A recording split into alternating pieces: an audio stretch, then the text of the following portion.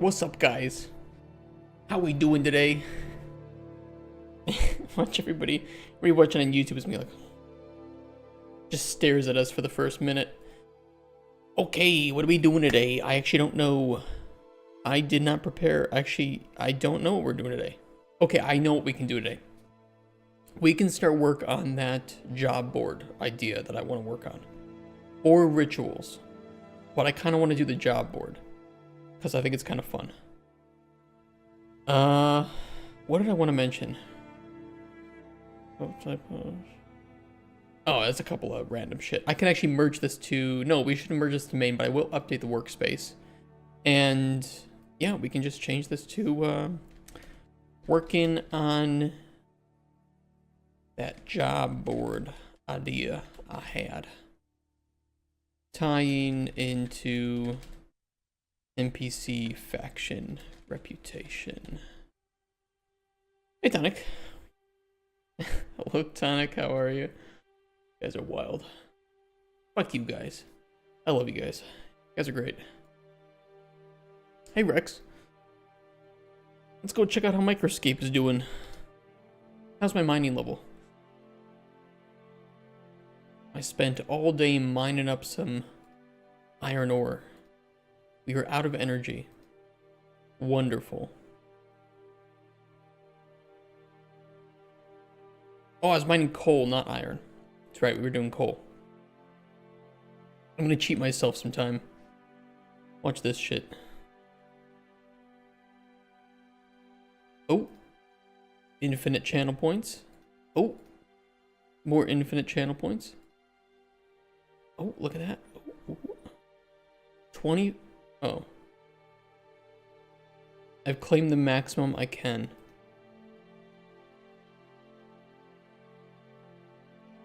Damn it. Kent. What has he done? You're number 1 in the high score. Are you really? Oh, shit. Damn. Damn, boy. What are you doing? Are you just watching Twitch 24/7? Look, I'm number 6 in mining. We're gonna beat Evan in the room size.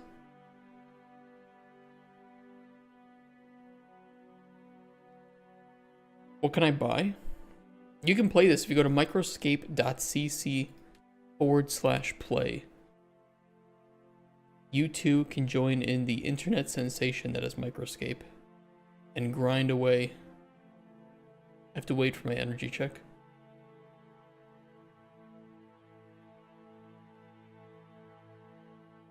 No, it's fun. It's made by Kent and he's been working really hard on it. We like it. So yesterday we finished up with that that menu, that cheat menu. Landscape actor with physical materials needs to be rebuilt. Okay, I will rebuild it. Did it work? I assume so. Watch some Twitch for some hours. Who cares about touching grass? That's the nice thing. It can just run in the background. You don't even have to touch it. Once you get your energy, you just tell it what you want to do, and you can close the browser and load it back up whenever you want. How you doing, Lepus? Alright, this job board. I have no clue what I want this to look like. I have no clue how I want this to work. I can envision a few different scenarios where super easily I can just have an actor in here that you go up to and you can grab a job, right? Like maybe right here. Because it's out of the way. It's visible. It could work. And I think we have a mesh for this. Or it could be an actual 3D job board, right? So let me see if I can find the asset for this. I'm 99% sure I have one. What can you buy with fish gold? Absolutely nothing. You can compare the size of your internet dick with all the other men and women with women penises in chat. Dreamscape farmlands, meshes, and props. I know I got something for this. Yeah, here it is, this thing. Look at this. Why the game is looking better? It always looked good. Disable TAA. No, we still use temporal aliasing. I just use TSR. Just temporal super resolution and not TAA.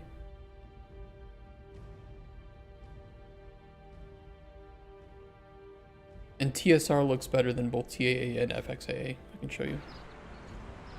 It's going to be a little bit hindered by the quality of the stream. This is TSR.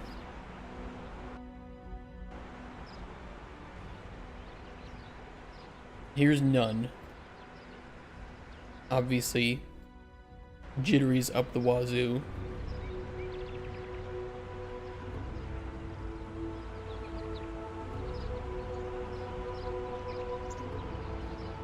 Isn't TAA, well, TAA is temporal anti-aliasing. TSR is temporal super resolution. So the issue is that they're both temporal. No, it's just, this is, it automatically scales the resolution. Ignore that. Not relevant. The window's resizable, so it resizes the resolution of the game to the size of the window. This is FXAA, which, in my opinion, even on Ultra, does not really look the greatest, and you still get a lot of jitteries, especially in the trees.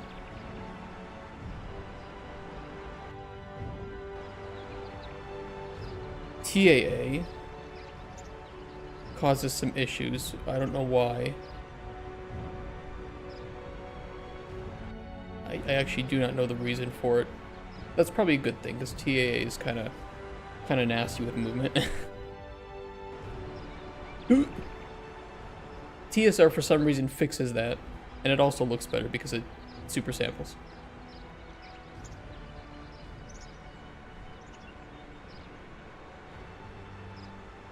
But TSR is still temporal, and you will still get some movement ghosting. State of audio, since did you come to an issue that when you try to put volume down, it goes down but delayed? No, it's instant for me. I don't know what node are you using? Are you doing like a submix? Because there is a fade time for submixes. I just adjust the volume of the sound classes directly.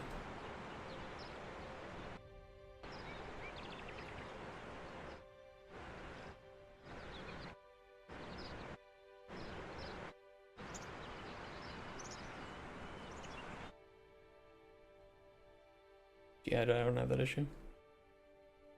But I know that submixes do have... Oh, he's doing it a long time ago.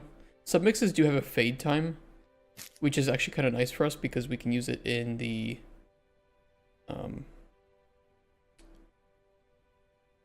When do I use that? Like a dungeon, for instance. Although I think I do that with timeline as well, so the fade doesn't really matter too much.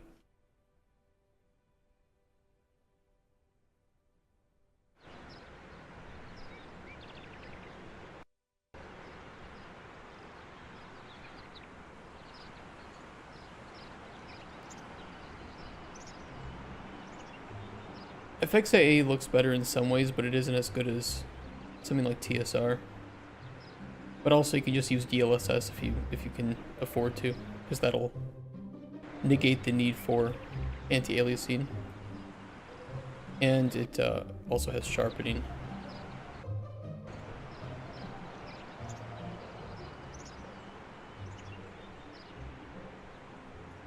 And sharpening is very nice.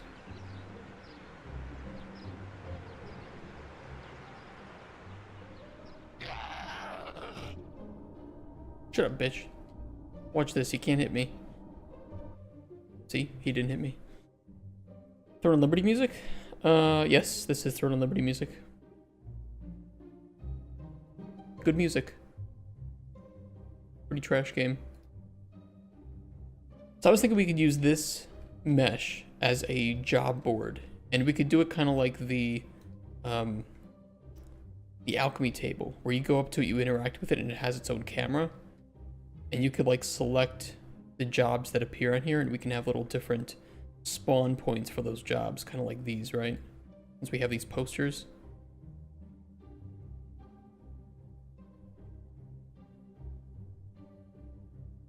And we can show like another window for what these actually say, because they're kind of just, you know, gobbledygook right now, of course.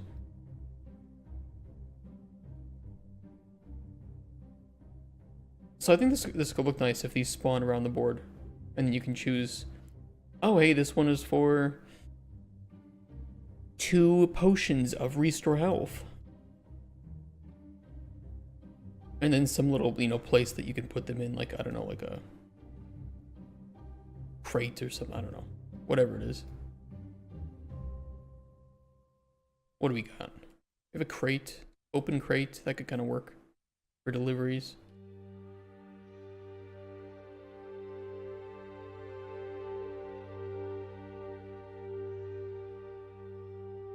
Task board right side.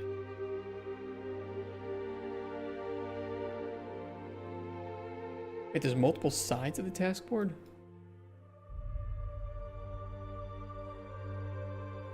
Kind of awkward.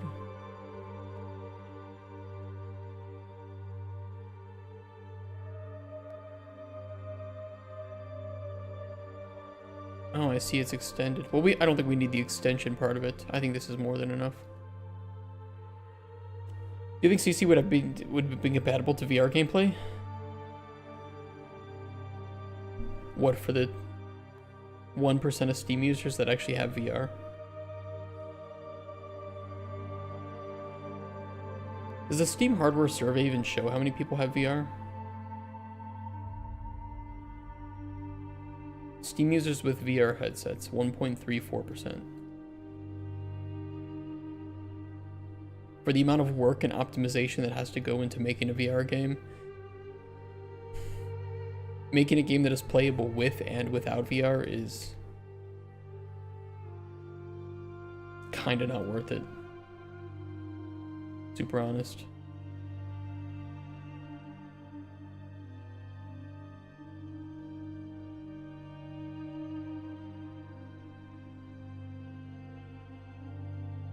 Okay, let's do a interactable. Do we want to pull from custom interactable?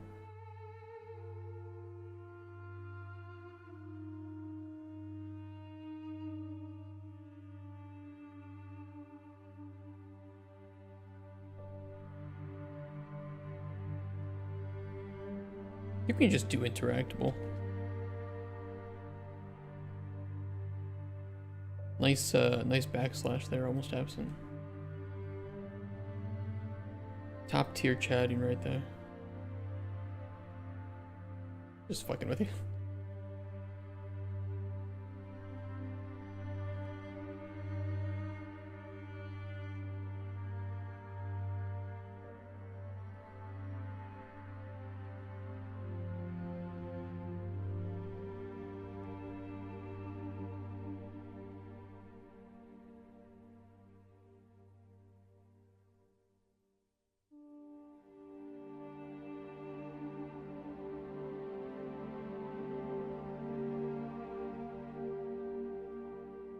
We should see one day how you make some models for your game too.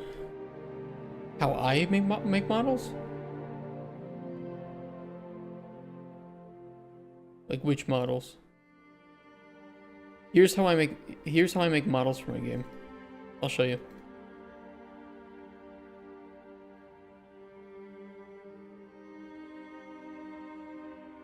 Oh, I need some super weird looking thing for my game.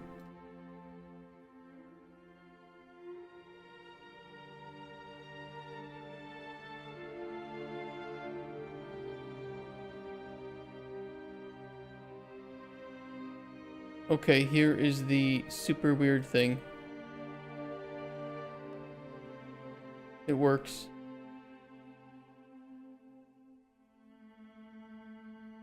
Here it is. This I call a butt plug.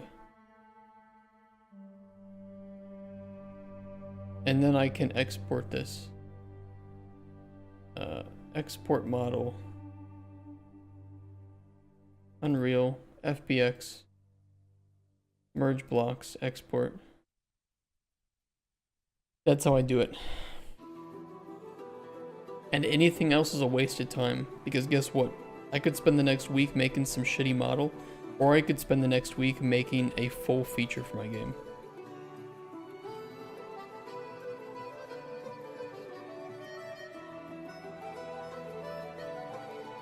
One of those is definitely worth more than the other. Yeah, I'm saying it for other people who might not be aware of. Like, I have this much time, and I'd rather spend it doing one thing over the other. Well, I have modeled, just so you know. Like, you know, I've been in the industry for like 10 years. Before I got into it, I did modeling, I did texturing. I didn't like it. I wasn't good at it. So I tried a little bit of everything. I made, you know, I programmed games. So I've already been through the phase of like trying a little bit of everything and knowing how to at least talk to, you know, I was lead designer, so I know how to talk to artists and tell them what I'm looking for and to communicate. But game design is where I'm specialized. I think that sounded a little condescending, but I did not mean that in a condescending way at all.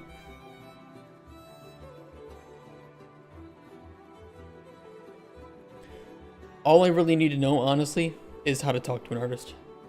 That's it. I need to know basic lingo. I need to know what they say, what it means when they say certain things. That's the extent of my job. Anything else is arguably a waste of my time.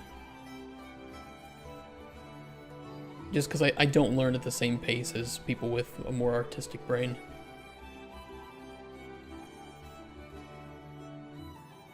It's a skill. I mean, I think designers are weirdos in their own ways, and programmers are weirdos too. But I am better talking to programmers just because I have more experience doing systems and programming and stuff. That's why I rely on like a super experienced art director to fill in my massive gap of knowledge and skill when it comes to artistry. So I don't just want to hire like a basic artist. I don't want to hire a moderately trained artist. I want to make sure I get an artist who, if I say, hey, we need this done, they're like, okay, we can do this, this, and this. I know how to outsource this, and here's the asset list. Done. Deal. And we're going to pay very, very, very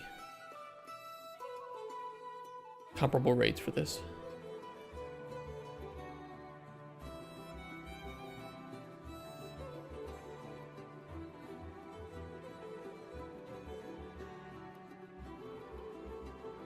I kind of wanted to set up some basic input functions to handle a lot of the things that we have copied and pasted into our first person BP right now. A lot of like this shit.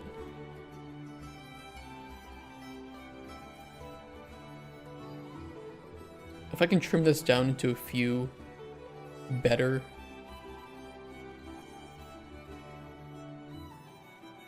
functions, that'd be really nice. Me talking to myself doesn't count as me knowing how to talk to an artist.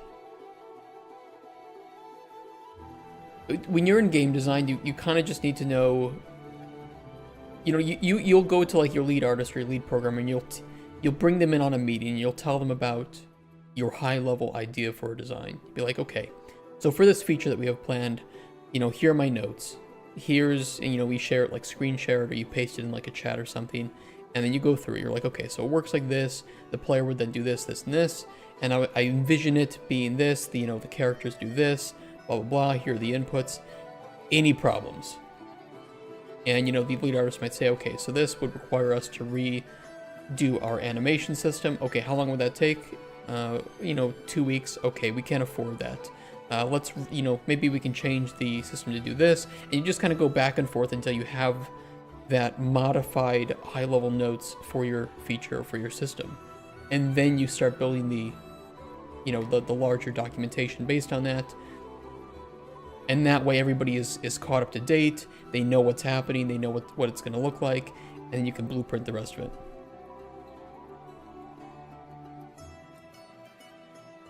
It's not too bad. It's just, I think this, one of the big things that separates like a junior designer from a senior designer is that a junior designer doesn't know this lingo. They don't know how to frame things in terms of time.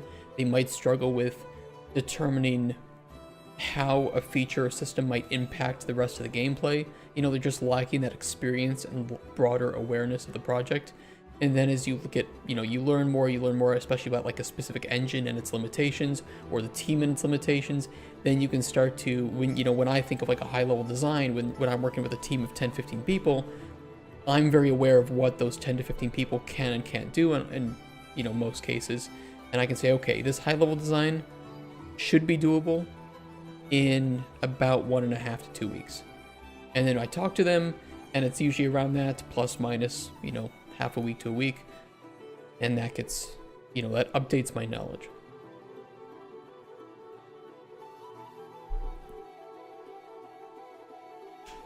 Game design is tough. And you just kind of have to know a little bit about everybody's shit. You have to get up on everybody's shit all the time. Ask questions, learn things.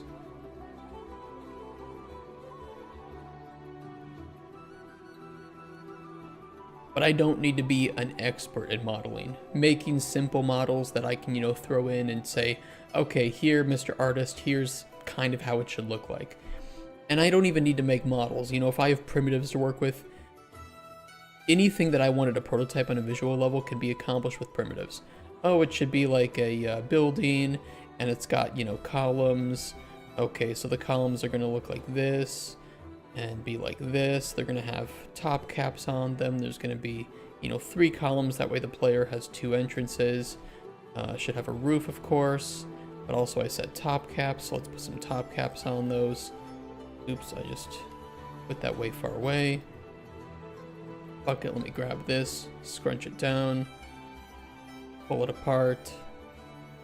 Here's the top cap. And they all have top caps. There's how it should look, Mr. Artist. Make it better. Yeah. And a competent artist can take that, along with maybe a few references of like real structures or something if you're doing like something architectural, and that's enough. That's all I need.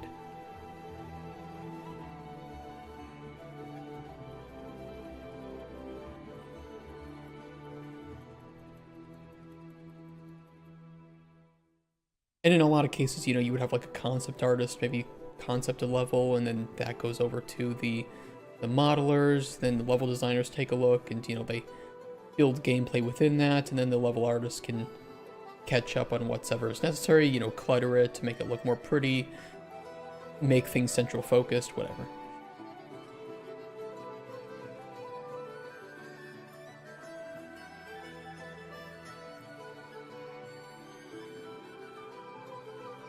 Mapping context.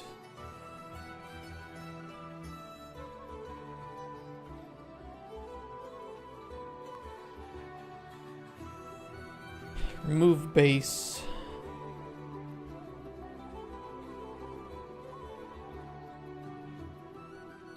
Let me think if I want to do this.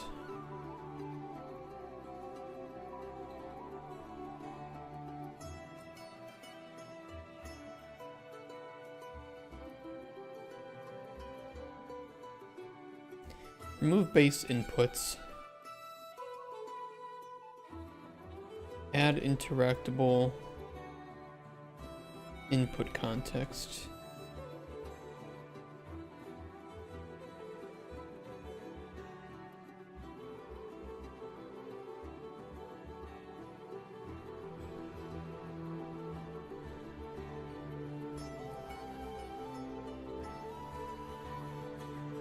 But in general, I do think you're right.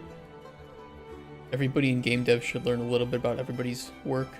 And game designers should at least know how to model, how to do certain things, how to do basic programming, or at least how to read code. But yeah, it's just not worth spending my time doing a whole bunch of modeling. I think it would take me too long to get to a baseline level of understanding, and in the meantime, my game design skills and programming skills might go a bit rusty.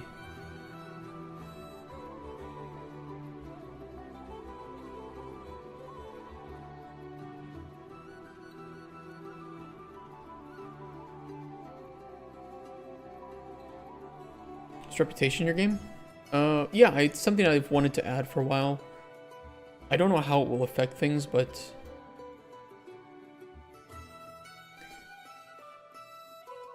no, I will just end there. I don't know how it will affect things, but I have some ideas of how it could affect things.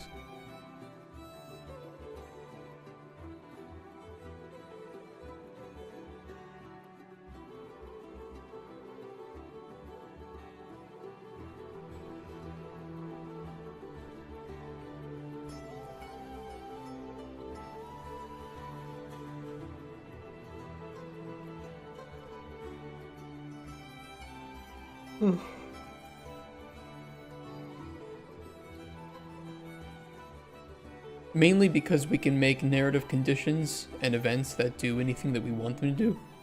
Storing faction reputation is a really easy thing to do, and making certain dialogue appear based on your reputation with certain factions is, you know, it's not even a matter of complexity, it's a matter of do we want it or not. And I wouldn't mind having it. It certainly increases the complexity of the game, which is both a good and a bad thing, because the bad thing is that we need to then write more dialogue for certain faction reputations. But it also makes the game more complex and makes your choice, you know, adds more choice to the game and more consequence of those choices. And my idea is that doing jobs for different factions on the job board could be the primary source of earning reputation. So in between NPCs showing up, which they're only meant to show up, you know, every 20 to 30 in-game minutes, or real minutes, sorry. Real minutes, then you do have that free time, you know, in these small bouts. Hey, do I want to go fishing? Do I want to go farming? Do I want to go exploring? Or do I maybe want to do some faction tasks?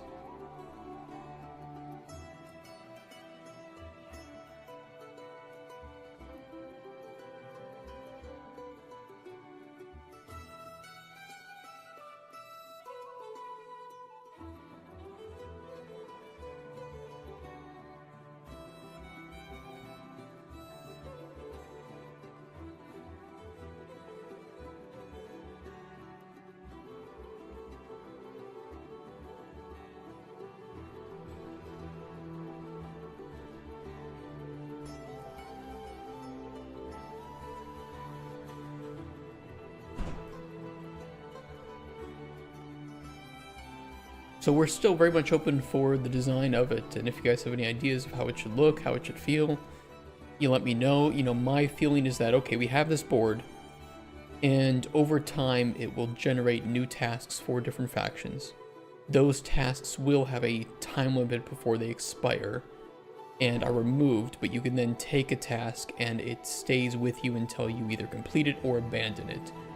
And we can provide, you know, lost reputation on abandonment if we want.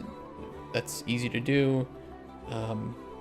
And then we can open up dialogue based on reputation thresholds or something. This is a big task. I will say this. This will not take us one day.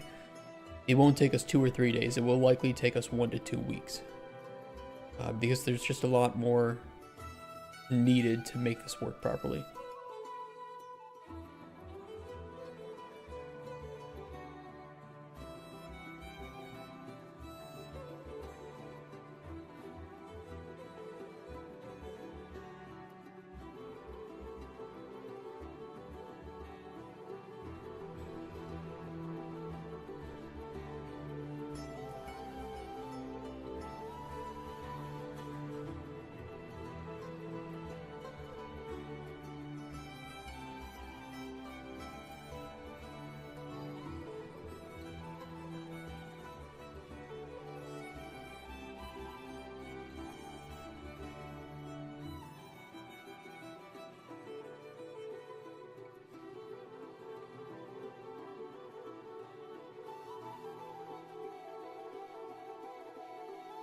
And now is the perfect time to mention things, because I am just cleaning up some functions to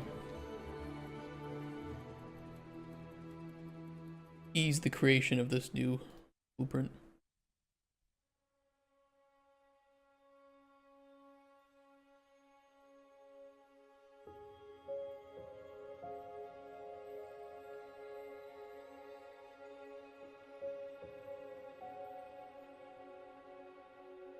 I'm actually curious what this looks like. Ignore all pressed keys until release. Force immediately. Interesting. But you like straight noodles? Yes, except...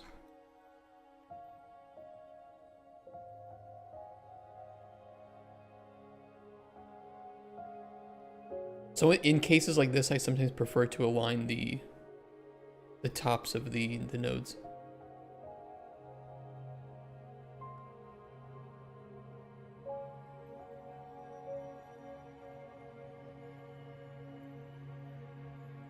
But yes, it's it's annoying when that doesn't happen. How you doing, Pesto?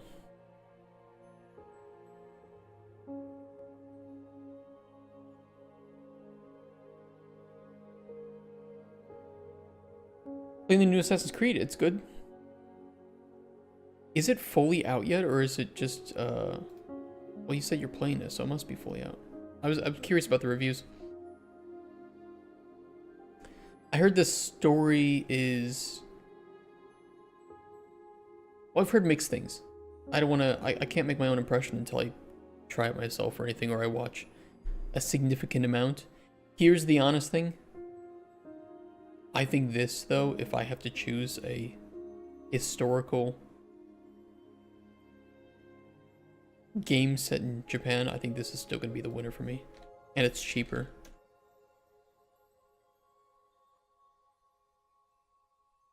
Yeah, it's getting pretty good reviews. Whether or not this actually translates into good sales, I don't know. I think there's been a lot of things that are going to affect the sales of this game, and we'll see.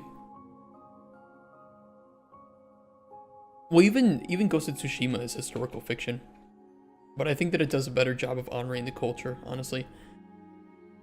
There are things that I can judge about Assassin's Creed Shadows that I don't like based on the outset. Yasuke was not a samurai. Sorry, but I don't think there's enough there's not enough context of him in history to make him an interesting character to play, personally. And I don't like that he can have sex with Oda Nobunaga's sister, who is a real person, or get in a gay romance with another real person. Like, it's just... I'd rather go the Ghost of Tsushima route, where they just make up entirely new characters that didn't exist, and then write their historical fiction on that, as opposed to showing people that did exist and had real histories, you know? Maybe that's a better way to say it. Can't climb up everything? There's squalls you can't climb, and I'm used to climbing everything? That is weird. I've heard the stealth gameplay is pretty decent. I don't know about the itemization or anything. This looked pretty interesting and fun. You know, simple enough, but also had some depth. So yeah, I mean, the game doesn't look bad itself. I think, though, that it is competing, honestly, with this. I think that this is still a competing product. And from my own personal desires for a game, this just appeals to me more.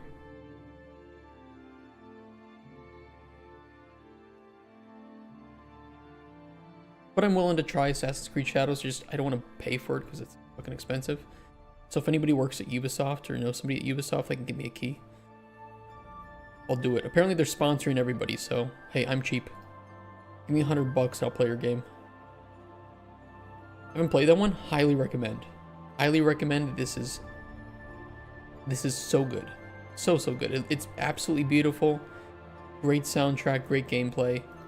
Very nice open world. Great story too. Very good story. But if you do play it, I do recommend play it in Japanese, like with English subtitles.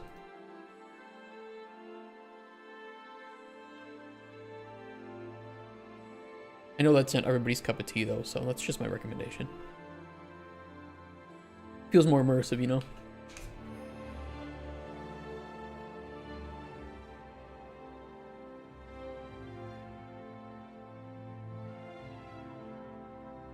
Yeah, it's on sale now, and you know what? I bet that it'll go on sale again. But that's a pretty good price. Especially for what it is. This is arguably Sucker Punch's best game, although I am, you know, very partial to Infamous as well. Man, that's what we need. We need an Infamous remaster. You guys remember that game? Back on the old PS3?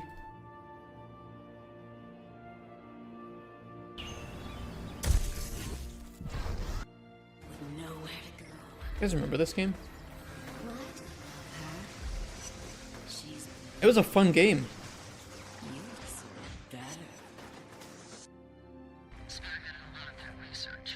So you think she knows where John is? This would be so great with the remaster.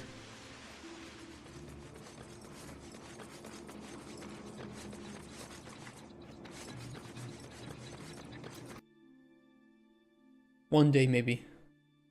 I feel like Sucker Punch has made enough money from Ghost of Tsushima that they could afford to do a remaster. Even if it's just, they just make it playable on Windows and PS5 with better graphics.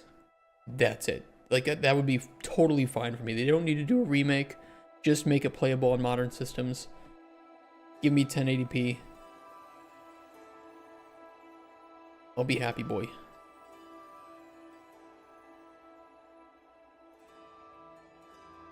Okay, give me 1 second.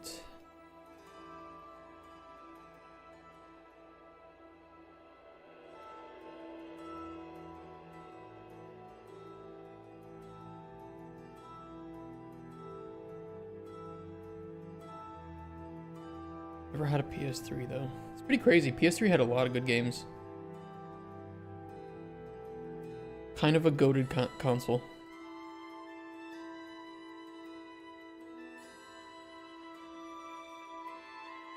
I don't know if you guys agree or not.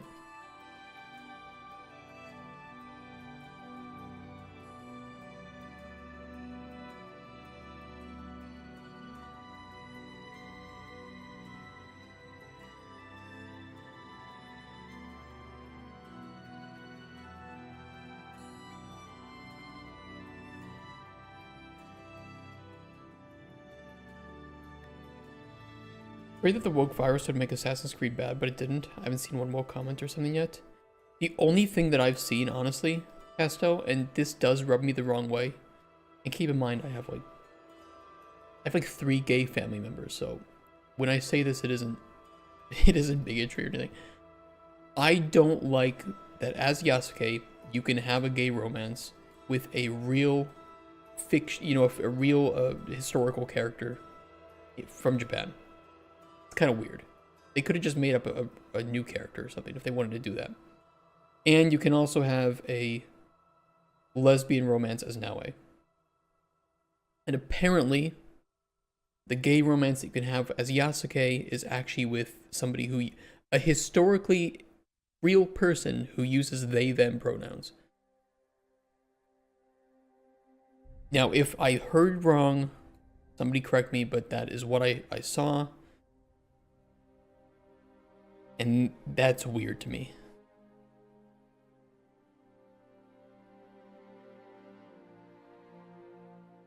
Yeah, if you find it, let me know, and if I'm wrong, let me know, please.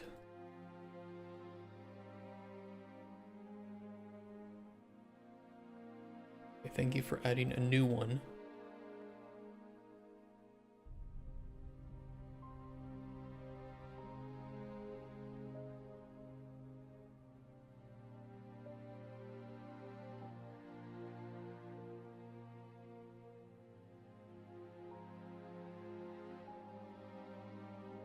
It looks beautiful though. It is nice.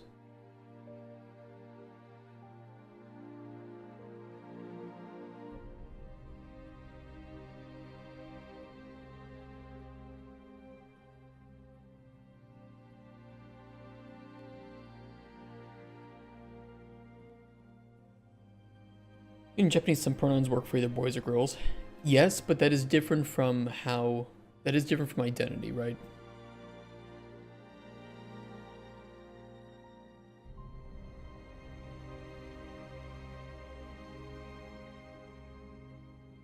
It would still be kind of cringe to me if they had that in the game, but the fact that they do it with a real character, a real person that existed in history, honestly is historical revisionism. And same with being able to have sex with Oda Nobunaga's sister. Again, historical revisionism. Who again, at this time period, was married and had 3 children.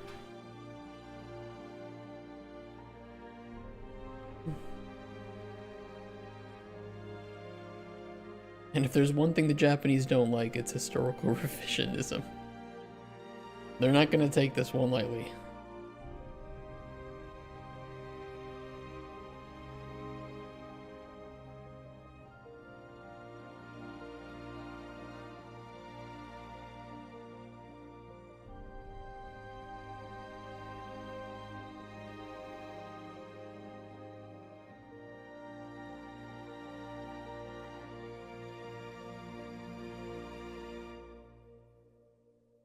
I think the argument that kings and stuff could do whatever they wanted with guys or girls back then, like any king or something.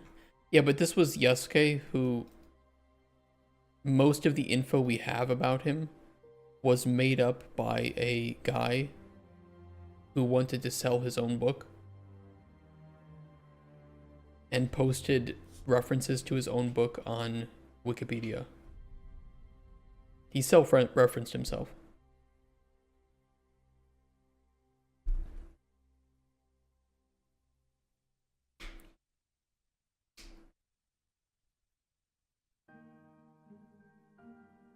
Know nothing about real life Yasuke?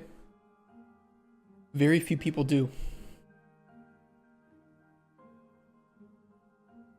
But one of the biggest contributors to his Wikipedia page, which is where a lot of the kind of spread of information about him came from, was a guy who referenced his own book. So he wrote a book where he made up a bunch of shit. He edited the Wikipedia page and referenced his own book.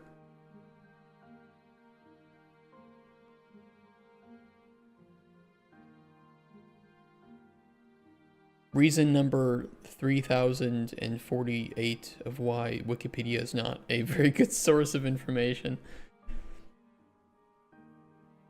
They know he's real because there are historical records of him existing. There is a lot of contention as to whether or not he was a legitimate samurai of any note. And we only know that he took part in one battle. From the AI generated photos. I fucking hate how the thing does that. Every time I like add an input or output, it just like it resets back to the top font. It's fucking weird.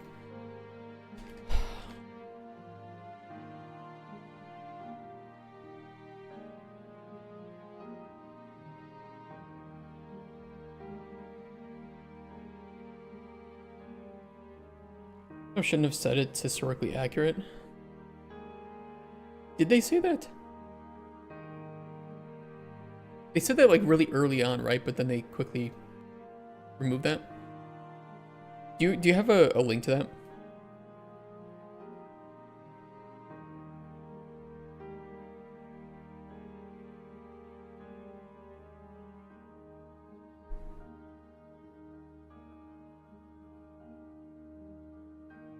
I can also search Grok if you want. Sorry to interrupt your VOD. I'm just going to jump past a little bit of a not so brief exchange regarding watermelons and farming, and we're just going to get back to the game development. So ignore this, sorry about that, and we'll get you right back to where you're supposed to be.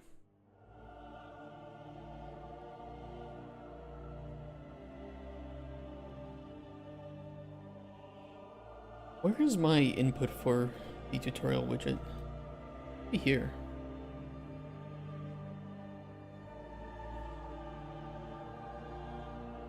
Yeah.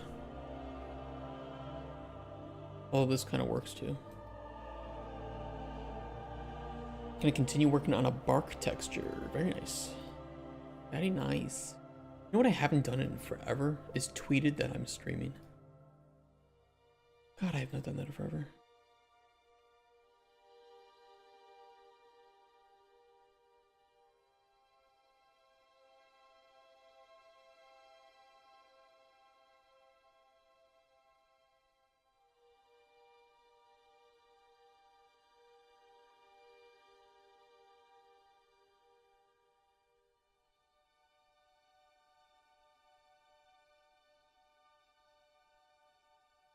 For the player to get random potion commissions. Change faction reputation. Oh. These, I just pasted a whole bunch of nodes and not my stream title. I literally copied and pasted in like some nodes here. So I was like typing and then I just did this. Oh. Don't want to share that.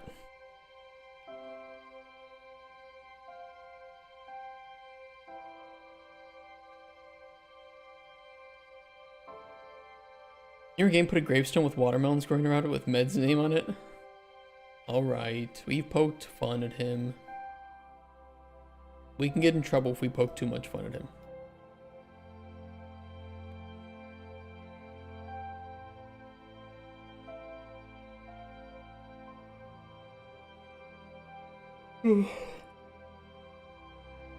He just had a dumb day. I've done the same thing before.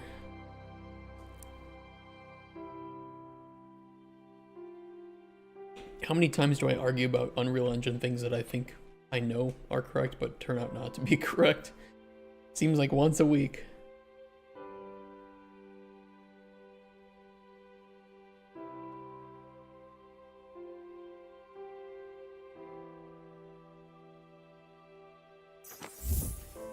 CB Beats. Thank you for the follow. Or is it CB8 Eats? You tell me. Hope you're having a good Thursday.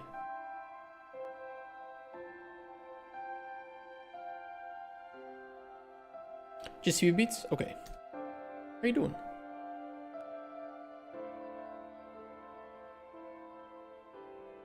How do you feel about watermelons? CB Beats.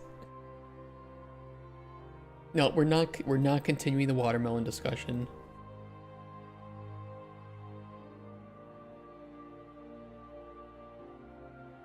What did I name this? Oh, I should be open tutorial widget.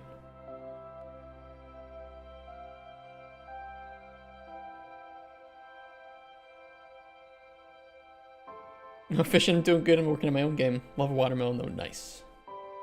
We all love watermelons. He followed because he likes water. What's your game, CB Beats?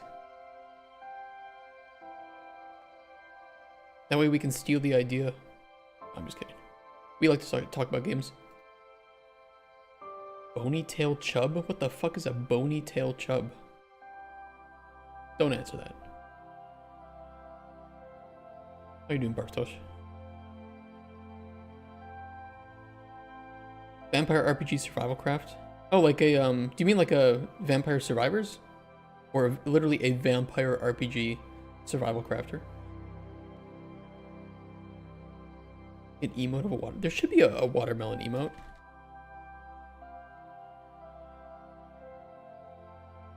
Yeah, there's an emoji for it.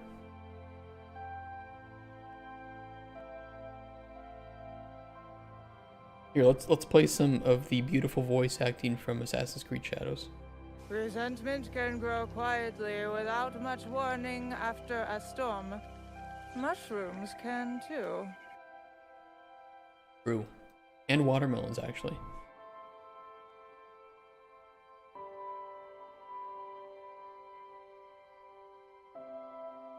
What the fuck? What was that? That was actual voice acting from Assassin's Creed Shadows.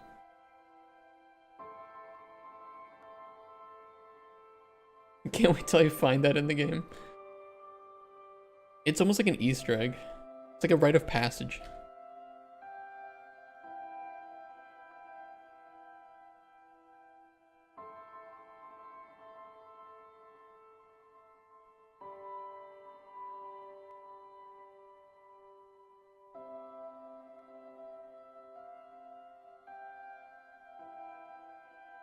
I feel assaulted.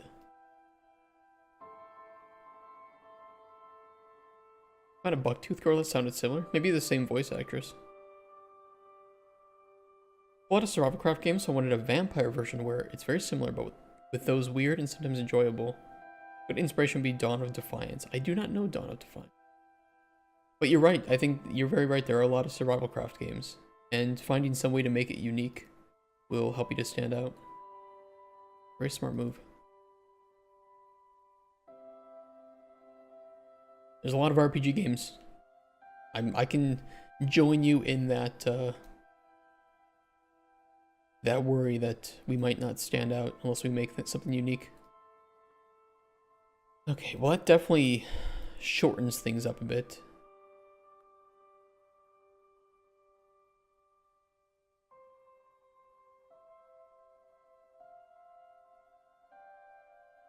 Not a big fan of the way that I named some of these though.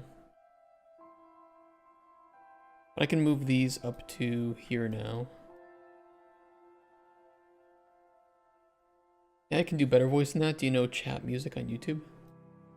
No, but I have heard AI voices before.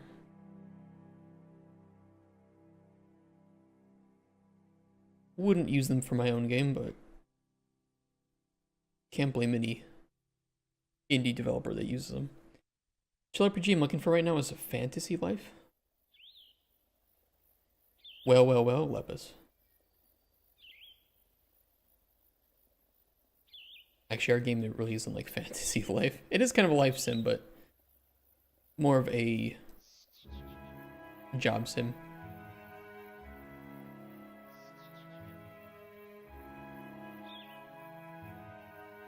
Maybe at level 5. Oh, there's an actual game called Fantasy Life.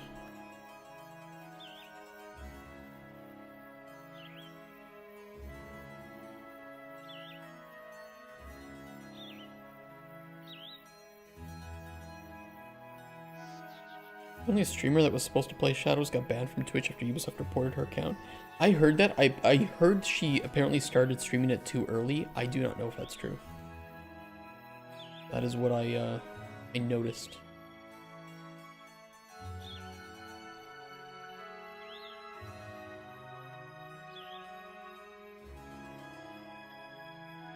Yeah, I cannot confirm if that's actually the case, but it would make sense then.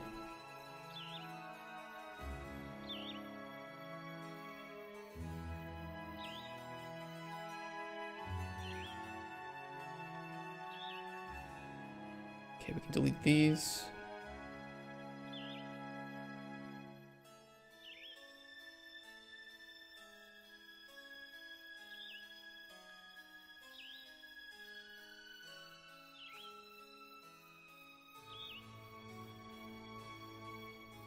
She misread the AM PM.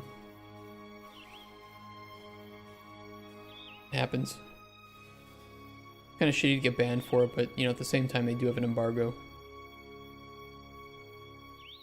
You still play games though? I rarely find time to enjoy games anymore. I do. Yeah, most of the time when I go home, I end up playing games. The biggest thing that I have an issue with is money. I don't have the money to buy a lot of new games.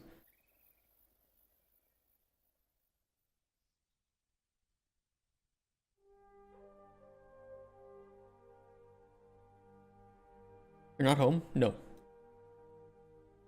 No. I'm in an office.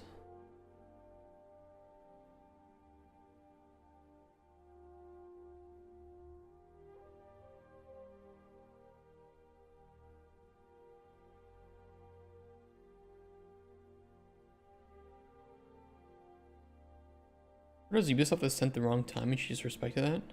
Oh, really? That adds an interesting,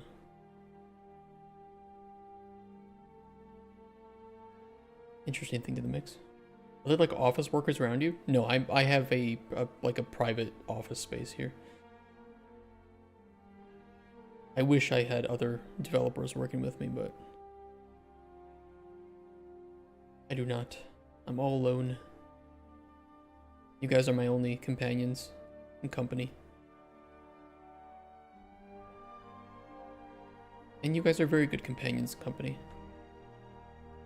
As long as we're not talking about watermelon.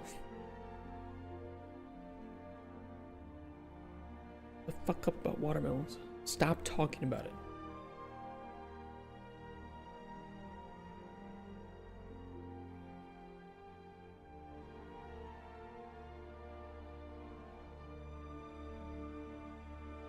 Indie dev, it's the best. We will be looking for a publisher, but now I'm at least in charge of my own company, so I can say and do what we need to do.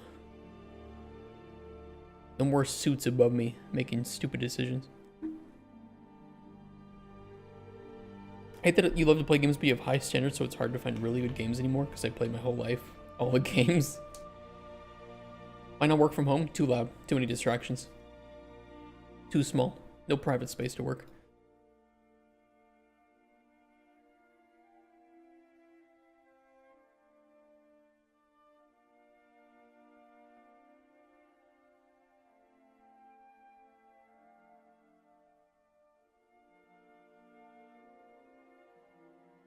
Okay, that trims down the size of those a little bit. I do the same thing up here too. But the inventory is made, I think, a little bit differently. Yeah, there's so many distractions at my house.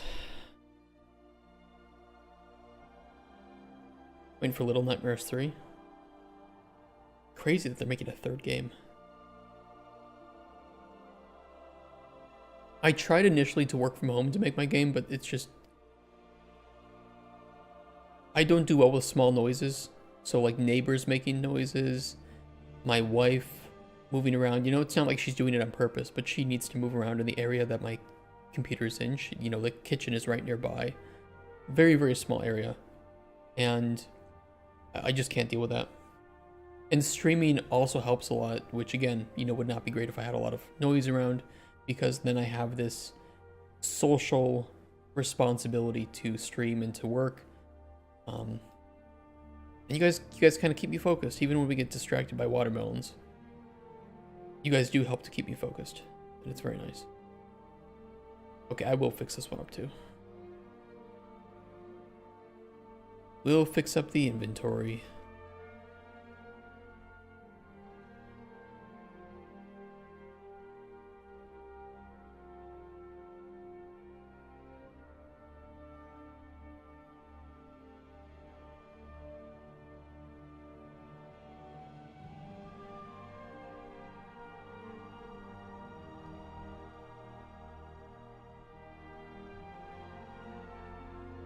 Definitely with the noise for streaming, but it's really cool you stream and do this. Thank you.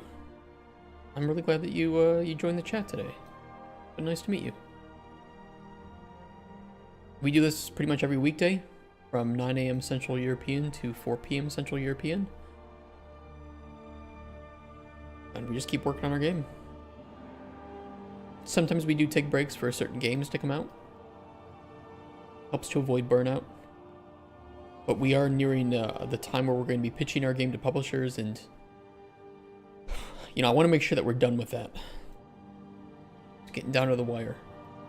We talk about watermelons every day. Thankfully, we do not talk about watermelons every day.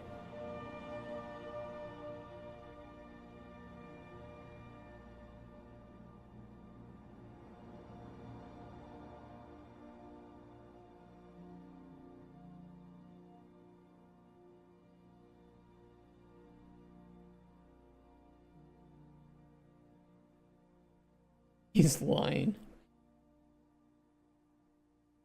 Oh, I see why we have to do it that way.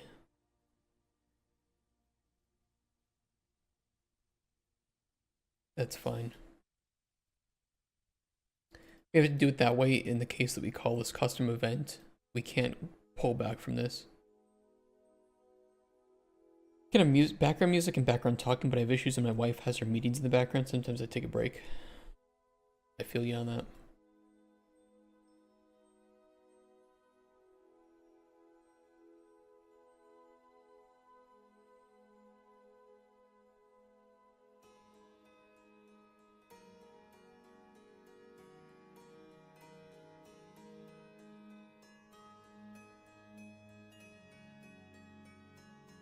Non-hit testable?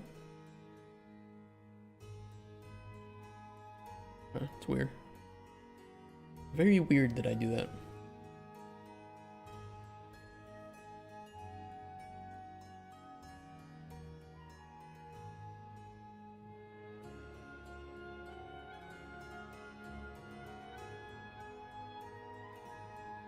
How's the marriage going? It's fine. Nothing crazy. For us, it was very much a, we already acted like we were, and this just kind of formalizes it. So the biggest thing that it changes is that we don't refer to ourselves as fiancés anymore.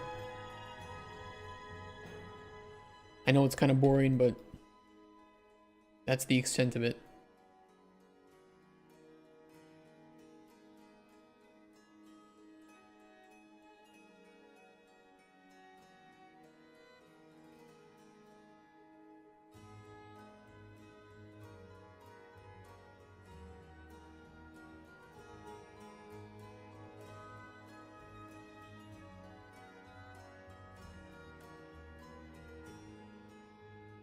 It's good to feel this way. Your relationship is in a good spot. It wasn't always, but I think every marriage can have the same thing said about it. Got up early for work, so I was just looking through the programming channels, and boom, they were. Had an issue where I wanted the system to do a little zoom when the character is idle, but it starts zooming and then zooms out like there's just bugs all through that piece of blueprint. I want the system to do a little zoom when the character is idle, but it starts zooms and then zooms out.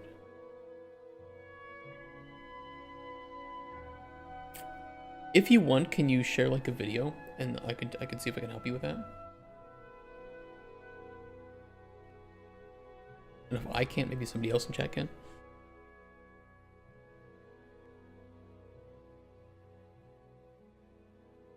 I want the breakup right now again, so I gotta go find another again. I'm sorry to hear that, man.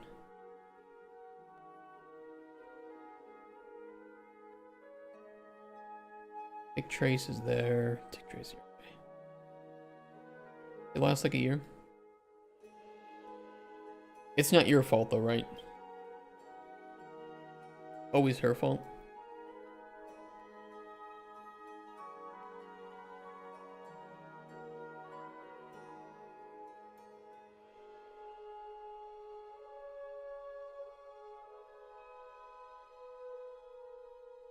Was it like fights about watermelons or something? Every time it's life gets in the way. I'm sorry to hear that. Keep pushing.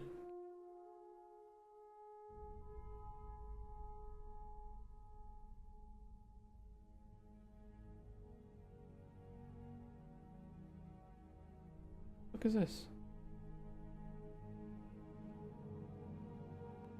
Oh, it's all the options.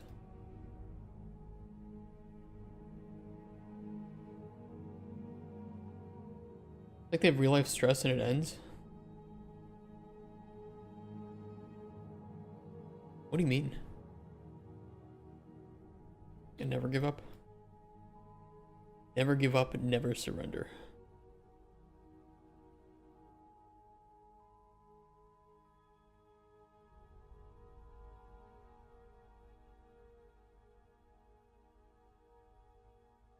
Okay, that trims these down a little bit. Hopefully they all still work. Let me double check. Inventory looks good. Kind of want to remove the crosshair on inventory though. Discovery progress. Cheat menu.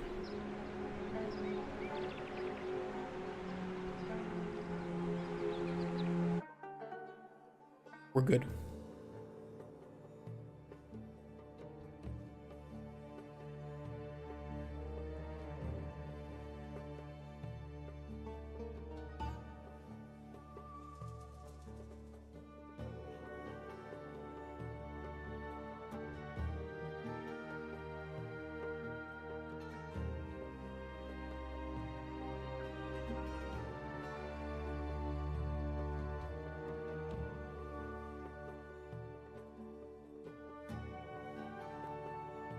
The new one that I want. It's It's been 4 days. I'm just seeing if she's good or not. They love me already. I'm very quick usually.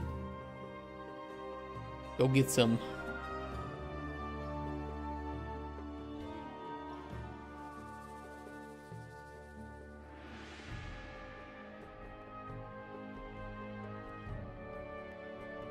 I bless you through the Church of Watermelon.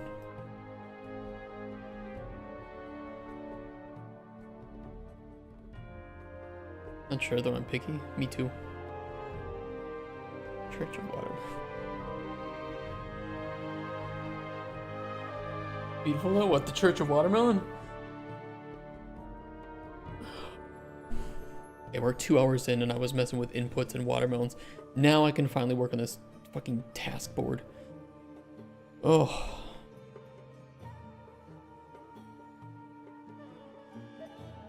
Okay, we want a camera in here.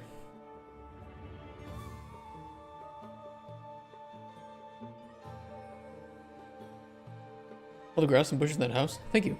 They are from asset packs. They will be replaced when we have the funding, but for now they are just meant to be for publishers to say, oh cool, we like it, here's money, now go make your own. That's the hope, at least.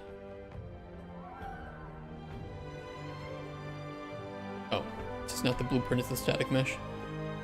Hold on.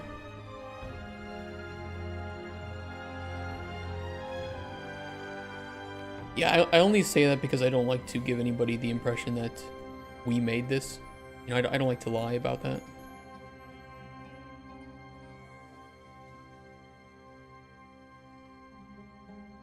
It would not serve a practical or good purpose for us to make that shit up.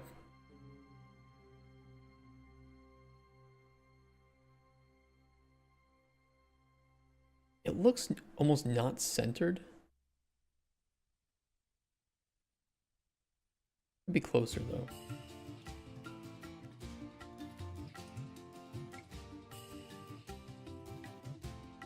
Being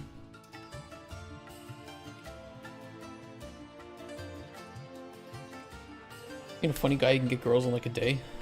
Yeah, humor does pay off. Humor's nice. Easy to make those assets? Maybe for you. You know how long it would take me to make this?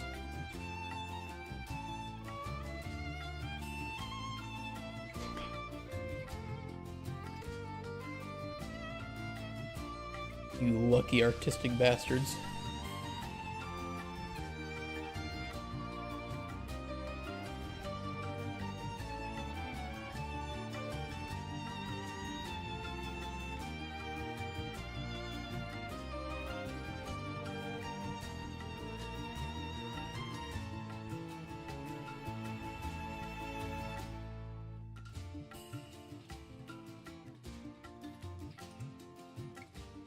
We'll do like that.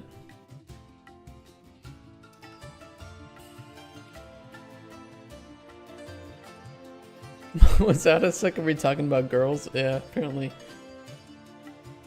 20 minutes to make that sign? That's crazy. You are a very lucky and talented person. It's hard for me to make my assets too. I've used metahumans, etc. to do my tweaks. You're using metahumans? That's crazy. I definitely envy you. Metahumans kind of scares me away. But I've heard that it's easier than it looks on the outset.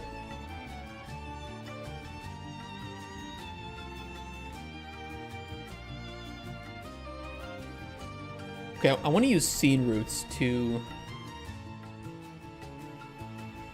show locations where we can spawn these notes.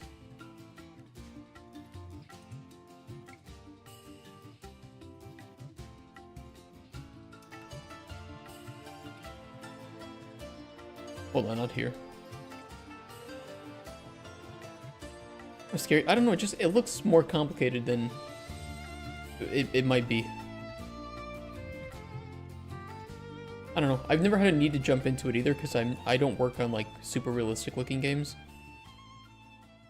And Metahuman seems like it's more of a fit for more realistic looking things.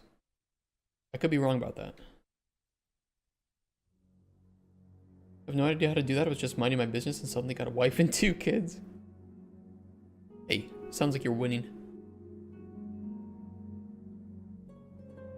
I like PewDiePie these days.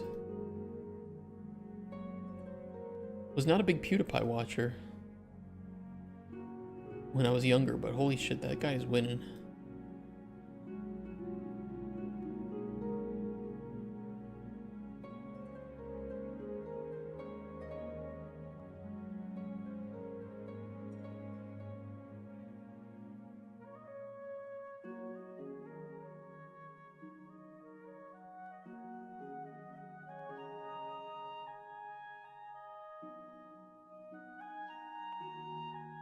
I could move the roots of these to the center, but it wouldn't really matter.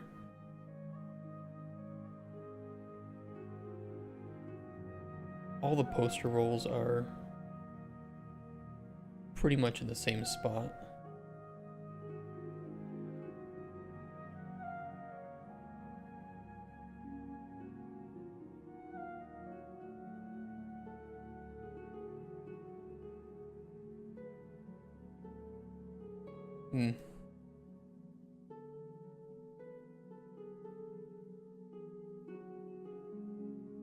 Actually good height for that. So we could do 2 rows, maybe.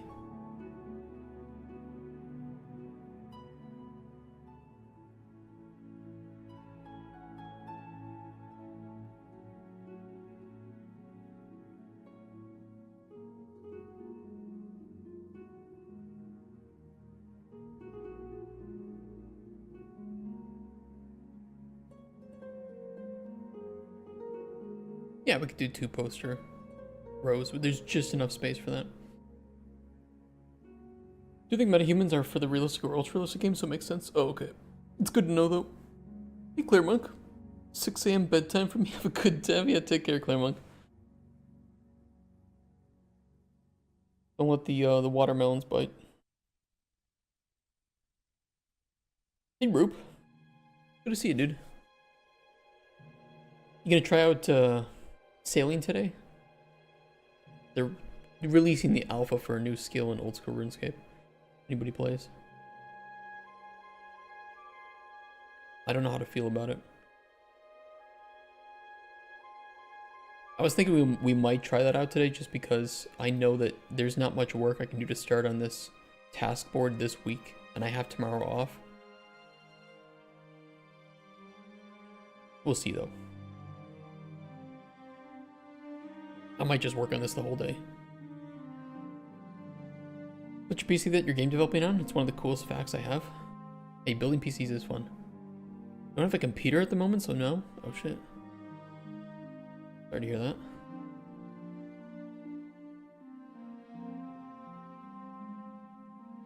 Wonderful, my neighbors are banging again. Not like the good sexual banging. Making noise.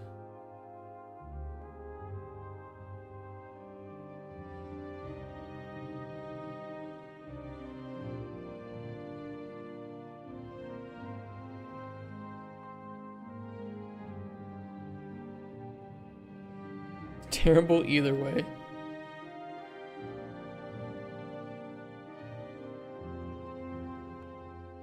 I'm a bit of a naughty boy though. I could see myself watching some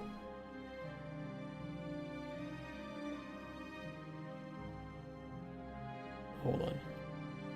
The poster that's fucked up. Get over here.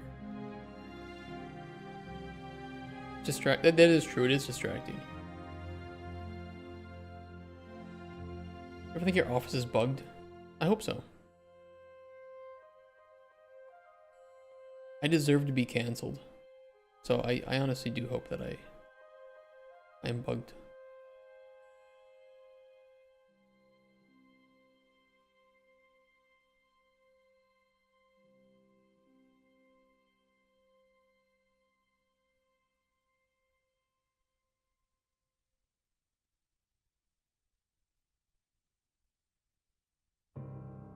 Me lurking. Continue mobile barrows grind. Get her done. How's the clog coming? I've been trying to clog forestry, but holy shit, is it hard to get the golden pheasant egg. And the garland.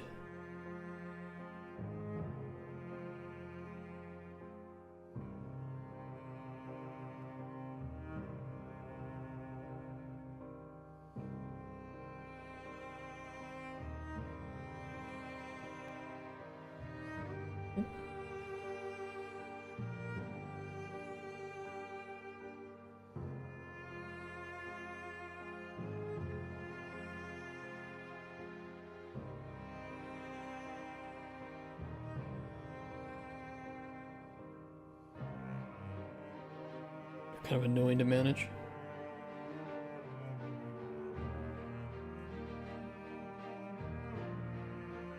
Okay, do these 6 spots look okay? They could be better spaced horizontally.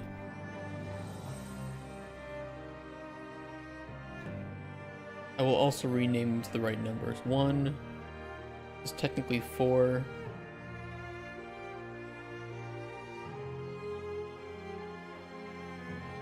Hold on.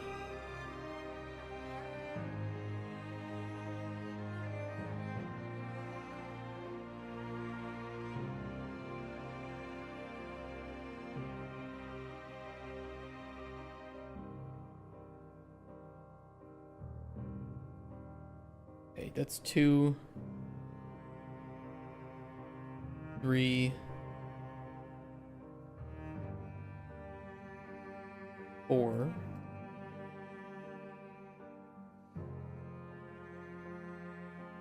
5, and 6.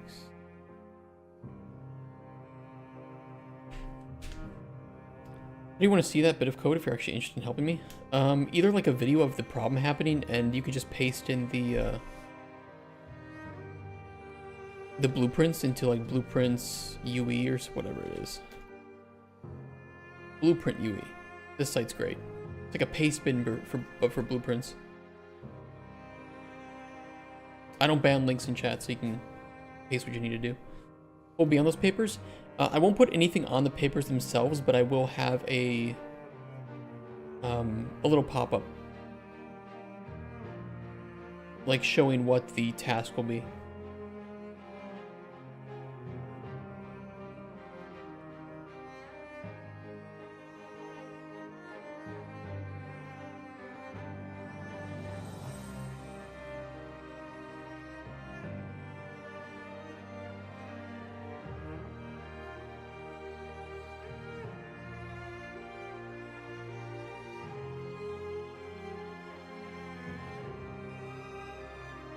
There we go. It's better.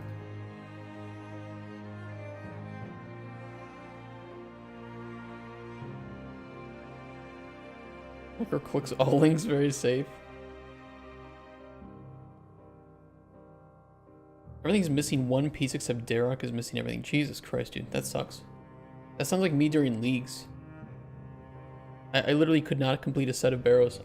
I was one of the first people to barrows as well. Like, I rushed barrows and was doing fine. But by the time that I was even like trying to get a set, I had like already just lost. I don't know. This last leagues was not good for me for luck.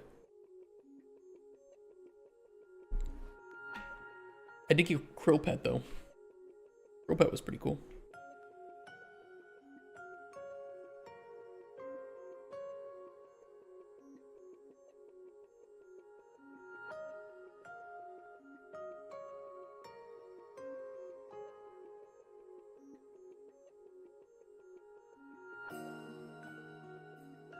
Looks better.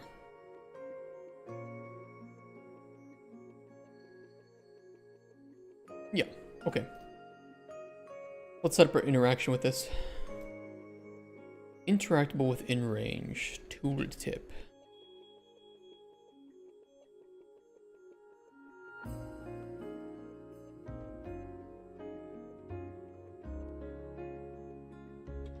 Do I still have to do it through the old Stupid setup? I think so. Got TOB and Scurious pets. That's crazy. Scurious was so goated last league.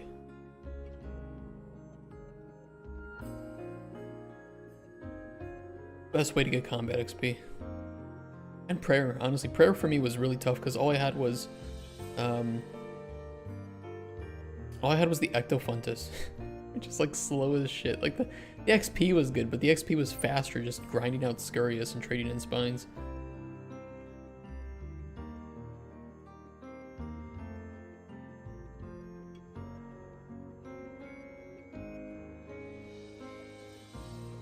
Oh, wonderful. I didn't organize any of this.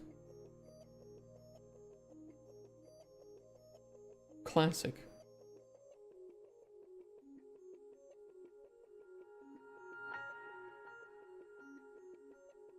Oh, you know what I should do is I should pull from object with tooltip. That'd be a better way to do it. Hey Teolab, I noticed that I got gifted stuff from this channel from God Dumped because I shat myself. That is a great name. I'm here to say hi, hope everybody's doing a great day. Hope you're having a good day. That is a great name. Oh, it's the only part of it? Okay. Camera idle zoom. When is this called?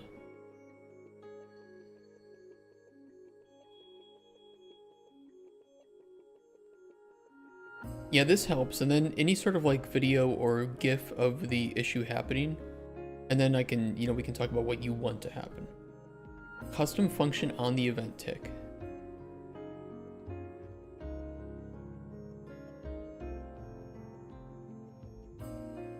Wish I could see inside those. Tick might... Oh, I see you have a timer.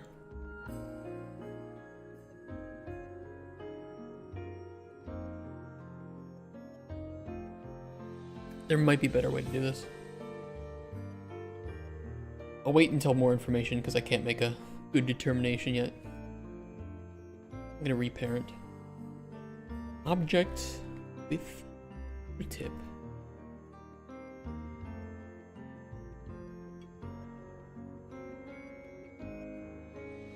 Which would then come with this static mesh. It's true.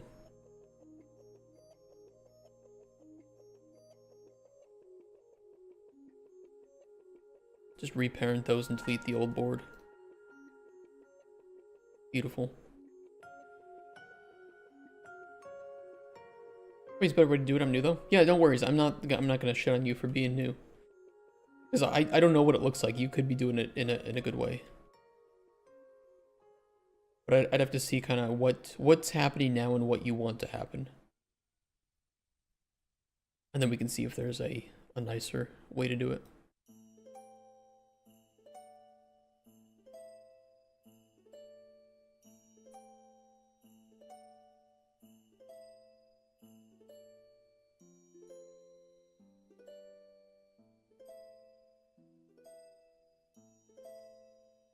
I think I can just call parent. I don't even have to do anything custom.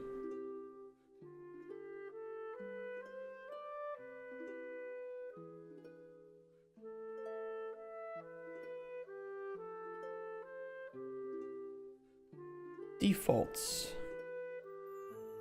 Job board. Interact to take faction tasks and increase your reputation with those factions.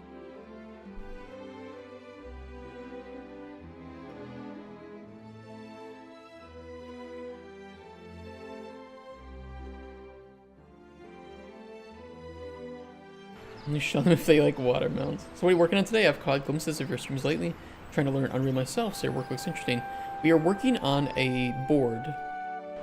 Alright, hold on, let me mute. That you can take tasks from and obtain reputation for factions. This is going to take us quite a little bit of time. This is kind of the location for it, and think that'll work, and then you can like deposit them into this box, I'm thinking.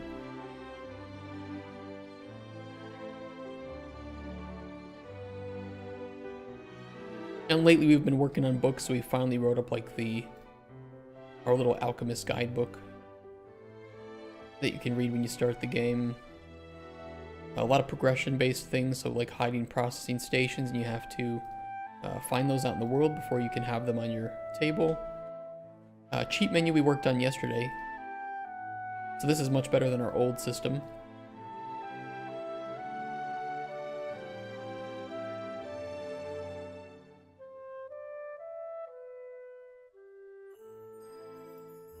That's very nice. Are you doing the art for the game as well? No, I am not. But we will be hiring at least 2 artists, probably 3, to replace everything in here once we get funding. So this is more just to like impress publishers. Okay, this is the intended art style for the game. Here's how it's gonna feel. Give us money, and we'll make everything from scratch. But with our own, you know, kind of unique twist on a vibrant stylization like this. Praise kick. Evan MMO, thank you for the raid, man. Hello, microscapers. Evan raided my stream with 19 viewers. Adrian, happy Thursday. Blue Pin and Sleepy Mushroom, happy Thursday as well. 1906. That was the year you were born, right? What an old dog. How you guys doing? Where did my micropin comment go? Or my microscape micropin? Make sure to go to microscape and check your whether you're idle and how much energy you have. We're gonna do some more mining, more coal.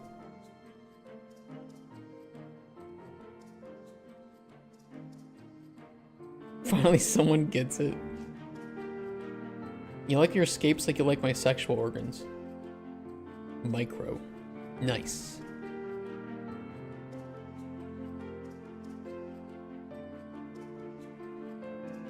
I'm gonna wait for Kent to give me like a logo that I can put, so he can sponsor me without paying me.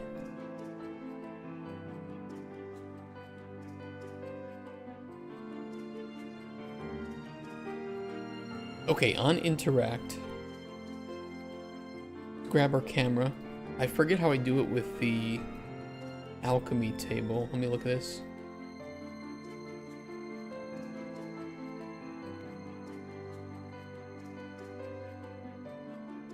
This is old code. Here we are.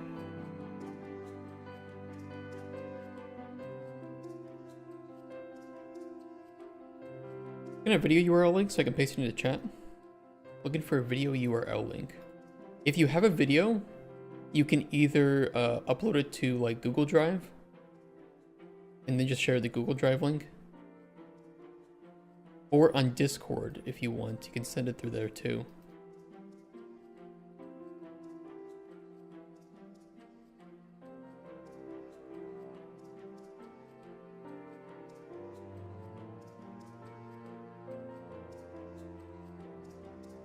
Remove base inputs, add interactable input. We don't have one for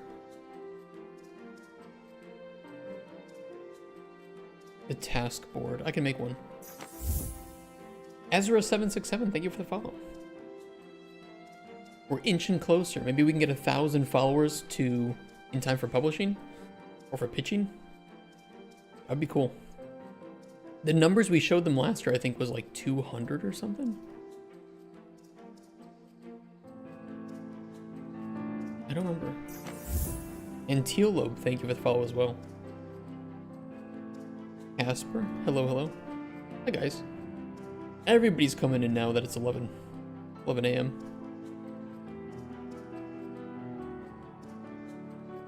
So how do I play Microscape? So if you click on the link, Microscape CC /play, I think you have to use, I could be wrong, but you might have to use the Channel Point Redemption RPG Start Your Adventure. It's 10 Raptor bucks. And then you can start idling. 11 a.m. Are you in EU? Yeah, I'm in Poland. Polska Górom. Dzień dobry to all my Polish people.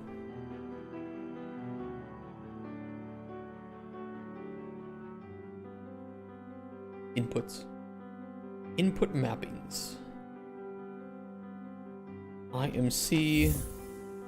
Task board. Brownhounds, thank you for the follow too. Thought you were in US? No, I am American, but I'm living in Poland.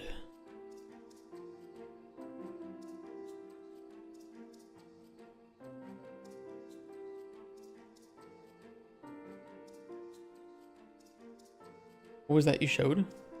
What did I show? Oh, you're in there right now, playing for a bit? Nice. Time zones suck, it's 2 p.m. here. 2 p.m. Where are you that it's 2 p.m.? It'd be like further east. Like Moscow time, wouldn't it? Armenia. Oh, cool. I think you're the first person from Armenia that I've ever met. I have some of your wine in my fridge right now. I have Armenian pomegranate wine. Pretty tasty.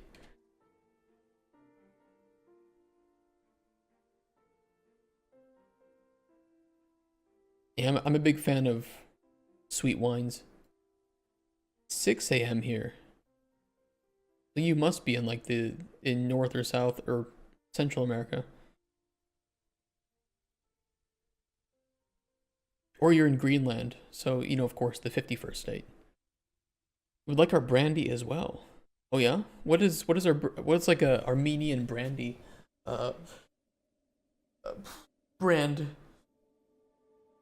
I don't think I've ever seen Armenian brandy. Eastern time. Oh, cool. What state are you in? Or are you in South America? In Brazil.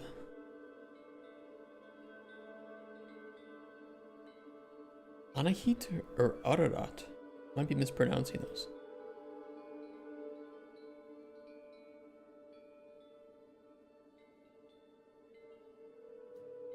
Interesting. You know what? Actually, I've seen... I don't know if this says Kremlin. I might be able to find some of this in Poland.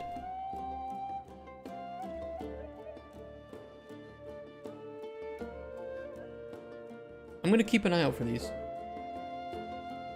Oh, you're in North Carolina. Most people from not around here know it as. I know North Carolina. I'm from Wisconsin.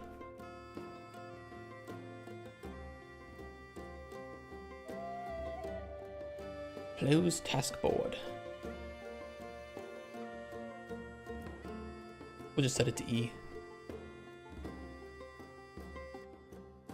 Okay, add interactable input context for task board. We will also make sure to enable... You're good for knowing that? I would think most Americans know Raleigh. I mean, if you had said like some smaller town in North Carolina, I would know, but you know, it's Raleigh. How's Poland? It's very nice. I really like Poland. It's very similar to that same kind of, what's the lines? What's the horizontal lines on the globe? You guys know what I mean. It's very similar in like temperature and climate.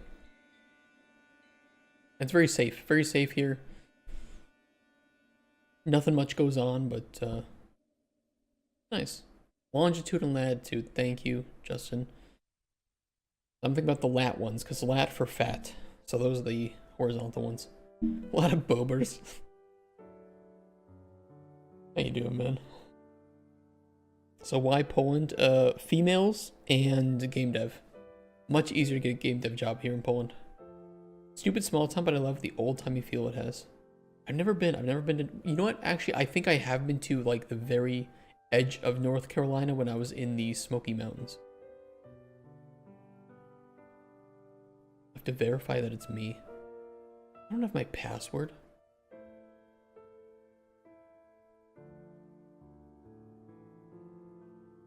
Oh, I need access. When you share the link, make sure to set the access, Stevie Beats, so that anyone with the link can view.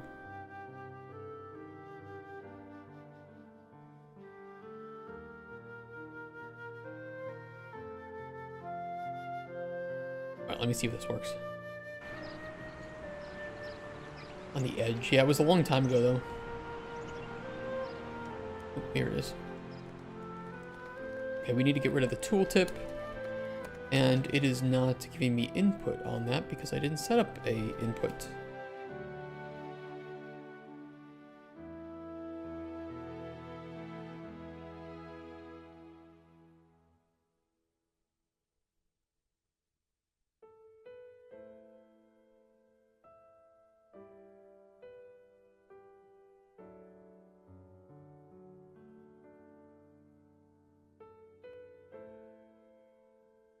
I think I could disable tick trace too.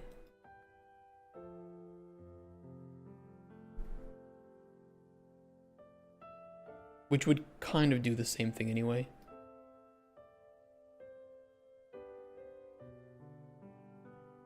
Or it should.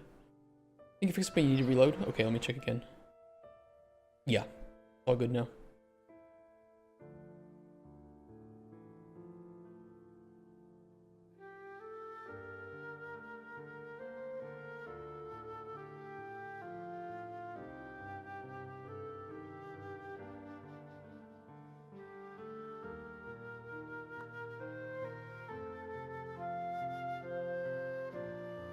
I see. Okay, so tell me if I'm right about this. What you want to happen is when the player is walking without moving the camera or without zooming the camera, it zooms out.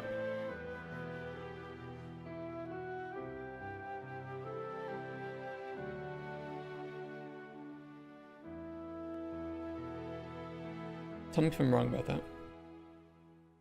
You do both Blueprint and C++ programming or only Blueprint? I'm only doing Blueprint now because it's faster to prototype, but once we enter production with the team, the lead programmer will determine how much we want to do with Blueprints and not. But I think it'll end up being about 80-20 in favor of C++. Do the foundational code in C++ and then expose to Blueprints for scripting and level designers, artists.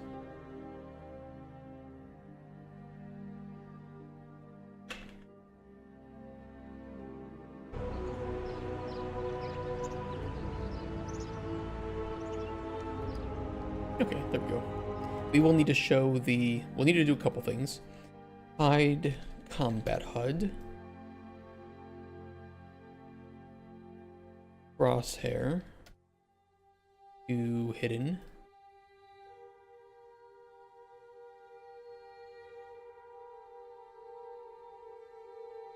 Tick trace. And then on this we want to...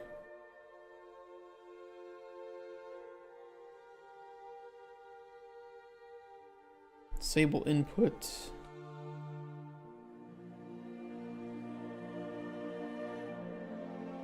Is it bad practice to do whole game blueprints? No. It just depends on what you're making. But there's no right way to do it or not. Blueprints are great, C++ is great. Some things are better in blueprints, some things are better in C++, some have, there's like a negligible difference. They both have their pros and cons. It has one for sprint and that idle, but yes, and my sprint is like that, whereas he's moving, he will move out slowly, the camera boom will move out. Okay. Okay.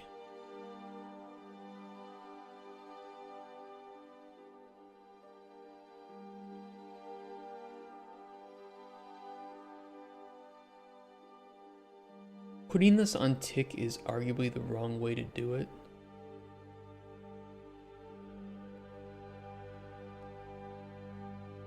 I would still update the... I assume that the idle timer is being updated on tick. That's still okay to do.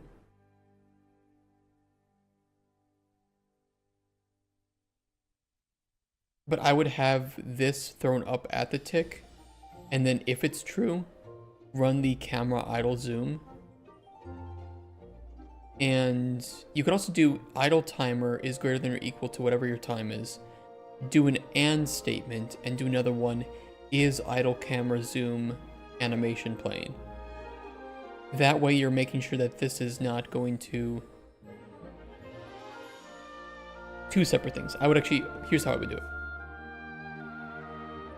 Let me make some variables here to show how it would look.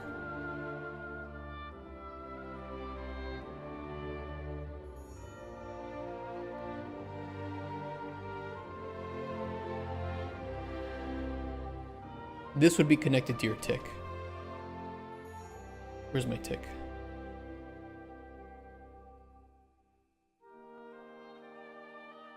Oop, oop, oop, oop.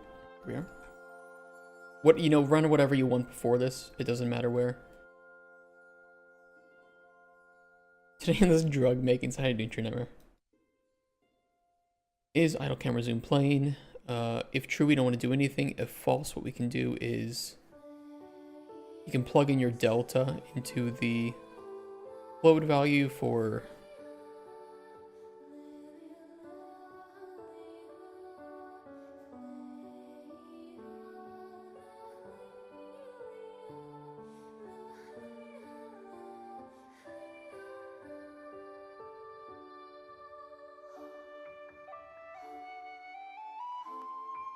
your greater than check or whatever.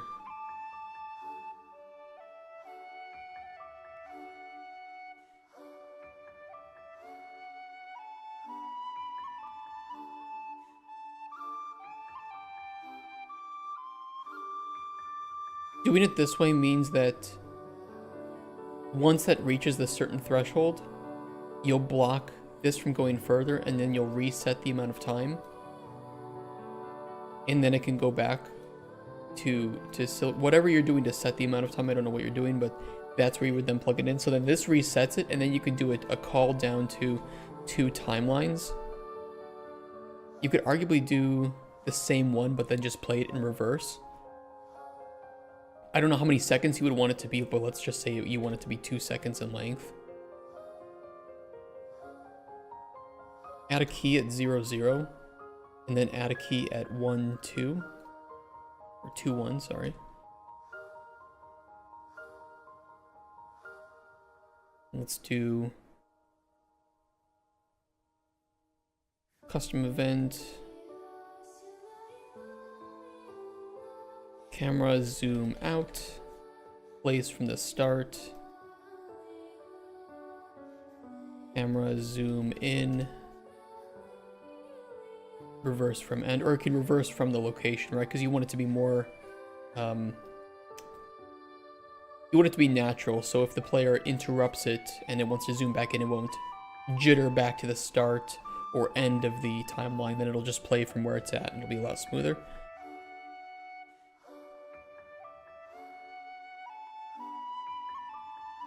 And then what we can do is use like a lerp to modify the... You said it's a camera boom, so it likely has a distance that it has, so you can lerp based on the alpha of this track between the start of your zoom. I don't know, let's just pretend that it's 100 by default and you want it to go out to 200. And then you would set camera boom from that. And then up here, we can do the is greater than idle camera zoom playing. What do you do for this? Oh yeah, there's a target arm length. That's oh, you do lerps already, so you already know what you're doing with that.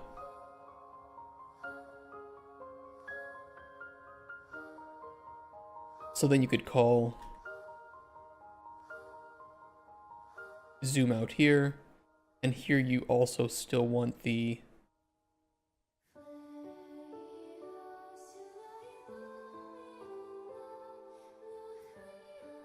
it's kind of the same thing.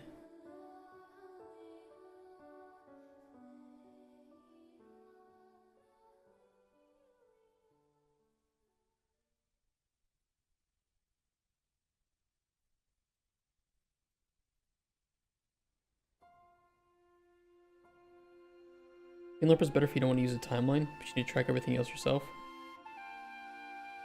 I just prefer regular lerp.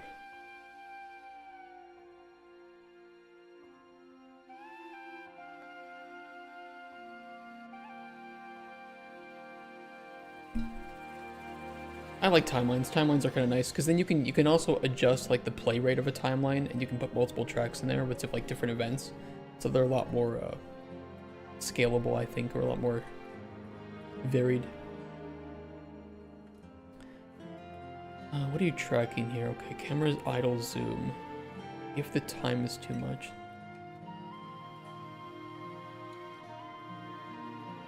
Kind of weird.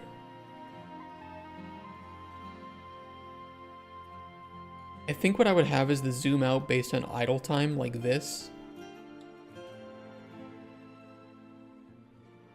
When should the zoom in happen?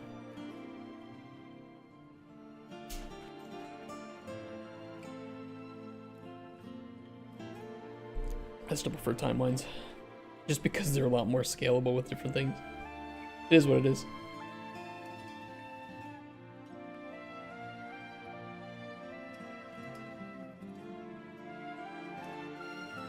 Because I imagine that, you know, like you said, when you're walking idle and not messing with the camera, it zooms out.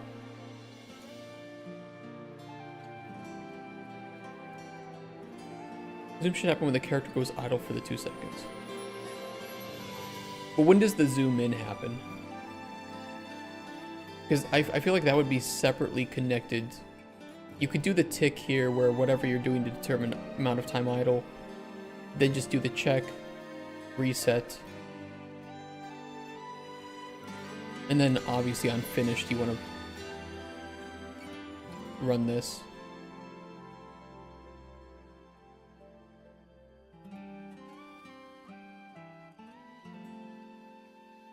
Is there a limit of how many timelines you can have?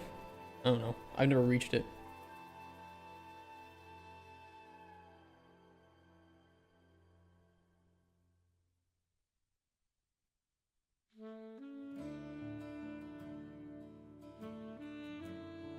Whatever it is, I would separate your camera zoom in at a different point, because that happens at like a different point, right? The zoom is at the point, the zoom out where the character's moving.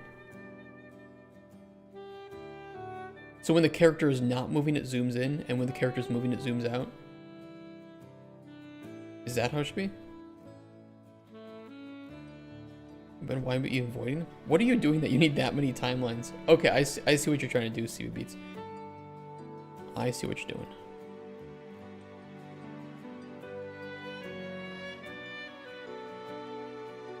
Well, we're kind of doing a do once already.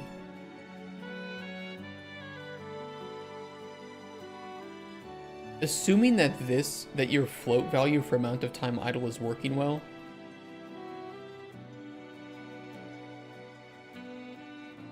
I'm just gonna duplicate it because whatever. Who cares?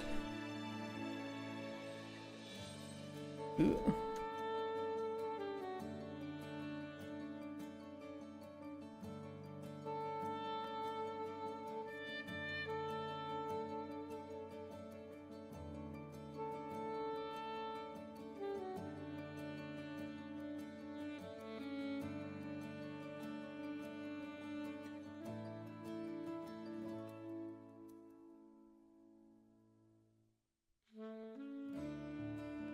I don't like this though.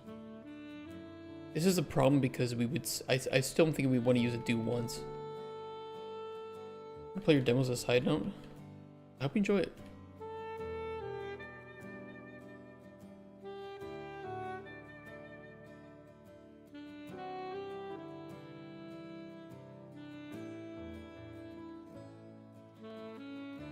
I'd almost keep a Boolean too, like, is the player idle? And when that has been updated, we can reset the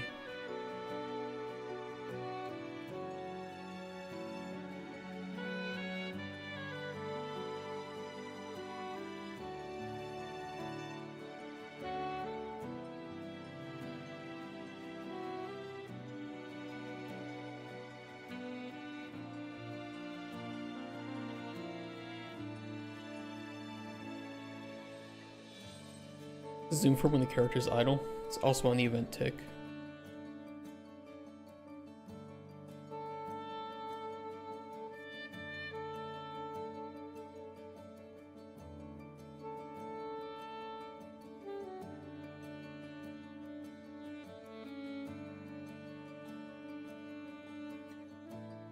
Yeah, I almost want to lean towards doing a do once and resetting when player idle updates. Yeah. Some things you do want to update on tick. That's fine, like updating the amount of time the player's been idle. That's cool. Other things you would want to separate in this case.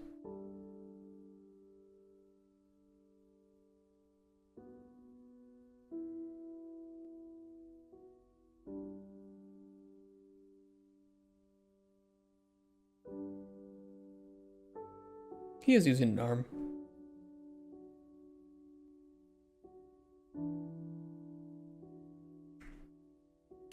He just wants it to be smooth.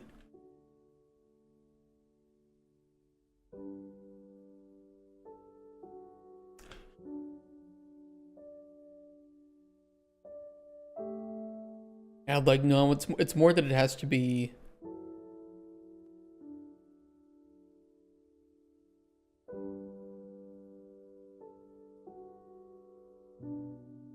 separating it, putting it on do onces, and then just switching the animation that plays when that when the idle boolean is flipped would be the best way.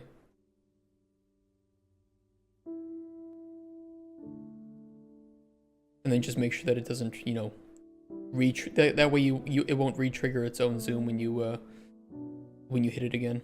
You have an is moving boolean.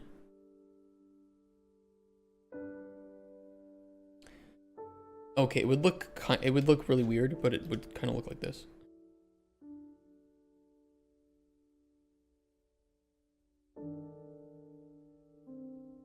Shiitake?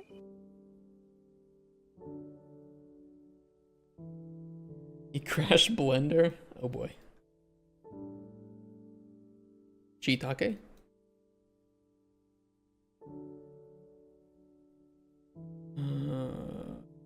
Idle.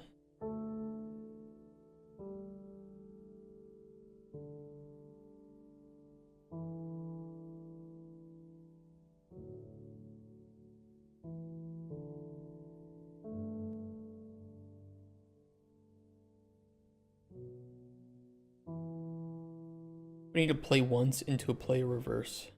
Why do we need to play once into a play reverse? Because if he's doing it based on idle states, then we can gate the playing of the timeline based on the updating of the boolean.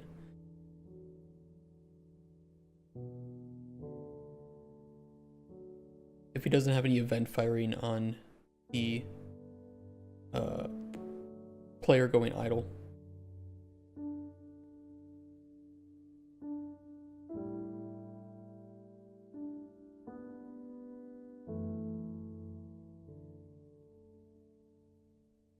So if you already have like an idle,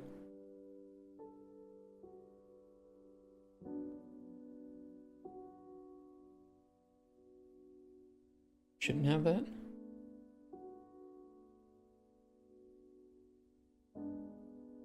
I'd have to play around with this, but definitely gating. Then rolling timers, how would you normally track idle? And then nulling timers, how would you normally track idle? He said he already has a boolean that's working that tracks idle state. If he really wants, he can just kind of, you know, if we just got rid of these for the sake of it.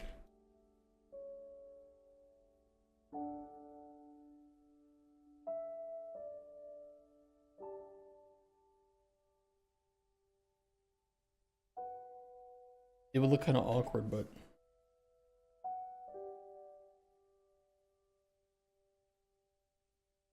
that would honestly do it.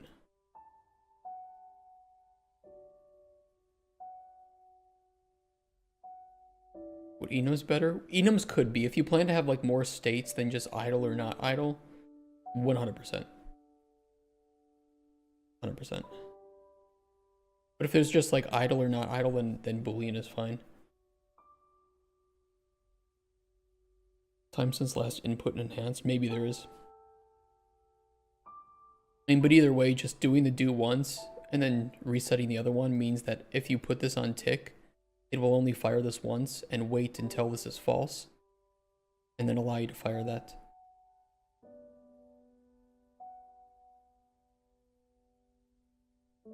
We just set up a timer, which is exactly what we're doing. What do you mean more than the idle state, like more states? If you had more states, but for you, if you just want to zoom the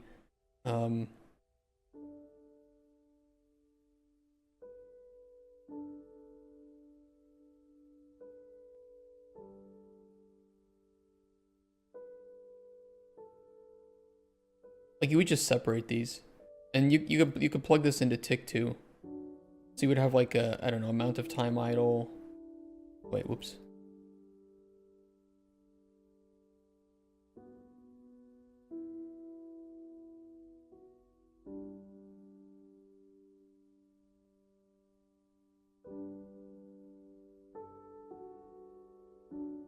You could put this on update, it doesn't really matter. Or just plug it into the do onces. It looks awkward, it looks like it shouldn't be done, but you have to reset the do onces somehow.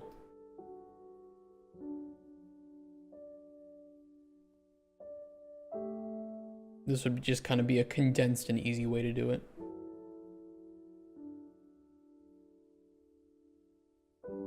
Fuck anything else.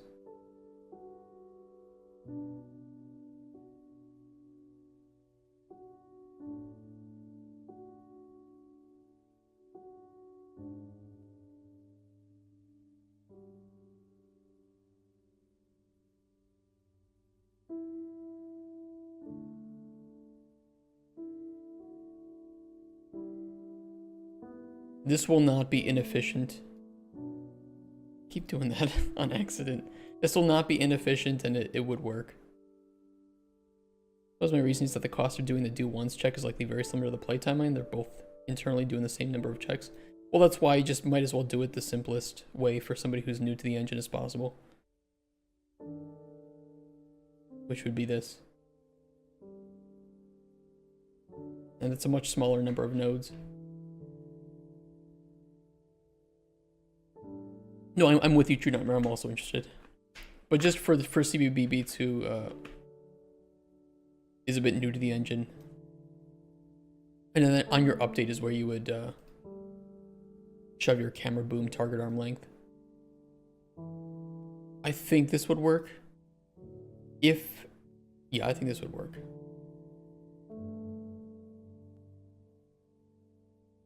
I'm doing it without even checking because I don't have a camera boom to test this with. But don't let this, you know, it looks weird, but it's just what you're doing is basically gating this to only occur once. So if you are constantly idle, it's going to keep trying to run this, but it's just going to stop at the do once because it can't go through. And it resets the other do once. So the moment you stop being idle, it'll run this once from wherever the point is on the timeline. It'll reverse between that lerp, but then reset the other do once.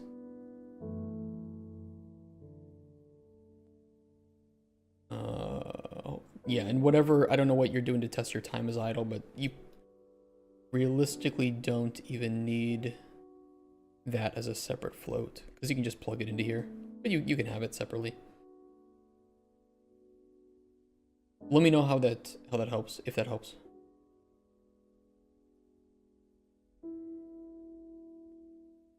And good luck today. 3 uniques and 9 chests, all dupes. Are you an Iron Man?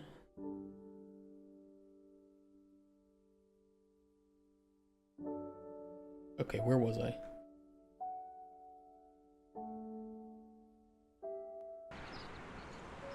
We should have all the right things closing. I can also close the tutorial widget when the player interacts. We'll need the context menu updated too. Right now, main. Okay, so hey, free money. But it'll be a minute because of work. Yeah, no worries. We're still gonna be streaming for like 4 hours, so if you get back to it within 4 hours, you can let me know. You can always add me on Discord too and send stuff in DM.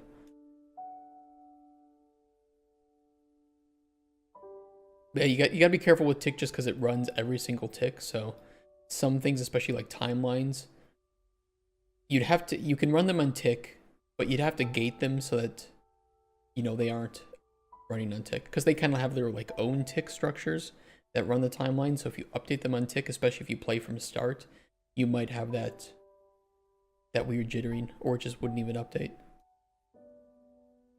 But don't feel bad. I think everybody here in chat, starting with Unreal Engine, also started by putting things on tick.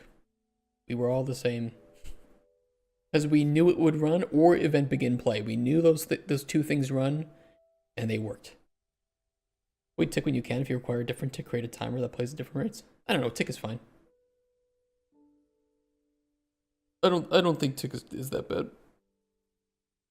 You'd rather not use tick completely. Well, I mean, ticks happen either way. If timers are in a function, then the timers are in an actor, then the actor is ticking.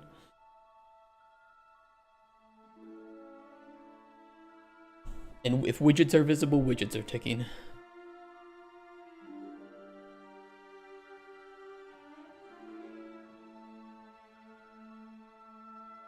I wouldn't make new people too scared of tick. It's just they have to know when is the right time to use tick and when not to. Who's emailing me? Oh. Nothing important. Bam. Tend to turn tick off unless it's required, which is required due to rendering ticks. If you make like a new actor, Refix, thank you for the follow.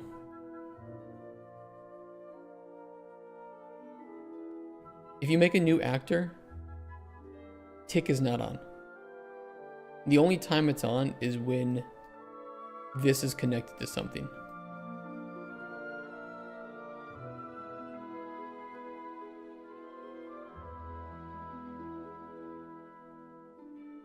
Or when something is on the actor that is ticking, like a function, a timeline, whatever, because then it forces tick to be on. Some functions should only be ticking when events happen. This is a good use case. You turn on and off ticks when you want it to happen.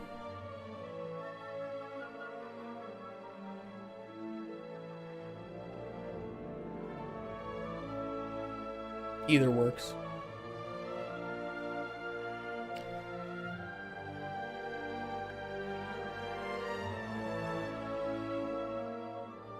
Again, I forgot what I was doing. Oh, the tutorial.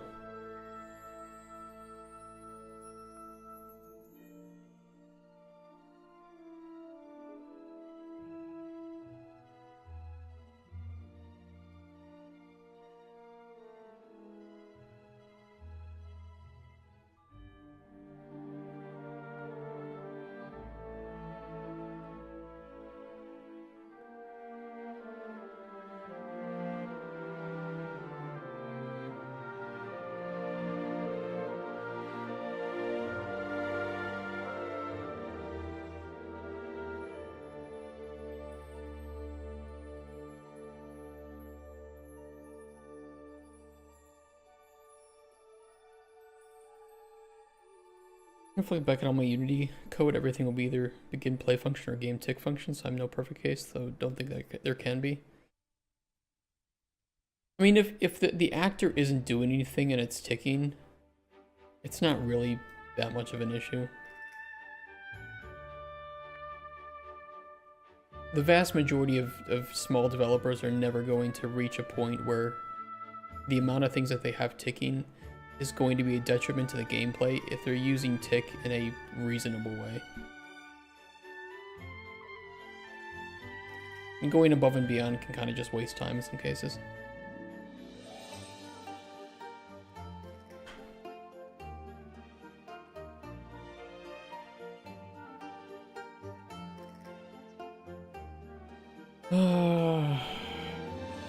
Close tutorial widget.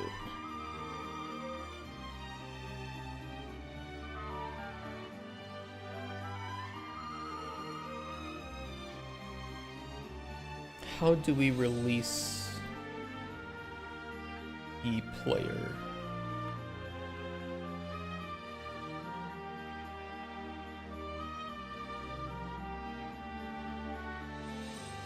Do I have a get player character macro? Not really. Whatever. Oh, it tends to be smart enough to remove functionality that doesn't do anything. Yeah, it is. It is pretty good. Starting point for the entire thought process for this kind of discussion, I think it's much simpler to look at it like this. If it's a hero actor, it can tick, like don't even think about it. Your character can, yeah, your character will, I mean, your character's to move, so your character is always going to be ticking anyway. And things like putting line traces on ticks are, that's existed in games forever. If there's any time where you're playing like a shooter, and when you aim, or when you look at something, there's like a tooltip or whatever, it's got to figure out how to do that, and that's a, you know, a ray cast, so. We do 4 line traces on our character, and it's extremely cheap. The big ones are like multi-line traces where you have to pierce through objects. That can get really expensive, or super long distance cast, but it's mostly multi-traces that are the really nasty ones, especially like multi-sphere trace. Those can be really crazy.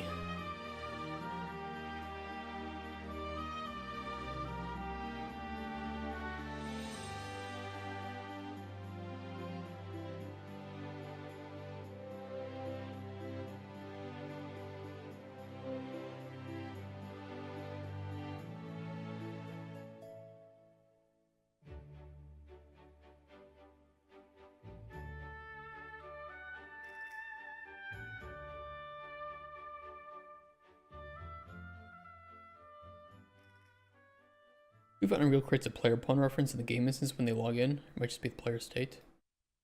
It's a pawn reference in the game instance? It must be hidden because I don't think it's there by default.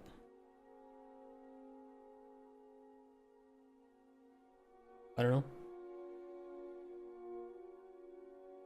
I mean, I can just make a macro that does this, right? Let me do that. Let me make a macro. Fuck it. Takes 2 seconds.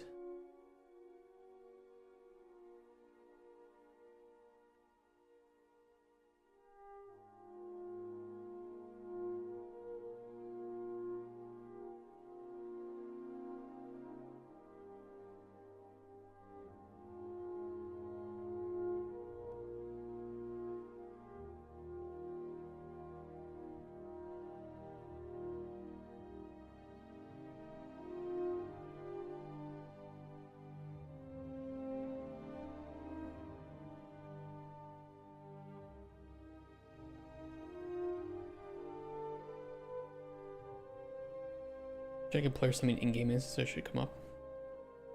Really? Really, really, really?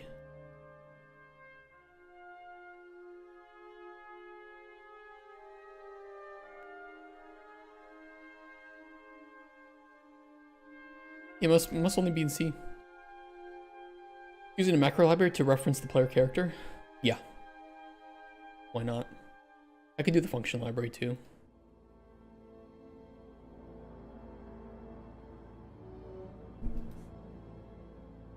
But I do that for my instance, my game instance and my player character.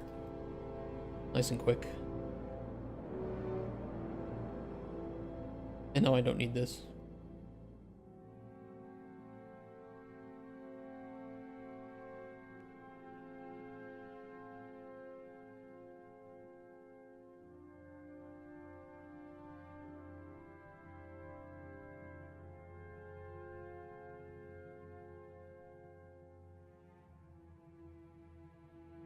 Remove interactable input context. This will be the task board.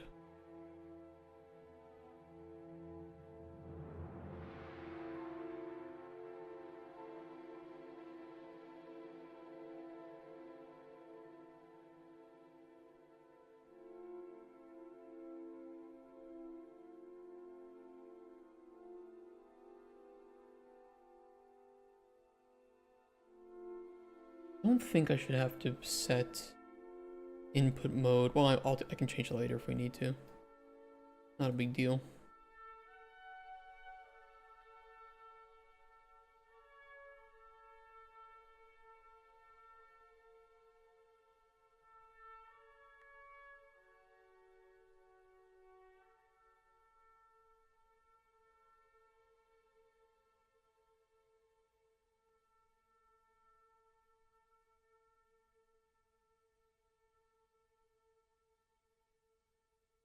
Classic.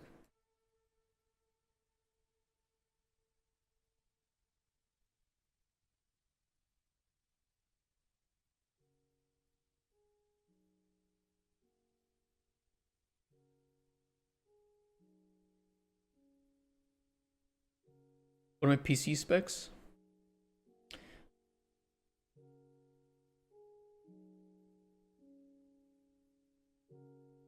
CPU, GPU,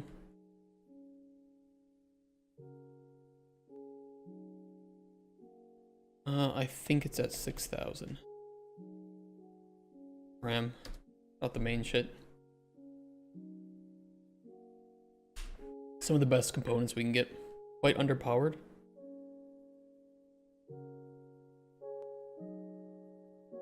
Are you sure you don't mean overpowered?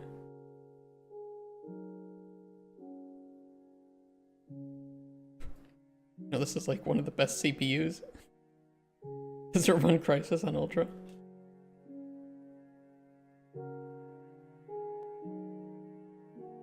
It should definitely run Crysis on Ultra. It should have no problem. Is Ultra laptop? No. No, these are the new CPUs from Intel. Game is quite heavily demanding, only GPU wise. But that's not the issue why it's crashing. It's crashing for a plugin, most likely. Trust me, I have more than enough VRAM for the game, and actually CPU and RAM usage for the game is very low. Quite low.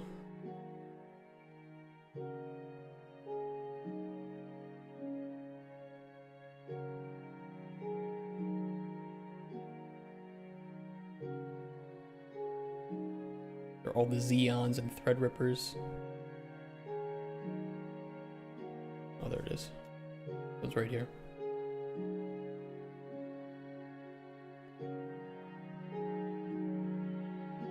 Or for the user benchmark passes.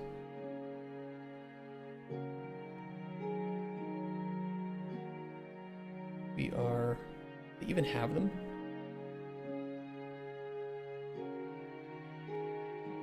Oh, there it is.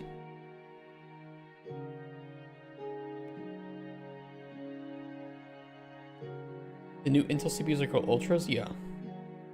Have i5 8600 and when Unreal's compiling shaders rip my time? Yeah, it's gonna take a long time. Or I'm making like a build.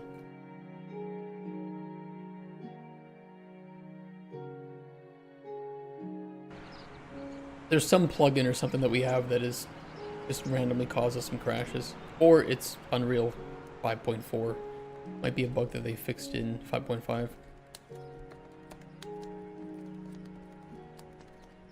Couple of issues. Couple of issues. Mouse cursor.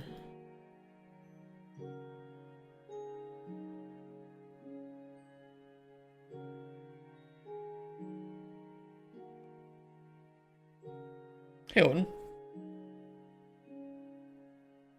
Oh, and we never update interactable either. That's my bad. That's the last thing that has to be done.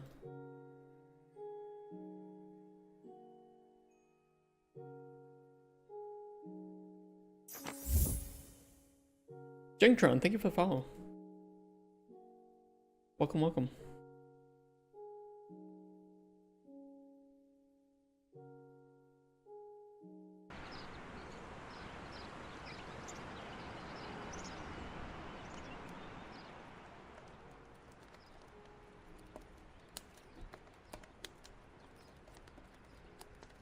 Very nice. Okay. That'll work.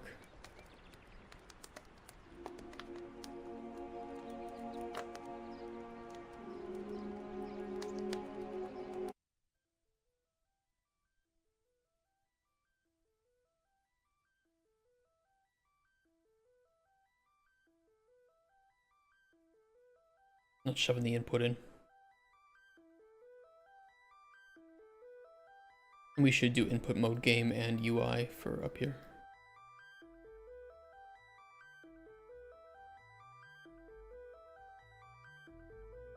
The reason...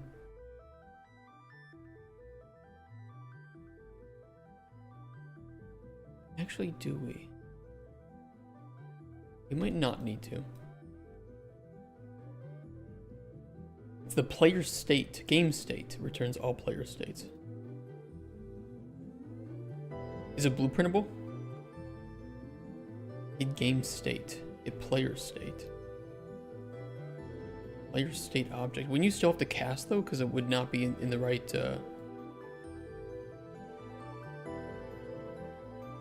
read only.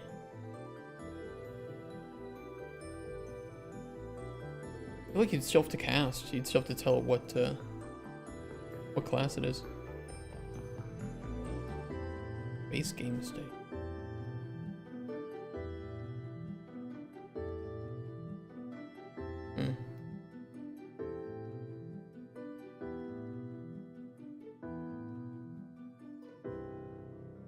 Yeah, might just be some C++ bonus. This works. Works for blueprints. Yeah, I'd have to cast from there. It is what it is. For a single player game, what we're doing is fine. Okay, there we go. Perfect. Yeah, I saw the array, but yeah, it wouldn't fit my needs. It feels like it would be nicer for like multiplayer or something.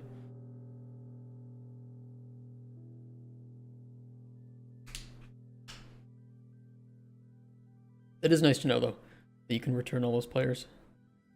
Turn your gravity glove to work on enemies, so now you can pick them up and choke them. Crazy. Wild. I'd still probably make it, if I were working on a multiplayer game, I'd still probably make a macro or a function for get characters, and it returns that array. Saves me a little bit of extra nodes.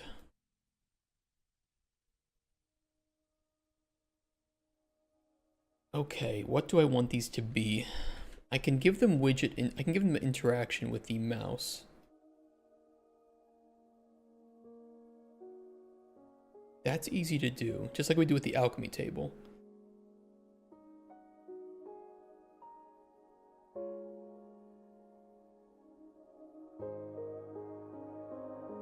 So I could do a tick trace while the player is on the task board.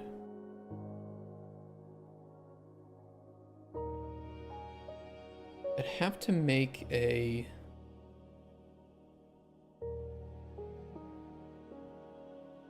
separate object for these, which is fine, doable. The thing about the player state is that every controller knows its own player state, and the player state contains the player ID, which is used everywhere on a server. First player isn't ID 0. Oh, cool. One day I will probably take a look into making a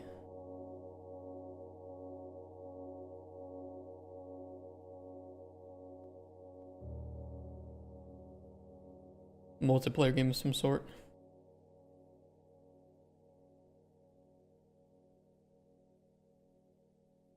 Would be co-op though. Definitely co-op.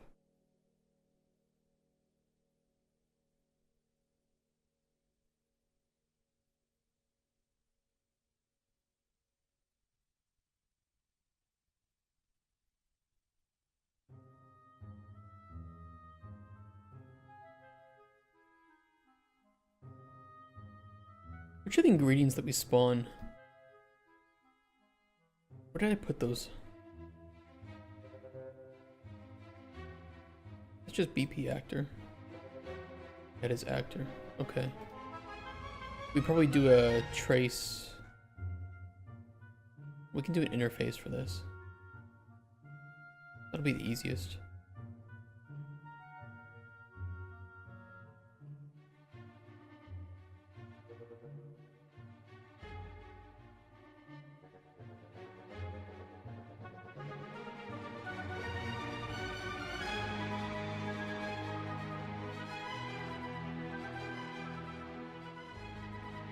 That's not very relaxing.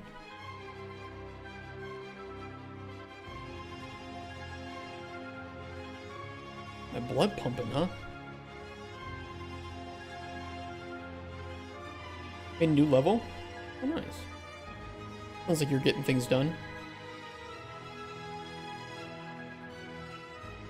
We've been hard at work too.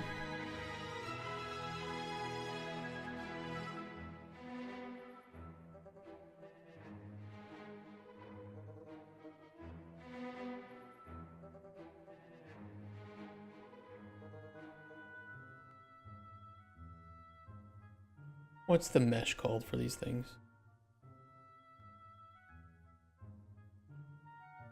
Go.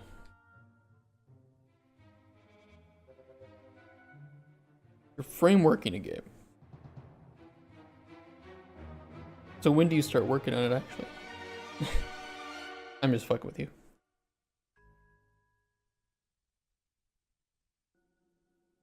Even though it's less than what I want. What's the game?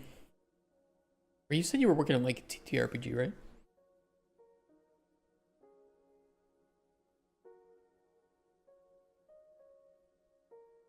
Oh, okay. A bit of a different work process than a video game.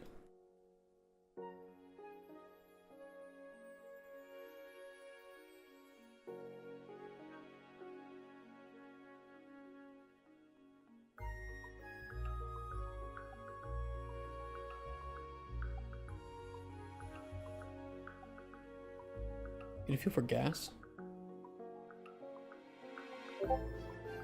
So is it a TTRPG or is it an actual game?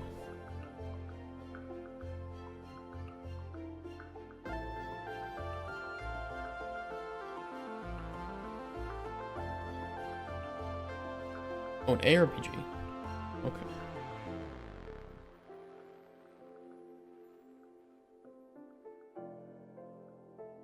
Task scroll. Wonderful. Thank you for the base rotation being off.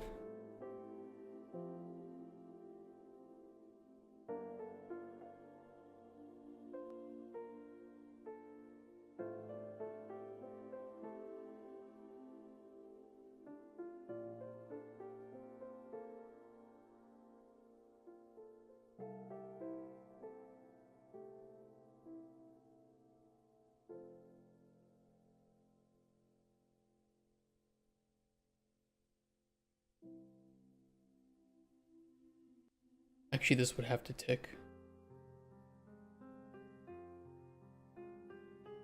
all the time. That's fine.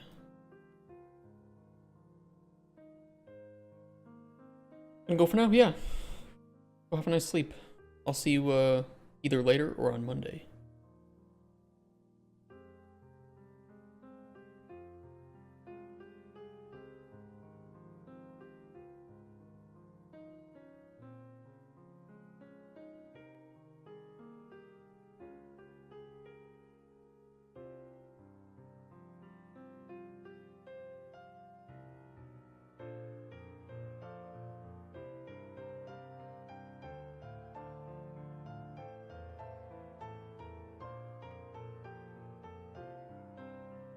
Here's channel visibility.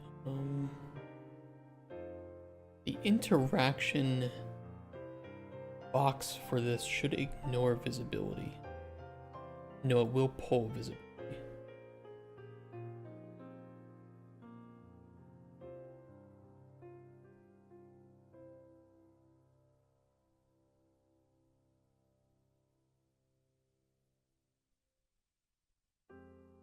I could just do the alchemy trace. I already have it. It was meant for the alchemy table, but I could just double it here.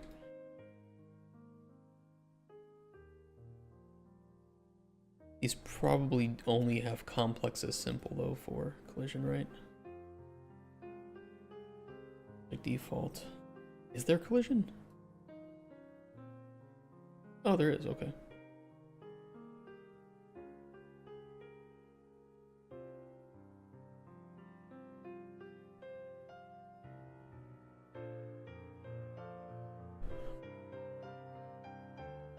Finished the Harry Potter book series. Which narrator?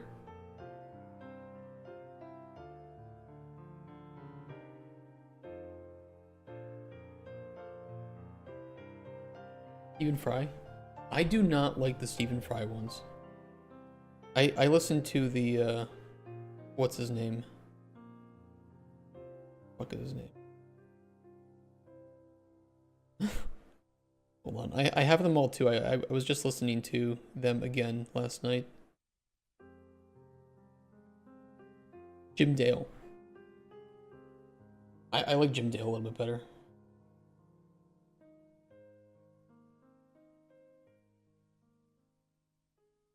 More? Other narrators? I think there's like two main narrators. There's Jim Dale and then there's Stephen Fry. I like the voices that Jim Dale does for the characters because they are really close to the ones in the series for the male voices. Even his fucking McGonagall voice is actually pretty decent. Wild. I'd have to listen to the Stephen Fry ones at some point. It's kind of crazy. Whatever Jim Dale did, he pretty accurately mimicked Maggie Smith and Johnny Coltrane, I think was his name, for Hagrid. Changes Ron's voice in like book 3. I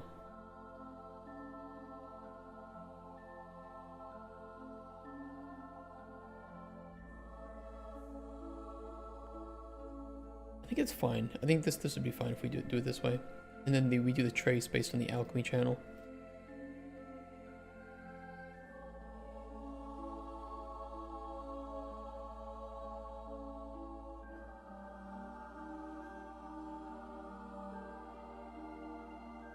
I'll try the Stephen Fry versions at some point. Because I've listened to the Harry Potter audiobooks probably 20 times. All of them. I finish it and I'm like, okay, back to the beginning.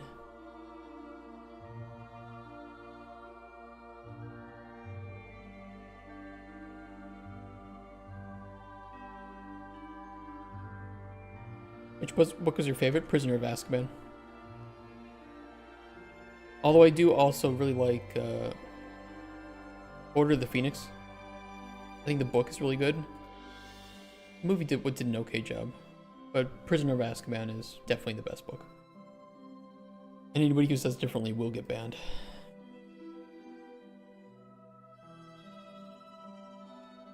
I'm kidding.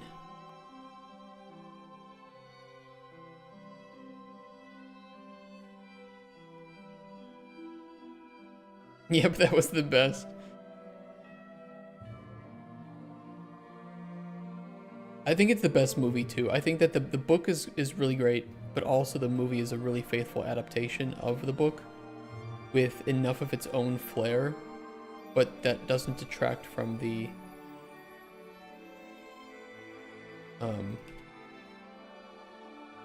the canon story. Prefer events in the book, but I don't like the ending. Fight in Deathly Hallows, too much talking. I prefer the ending talk in Deathly Hallows because it actually explains how things work. And it shows how fearful Voldemort is. I didn't like how they handled that in Deathly Hallows in the movie. It was kind of just comically bad.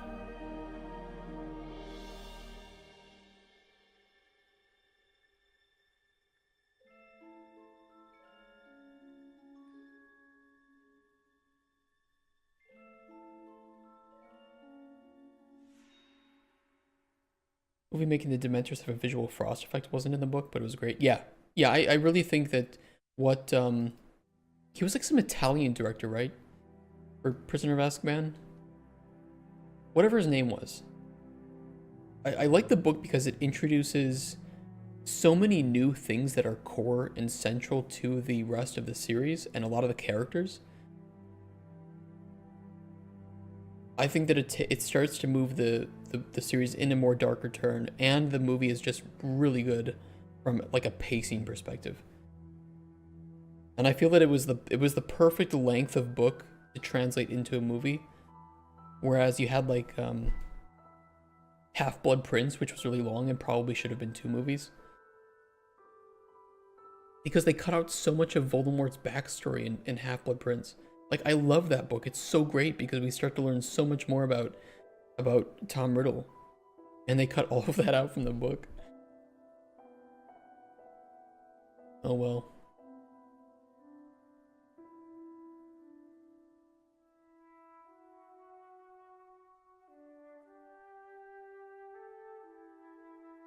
Half-Blood was a good book. Mate didn't like it, not sure why. I know some people don't like it for all like the teenage angst, but I think that it's better in the book than it was in the movie. And the movie, the book is better paced because then you have a lot more, of the Tom Riddle stuff in between.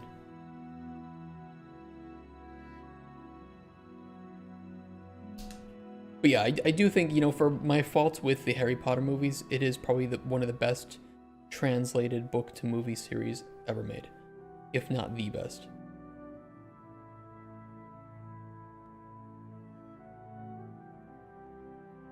I'm also a weird person. I like Deathly Hallows Part 1. Everybody says it's just camping. Disagree. Good part of the book, good movie.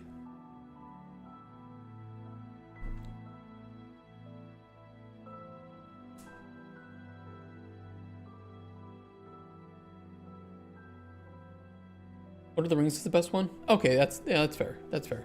That's a good take. Everything is DEI having, we wanted to put our own spin on it now. It's like how they ruined Lord of the Rings. Yeah, they're making Snape black now.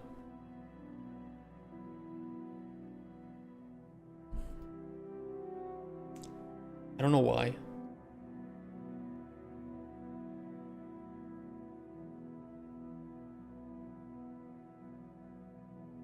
When there are plenty of amazing book series where you could cast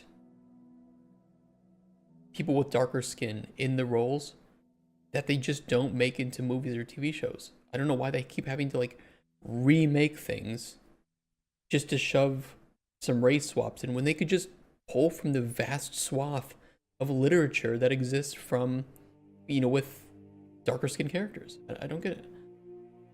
Like, make something new. That's what people want. They want something new. And if you want to cast a bunch of, you know, like African Americans into the show, then just do that.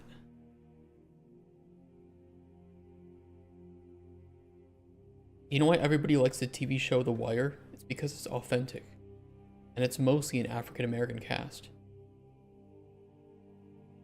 Looked into making Snape black. His backstory is his mother is a pureblood. The father used to beat him, so either all purebloods need to be black, which means every black person would be evil, or his father needs to be black, which doesn't set a good example. They just didn't need to do it. I would argue that when people say Professor Snape, they imagine Alan Rickman and Alan Rickman only, so the casting is the TV show. I think it's done for rage marketing. He's described in the books as having sallow skin and being pale in color. So, canonically, Snape is white. Or lighter skinned.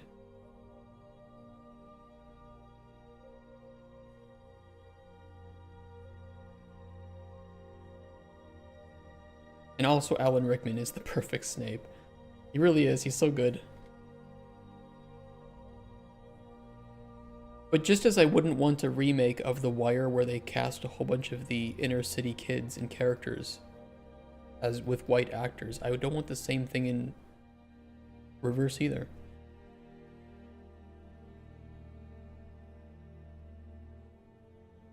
Yeah, and there's no need to make a remake. I agree with that, just in general. On principle.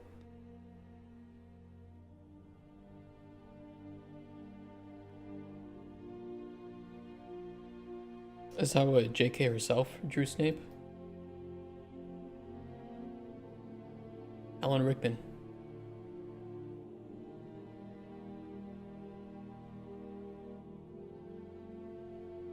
She didn't draw Snape, she drew Alan Rickman. I always liked the story that Alan Rickman was going to quit working on the series because he didn't like that he was considered a big villain character and how people saw his character, until JK spoiled him what his motivations actually were. Which that scene they handled perfectly in the movies too. That was like the one scene in Deathly Hallows that I think they needed to do perfectly, and they did it perfectly. She drew Snape and Alan Rickman. Yeah, Alan Rickman just popped into existence. Oh, here's our Snape. Honestly, I think the casting for Harry Potter is some of the best casting in any movies. Everybody is perfect. Literally every single character in Harry Potter, except for Harry Potter, is perfectly cast. I don't like young, what's his name? You guys know, Daniel Radcliffe. But I think that young Rupert Grint and Emma Watson did a fantastic job as kid actors. Just Daniel Radcliffe was not the greatest child actor. He got better as the series went on. And yeah, many of them have died now. It's kind of sad.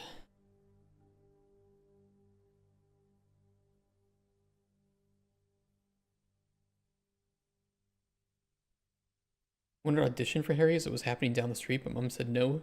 She had the legal right.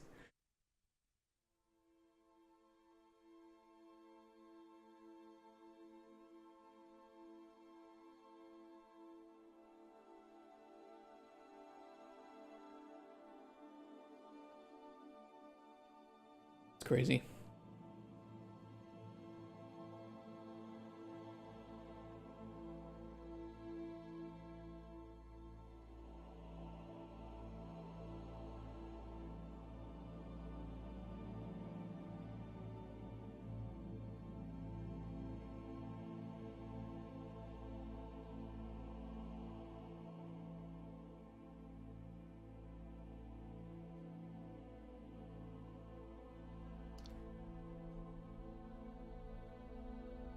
I don't know if I want to do it this way.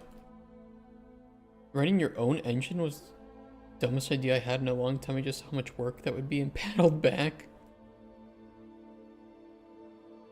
Come back to the light side. Future Star was never born that day. Oof.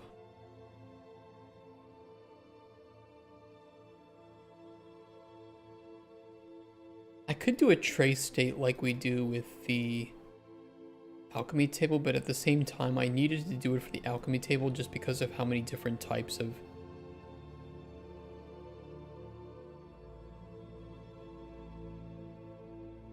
characters there were.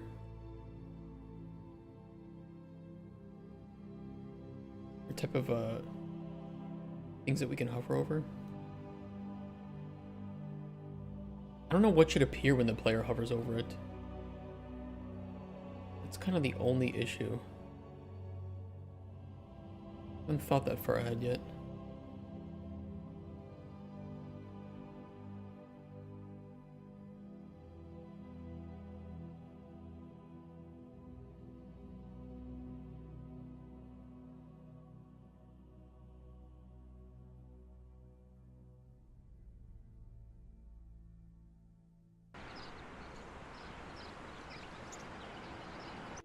I spent my time trying to optimize UE. What are you trying to do in Unreal that you're not getting good optimization?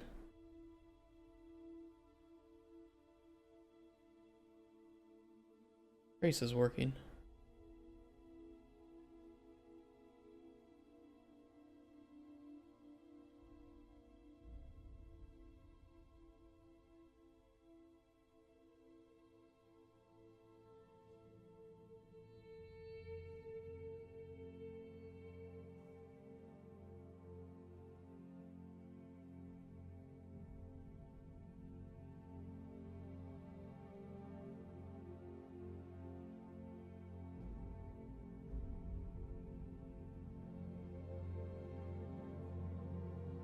I move this over, I have enough screen space to put a tooltip.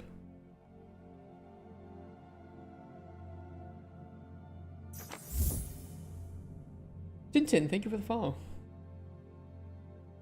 I'm proud of my face decoupling tick and frame generation, but I think it, in a dedicated server context, doesn't matter as much. The server takes control over the tick rate when it's authoritative for every move the player makes. Tick and frame gen. Still very new to CBP. Tick and frame gen. What, like the frame gen technology?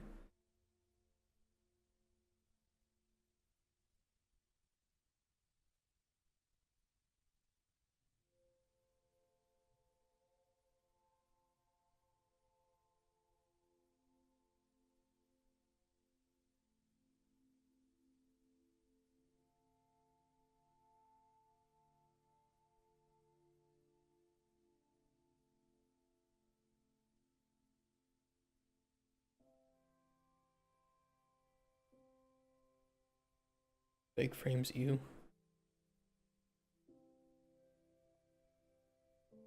And when you have graphical frame and every frame produces a tick, but if you want a higher tick rate than your frame rate or vice versa, it gets complicated, at least for me.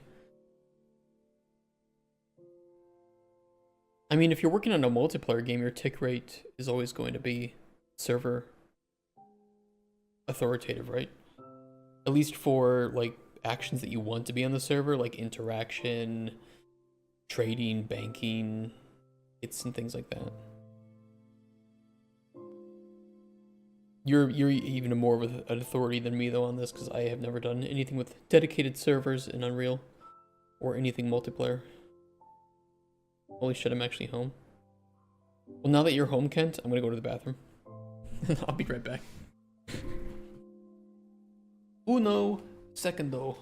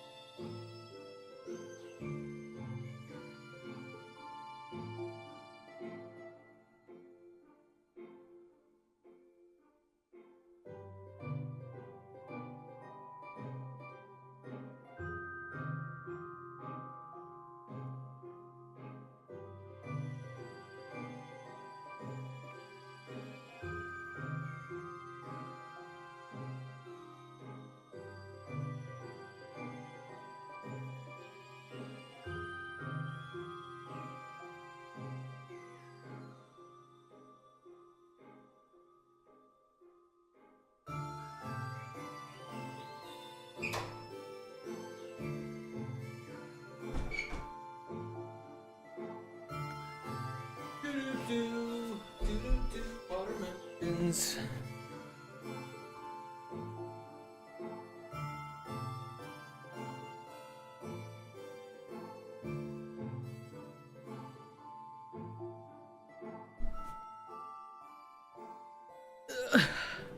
Almost if I take a character with more ticks than 120, it slows down simulation for the character movement component. What the hell?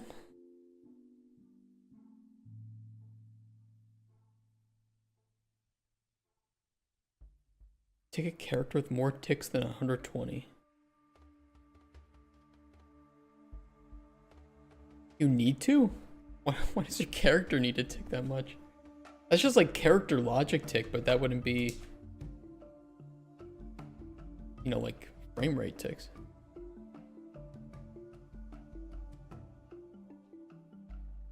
You're doing some crazy shit, bro. Not as crazy as arguing with me about watermelons, though.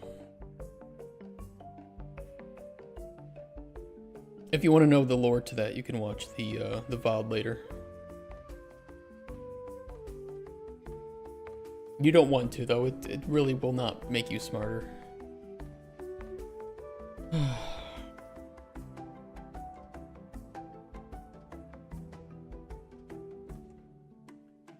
Let's at least get some panels showing up here.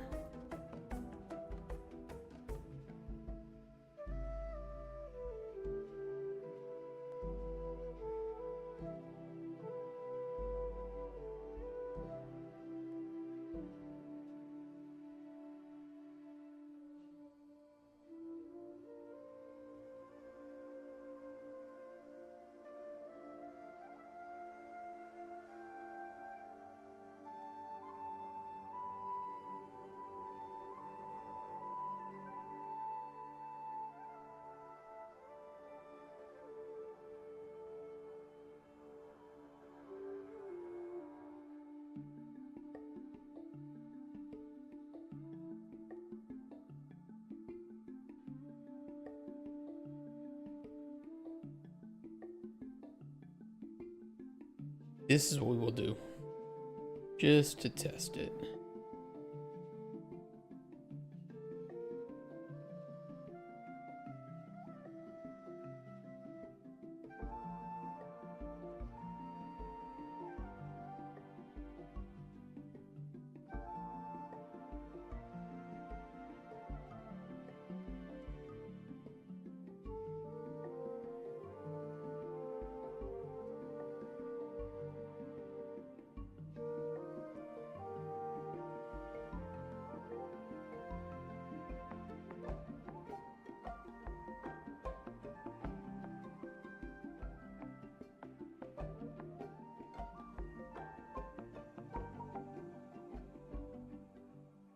How finished would the prototype need to be shown to publishers?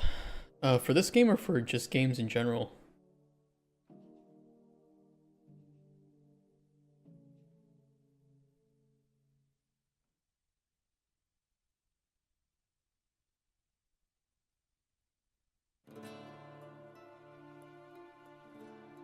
This game?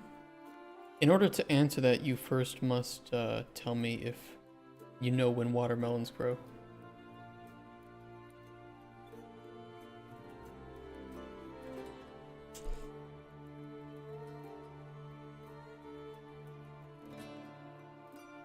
Okay, but the honest answer is yesterday. The honest answer is we can show this game to publishers at any point. You know, they already last year they mentioned that we had more than most developers show to them, so we are going above and beyond, but I want to, you know, have the best shot at getting funding that we can.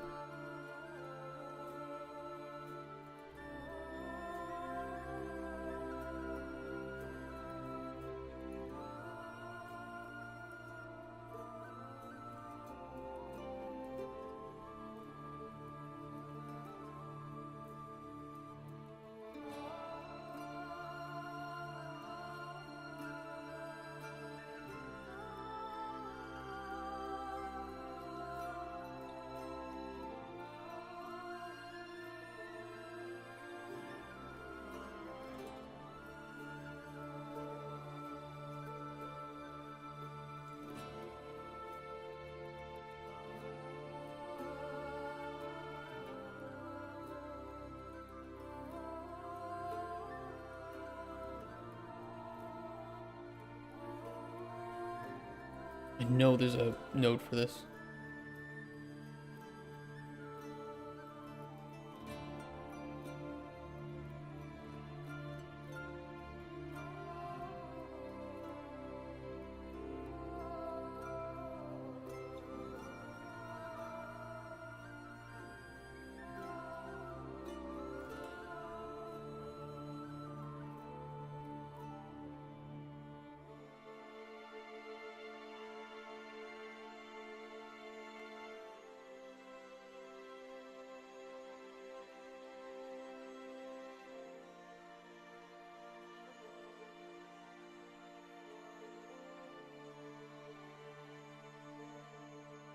Case that it is not valid.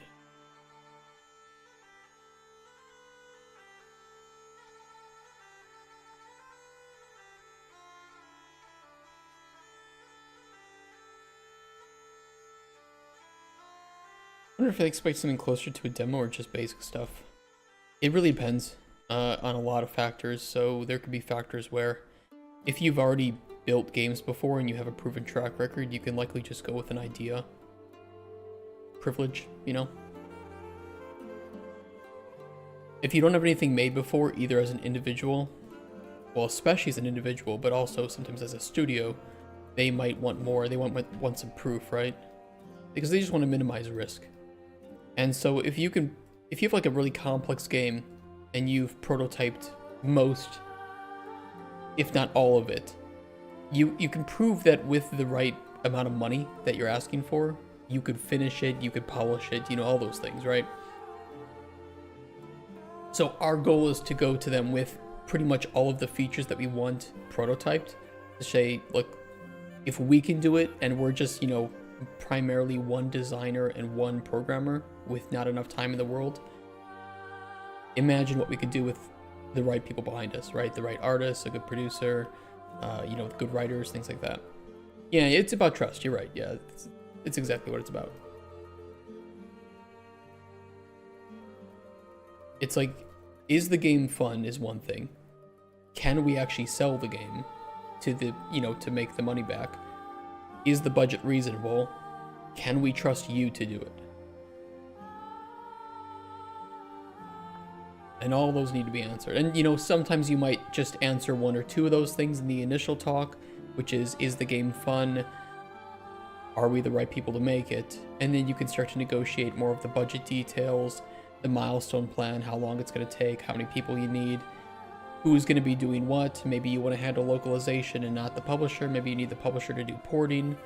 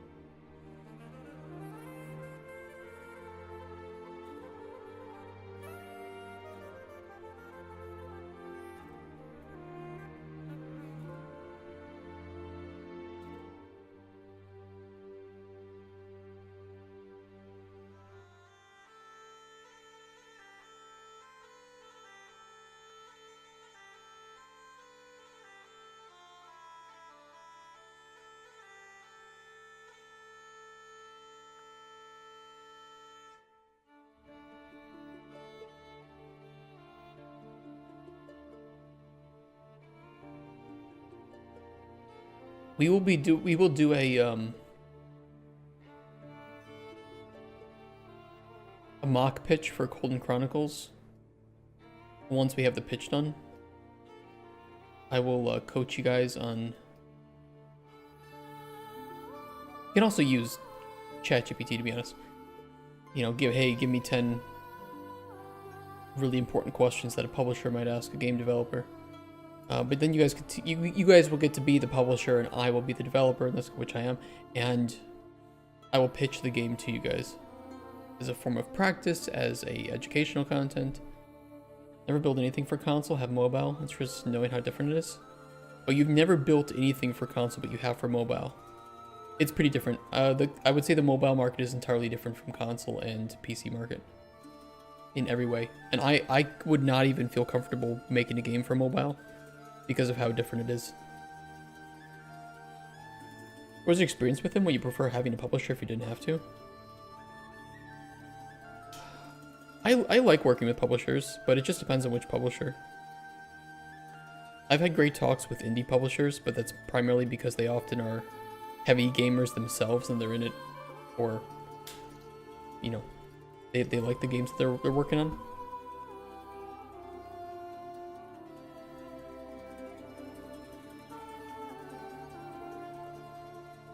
Pitch meeting questions. Any plans for Web3? What is the plan for crypto? Are you planning a battle pass Web NFTs?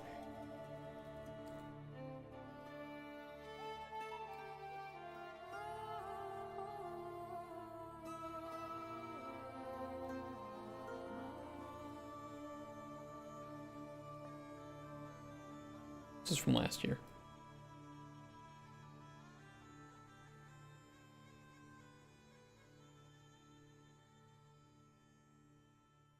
Premium game. DLC, TBD, obviously. Sometimes they like to see that if you have post-release plans.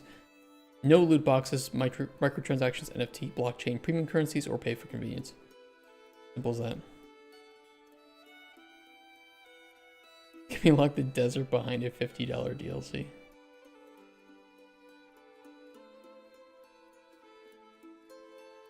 This was an okay deck last year. Could be better though. What's a loot box? It's a treasure chest that you pay for with real money, and you get random things inside. And it's very psychologically manipulative to try to get you to buy more of them. There's a lot of psychological manipulation. A lie, pretty much. That's even a better way to put it. Yep, you buy our game, you get our game. That's it. Very simple player-developer contract here. Once you have your game, you can cheat with it, I don't care. You can mod it, I don't care.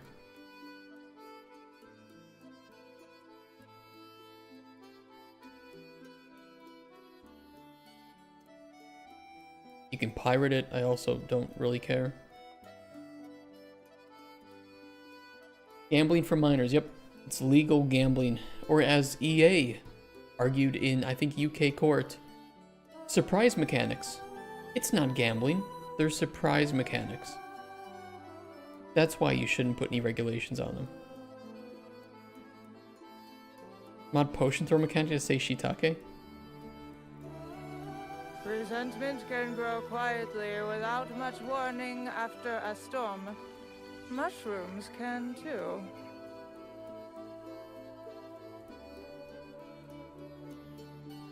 Weren't ready for that one, were ya? Shiitake? There it is. Shiitake? Even the UK court didn't agree with that. Dude, it's so bad. I think there's, like, it's on, I think, recording. EA surprise mechanics.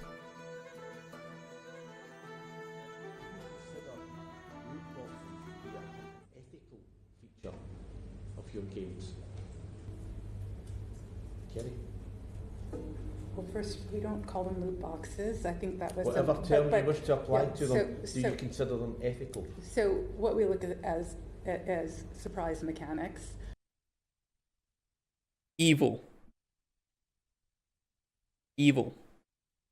Surprise mechanics. They know what they're doing. This is gambling, legal gambling aimed at minors. Fuck them.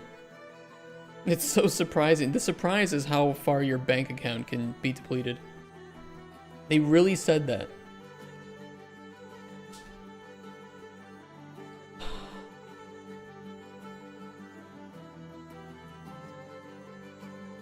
have a similar mindset for my game, except don't pirate it. I'm gonna be honest. Piracy is not, in most cases, a lost sale. In the vast majority of cases, piracy is not a lost sale. And the best thing you can do, because a lot of pirates do admit to later buying the game, especially if it's on a sale, is to treat pirates well so that they might be encouraged to buy your game at a later point. And by treat well, I mean just don't shit on people for pirating your game. That's really it. That's the minimum required thing, is just to not say anything about piracy. And you likely will not upset the pirates. Ignore it, it's never gonna go away. And likely you will get sales at a future point, if you price your game fairly.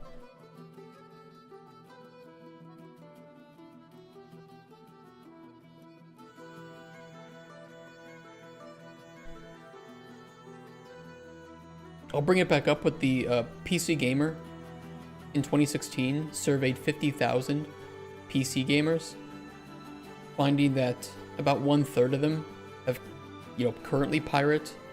And I think they even showed that some people are still pirating.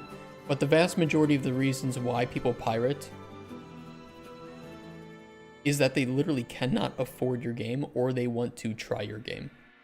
Red is can't afford, purple, demo, green, too expensive.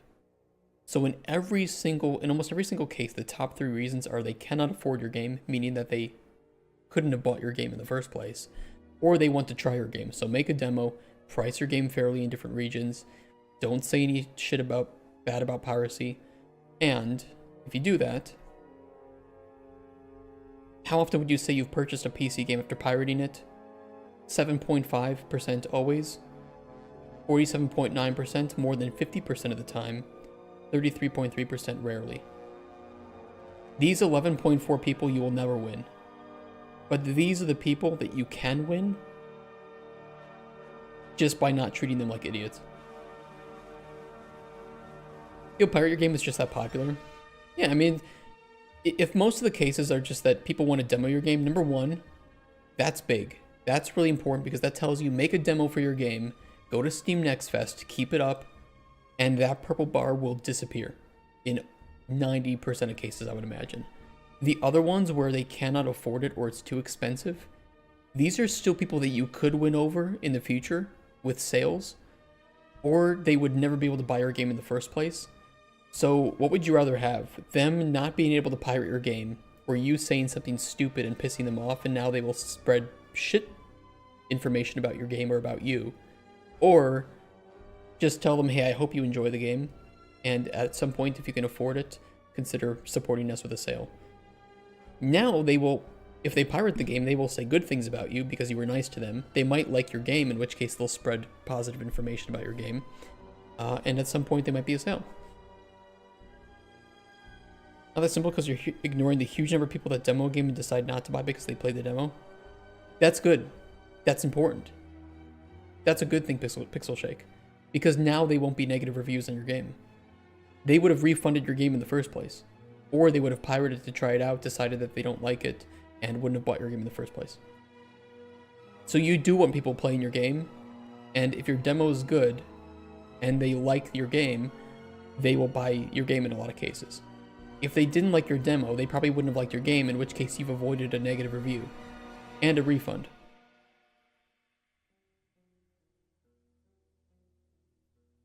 So piracy, in most cases, provably, is not a lost sale.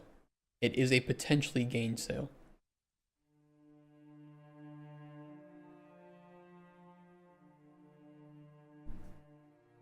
Live in a country where 70% of people thinks it's normal to have a business selling pirated games. What country? Out of curiosity, Lepus. Tell Nintendo that? Well, Nintendo can go fuck themselves.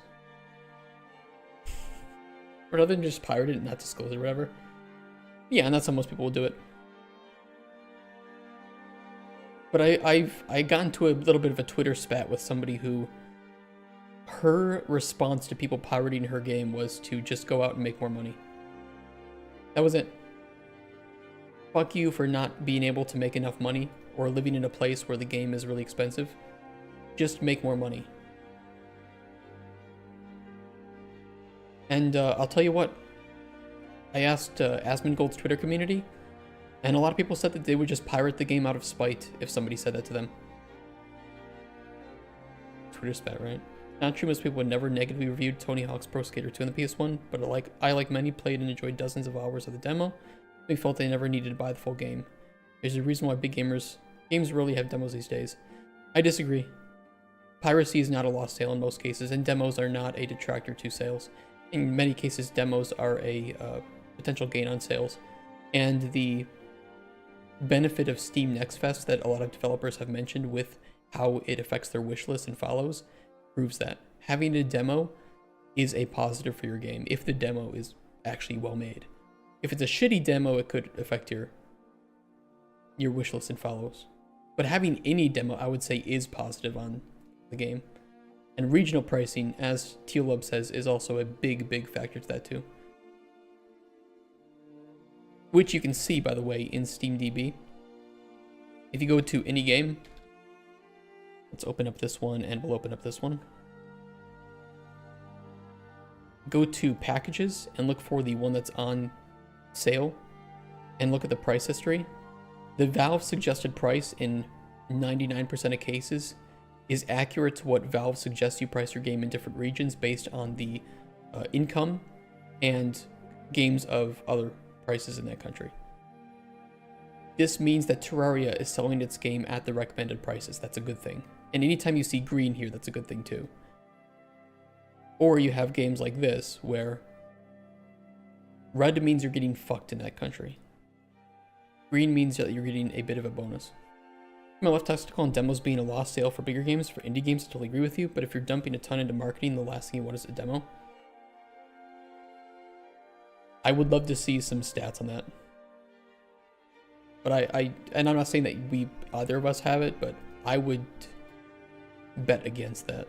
But you could be right.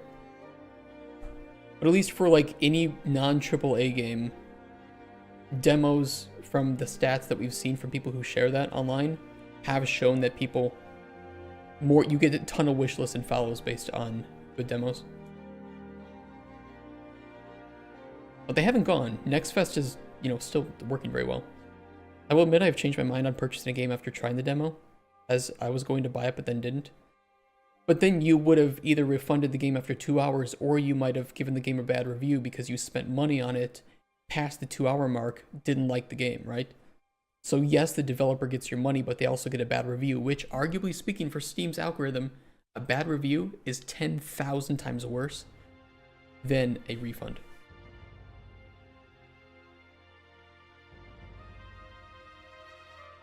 It was both saving money and made me buy games I would never think I would like. Same. Also pirating. I've bought a lot of games that I pirated before. Because they didn't have a demo and I didn't know if I liked them or not. Gonna free and have like DLC that you could buy, and that's what I had planned. That works for some games. It's a viable business model.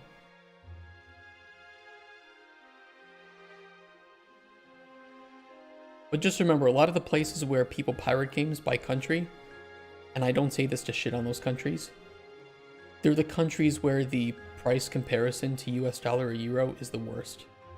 And income is not, comparable to other countries where you would make a higher income. So these are places where you want to price your game a bit cheaper in order to cater to these markets. If we assume that the demo stick is removed by having a demo, or mostly removed.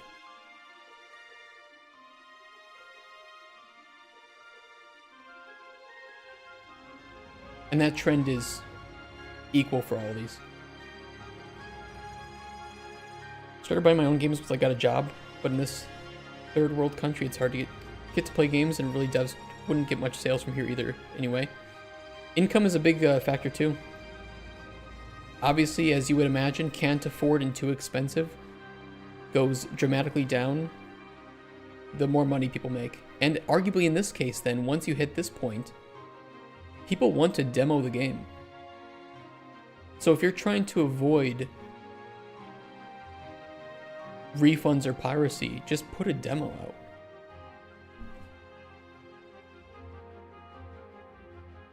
If your game is good, people will want to buy it. If they can't afford it, it's not a lost sale. And I think that's exactly, the same kind of mentality that Valve and like CD Projekt Red have. 2 hours of rural Steam is kind of a demo now. It is, but some games you need to play more than 2 hours, I would argue. Some, especially like sandbox games or games with high learning curves, you might want to spend more time before you know. Don't buy new AAA games anymore because they're so freaking expensive. I don't pirate them, I just never try them. I pirate some AAA games. Pirating is not an option unless you have a separate gaming PC where you don't log into any of your accounts. Just can't review what giant binary blobs that are games doing on your PC. I agree, ultra scientism. Pirating is a danger, it's a risk. Which is why I would just upload my own game to the piracy websites, because I won't have any DRM anyway. It will end up there at any point. I might as well make sure that if people pirate it, they get the version that is going to be bug-free and... Sorry, risk-free. I can't promise bug-free.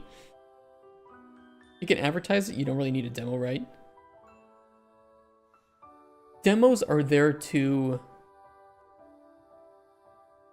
Okay, so when you market a game and you put up like a Steam page, what you're doing is you're setting expectations. And people will have their expectations based on what you set. But there's always going to be a gap between what the game actually is and what you market it. What the demo is there to do is to confirm the expectations that you set with players who are like pretty sure what the game is going to be, and to help to confirm expectations for people who don't really understand what the marketing is telling them and what the game actually is. So those are arguably the people that when they buy the game and they don't like it because it's not the game that they thought they were getting, the demo filters out because they play for 2 hours, they play whatever the demo is, and they realize, oh, this is not the game that I thought it was, or oh, it's not as fun as I thought it would be. I just will uninstall the demo. They cannot leave a negative review. But if they do the 2 hours and they refund, they can write a negative review. If they buy it and play over 2 hours, they can leave a negative review. So demo does help to filter out people who would have been part of that contingency or part of that group that would have left a negative review. Yeah, it's a good way to avoid refunds and it's a good way to avoid negative reviews. You sell a game for $1 in Pora Market and your game will be bought by 10k people and you will have 10k, which is a big something, and making copy of game is not costing you anything. Yeah. You do have to, you might want to make a region locked version of your game, or you could just make a good game and be like, I think Stardew Valley or other games where they just sell one copy of the game and you can change the language in the menu. But some places you might want to region lock. What do you think is the approximate ratio between reviews and sales? Oh, ultra scientism. There is a number for that. It's the same numbers that SteamDB uses to determine sales. I do not remember what the number is. I think they share it.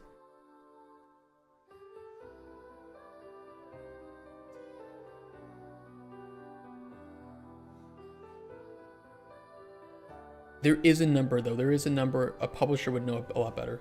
1 to 30 for reviews to sale. That sounds right. I was also thinking of a 30 number and I was like, it can't be 30%. But 1 to 30 sounds accurate. There's a few different models that are used, but the only ones that would truly know are the people that are in charge of the what am I thinking? The Steam page.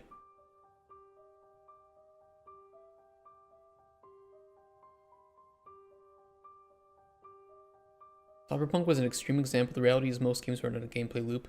All games run on a gameplay loop. That's where you're enjoying some more content doesn't always equate to more fun. This is true. You run the risk of people really enjoying a demo and being either satisfied to the point they don't need. I mean, it depends on how much you put in your demo.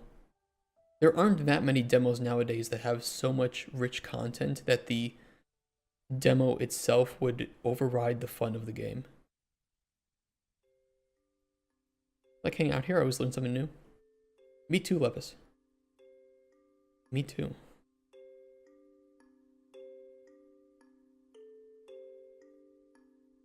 But yeah, if you live in a country and you want to know if you're getting fucked, packages, check the ones that are on the Steam store page. And if you live in a country where this number that's over here is red, you're fucked. If it's empty or green, you're being treated right. You can like audit some publishers and developers this way. Enter the Gungeon. Here it is. Mostly accurate. They probably just haven't updated this in a few weeks. Thank you, Ultra Scientism, for the follow.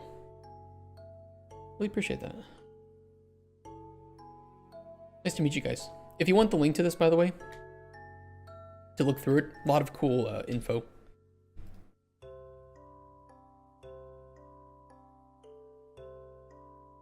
A lot of great work done by PC Gamer on that.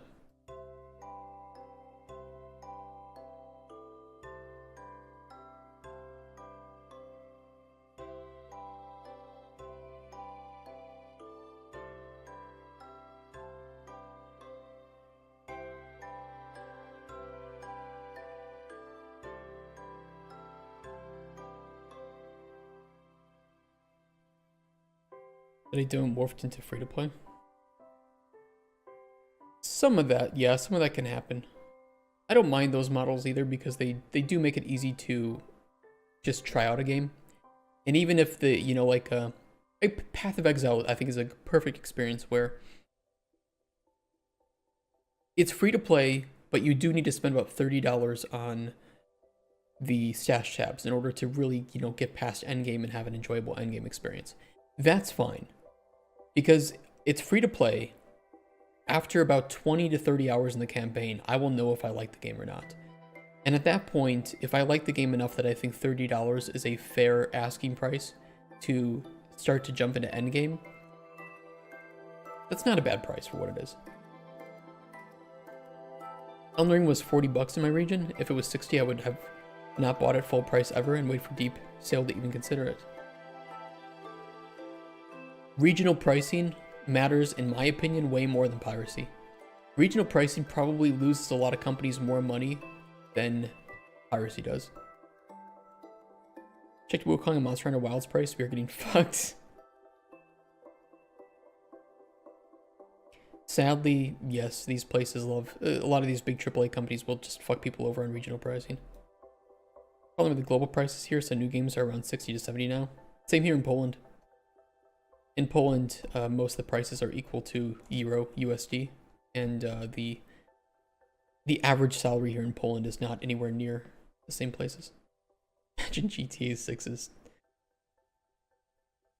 Let's hope not.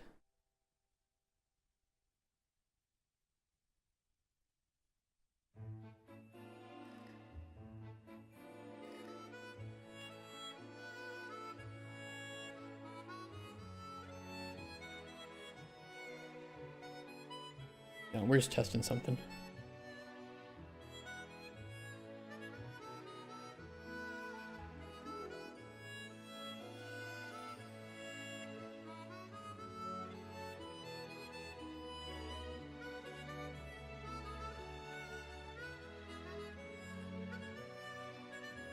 There have only been a couple games in my life where I've bought them and I think that they're worth a lot more money than they cost. And I mean like AAA games. One of those was Red Dead Redemption 2.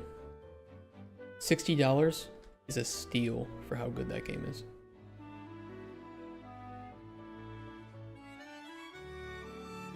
I could move it back over a little bit.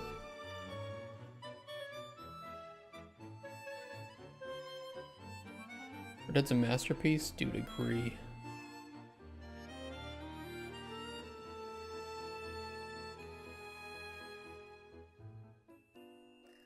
I don't think GTA 6 will cost $100 though. There's just no chance. They're not going to jump from $60 on Red Dead 2 to $100 on GTA 6. I can see them charging $70 for it though. How long do you stream? About 7 to 8 hours. No food breaks.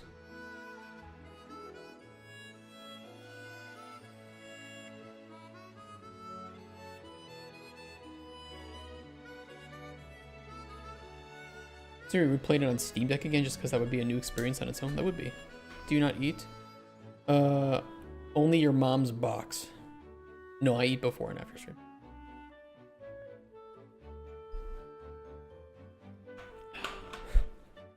Sorry, sometimes I say things. Sometimes I speak. That's a mistake. Sometimes people come into my stream and argue that I don't know when watermelons grow. Every day is a new day here on Twitch.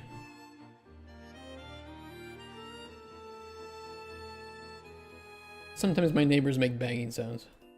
On trees. Yep, that's right.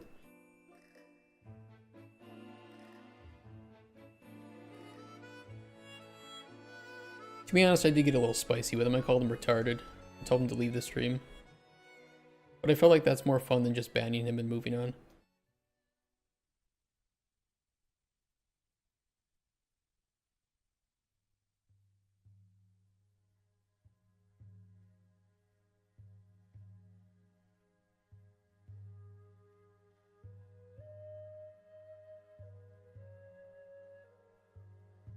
They're tubers.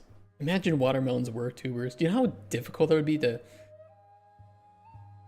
dig them up? Dig up the watermelons? What did you not ban? Why? We were talking about... Okay, we were talking about the authenticity. So, in marketing Assassin's Creed Shadows, Ubisoft mentioned that the game was taking longer to make because they were dedicated to making the game as authentic as possible. But then there was that screenshot that showed watermelons and sakura, and these happen at different times of the year, right? And all the argument was that clearly they didn't seem to really care too much about getting things as authentic as possible. Somebody came in and said, do you even know when crops grow properly in the regions that you're in? And I was like, well, yeah. I've farmed before. Like, I know when a watermelon grows and it's not, you know, it isn't ready to harvest in the springtime. I think most people know that. At least in, you know, like, our regions. So, I don't know, he kind of just got kind of rude about it.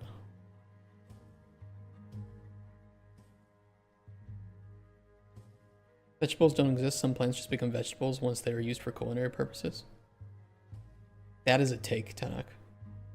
I don't even know if I can dispute that. Are watermelons those things you buy at the store? That's where they grow. They grow in the store. It grows during astral plane spring autumn time, right?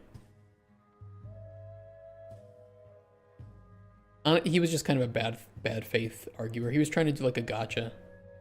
Some kind of bullshit.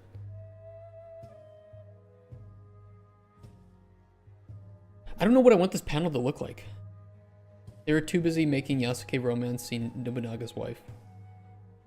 It was his sister. It was Oda Nobunaga's sister, who at that time was married. Also, that was one of the arguments too, was that in the game, Yasuke can romance two real characters for sure. One of them is Oda Nobunaga's sister, a real woman who was married and had 3 children at the time that this is happening. And he can romance a retainer or Oda Nobunaga, a man who goes by apparently they them pronouns, but it's essentially like a gay romance.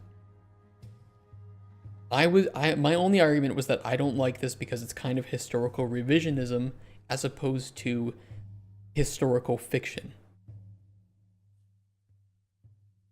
Nice choices, yeah. How do shiitake mushrooms grow? Resentment can grow quietly without much warning after a storm. Mushrooms can too. That's how they grow. They had 3rd social gender that was essentially twinks. And cat girls, that's the 4th one. You're giving the chat a chance. They're not doing it. Futanari. Okay, so what are the valid genders of Japan? Man, woman,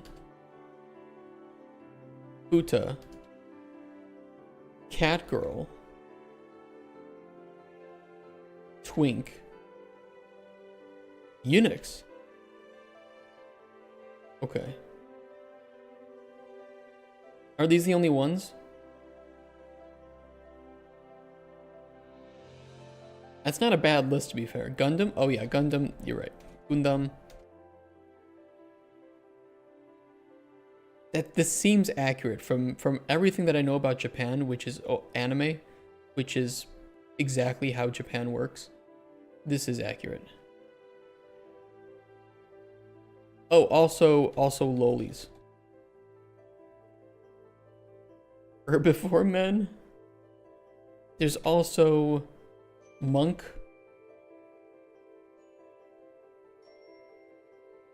samurai,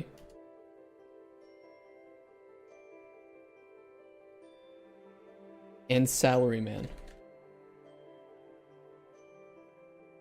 Oh, yep, ninja, you're right.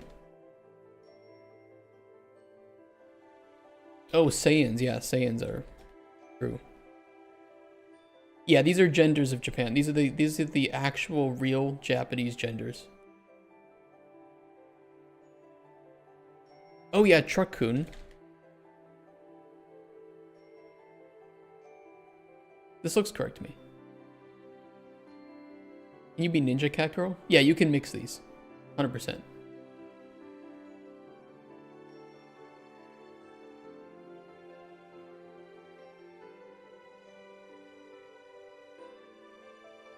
What does Grok have to say about this? I've compiled a list of valid genders of Japan. What do you think? We'll make it think about it too.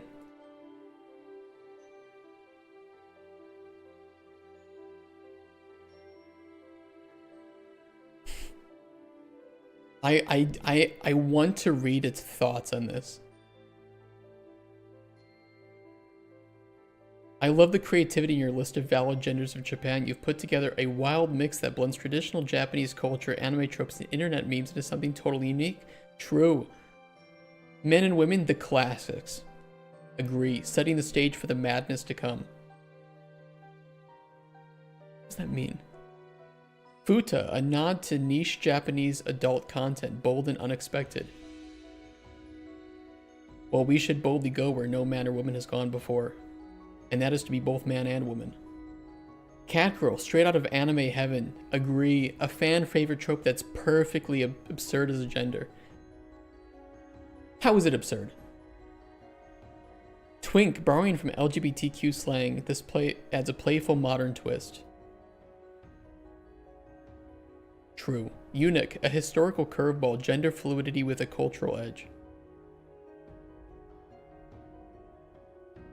I don't think that's how I would describe them. Gundam, a giant robot as a gender, I'm here for this mech energy. Loli, a controversial pick from anime culture, definitely stirs the pot. Well, look, if there's one thing I'm known for, it is stirring the cauldron. Monk, Buddhist vibes, bringing some zen to the chaos. We like our monks. Shout out to monks. Samurai, traditional warrior spirit, cool to see historical roles reimagined. Not if you played Assassin's Creed Shadows.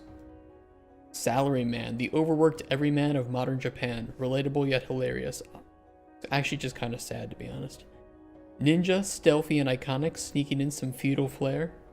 Saiyan, Dragon Ball's warrior race, powering up the list to a whole new level. 3. Truck-kun, the ultimate anime meme, reincarnating this list into pure comedy gold. This isn't just a list, it's a gender multiverse. Holy shit. The way you've mashed up serious cultural references with over-the-top anime and internet humor is genius. Thank you, that's what I'm known for. Gundam and Truck-kun especially cracked me up. Who knew mechs and isekai tropes could join the gender party? If I had to toss in my own edition, I'd go with Kaiju. Dude, that's the perfect addition to this. Why did we not think of Kaiju? Because who wouldn't want to identify as a city-stomping monster? What do you think? Any other wild entries you'd add to this masterpiece? Watermelon.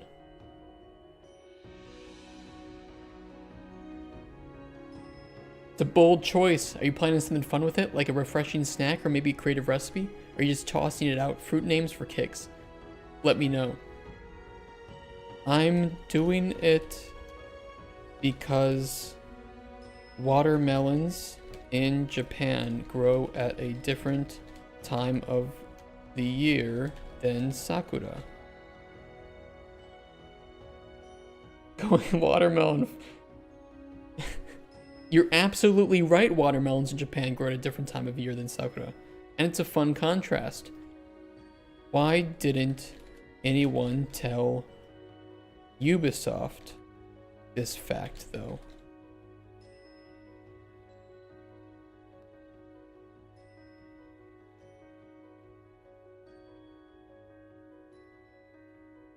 Yeah, great catch. Game devs aren't botanists. Priorities. Stylized vibes? Yeah, I don't think that's true.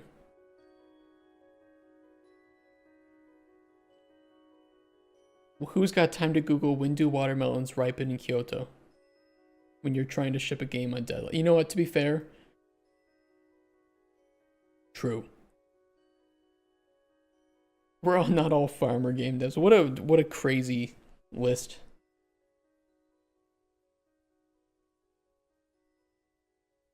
We'll let that fade into obscurity.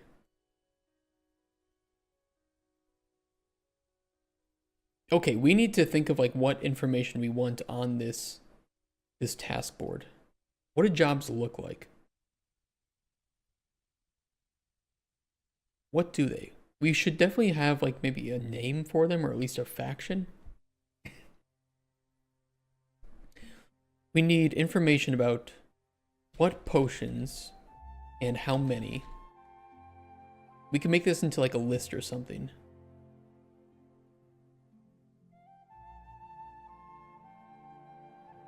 Faction you're making it for.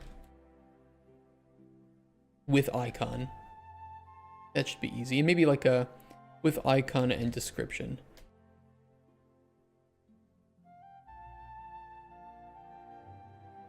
Time until removed from board. Or replaced on board. That can be like in-game hours. Ubisoft laid off their botanists. Unsurprising. They didn't care about farming authenticity? Apparently not. Here's the thing, here's the honest reason why they probably didn't care. Because they knew that most of their sales would not be from Japan anyway. So why cater to Japan?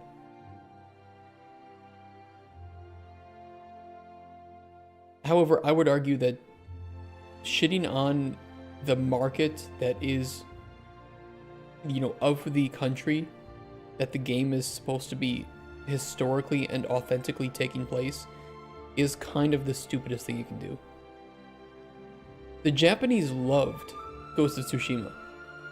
They enjoyed it. That was historical fiction. It was based on real historical events and had a lot of historical ties, but it was still fiction. You wanted to work, you just keep laughing? That was a crazy list. I go for now. Yeah, take care, Mitsuza. See you on Monday.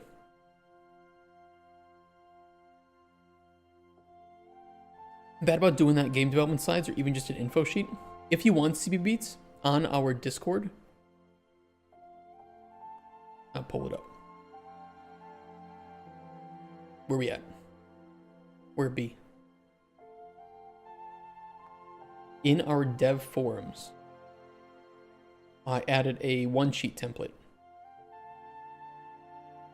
And that's the template that I use for helping to showcase our game to investors and whatnot.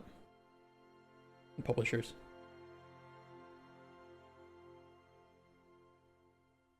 And it comes with some explanations of like what kind of information you want to put there. Like brief summary, something you might find on a Steam page, gameplay outline, you know, what your selling points should look like, inspirational products, competing products.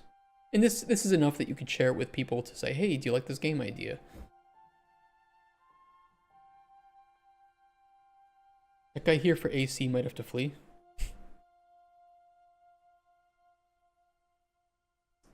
I think the tech of the new Assassin's Creed likely is fine.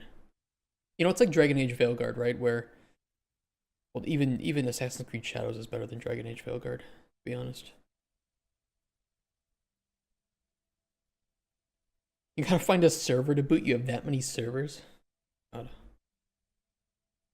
Potions, how many? Probably like a name. Flavorful name of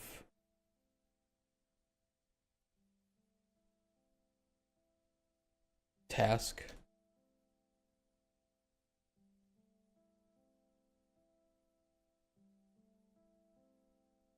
How could this look?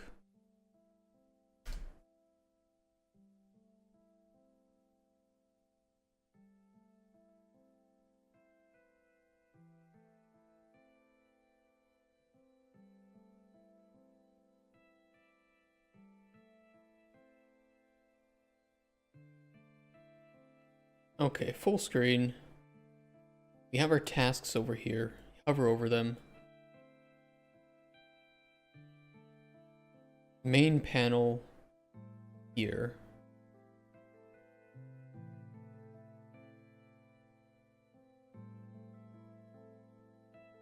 We can do name. Oops, that's an M.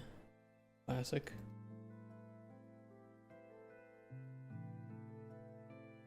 Icon. Faction.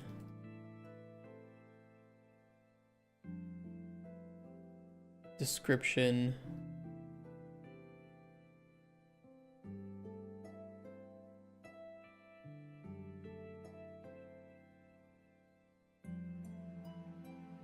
Ooh, rewards would be nice too.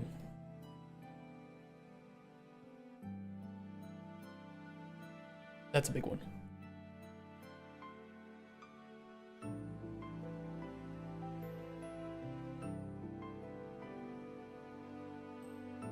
Also, we want to show current reps so that you can see, hey, do I need to increase the reputation with this further? Maybe reputation can determine rewards too.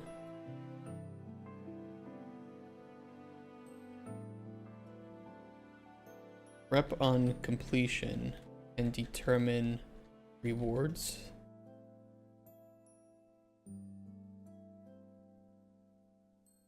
We'll see. We at least just need a panel for where the rewards are supposed to be. Go to put farms near your house to get some ingredients. Yes, indeed. Actually, we have that working. Show you.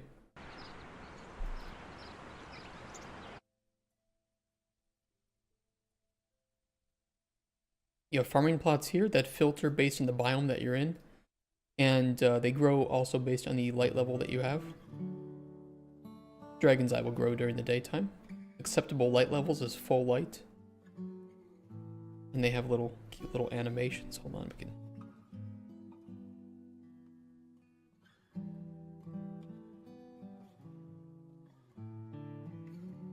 Fast forward to sunset so you can see it gets bigger with each stage that they're at.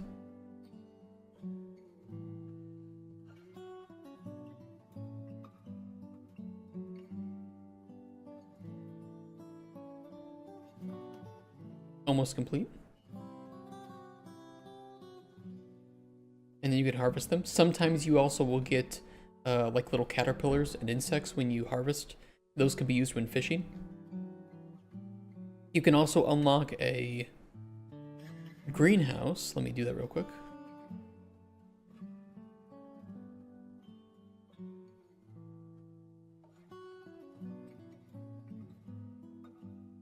And this will grow only based on light levels and all except for one biome. So we can even grow things that would normally not grow here, like in caves or such, or things that would grow in like the desert, for instance, like the little foxtail cactus. And that just depends on light level.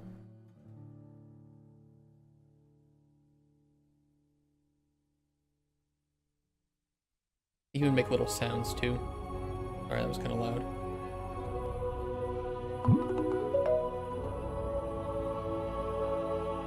That could be bigger. I'll fix that. I'll make a bug report about that. Foxtail, cactus, tiny pea size, windgrown. We also have fishing.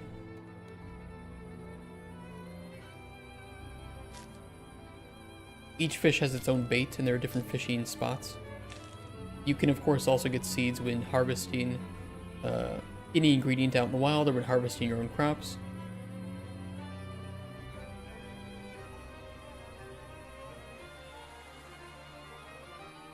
Here is the Lake Shallows fishing spot. I'll switch it to daytime so you guys can see the fish. You can see them in there. And they will move closer to your rod when you start to fish for them. We don't know which one it'll choose, but all these fish should like violet worms. Here he comes.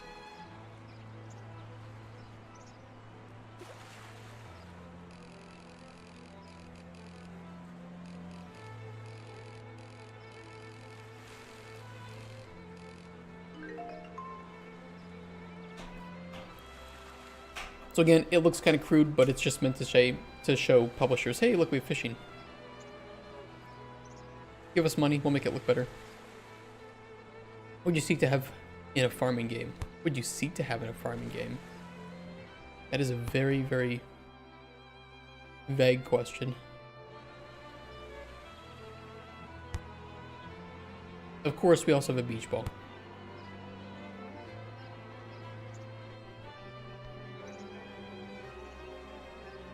In addition to farming, we also have trapping, and this is a passive way to fish for certain creatures.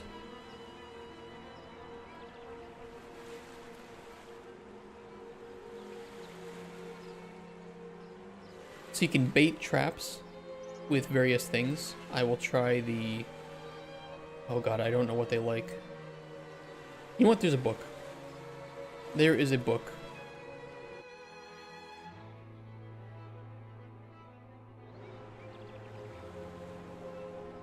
Crops. That's a bold take, Zach. There's a book that I made called Fishing for the Cognitively Impaired by Reginald F. Dorlicker. And this details some nice information about things that you can fish and what kind of equipment you need. And different fish that you can find as well.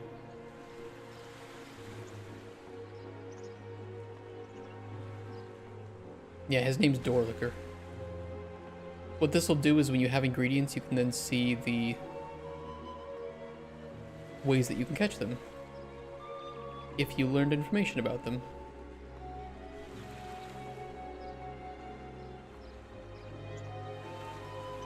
We have a whole dedicated fishing tab for that.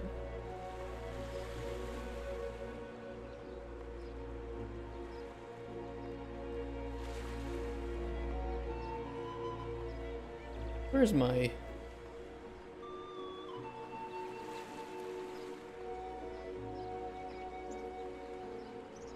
Bonefin starefish.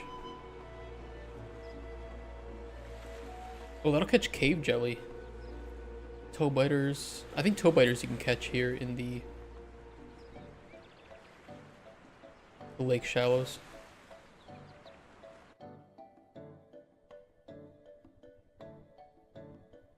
Asking for my girlfriend, how can I know if a sex toy is too big for my hole? Won't know until you try.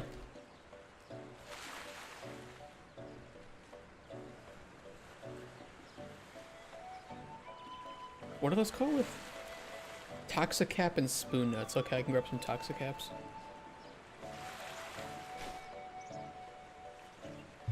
So these will catch passively over time.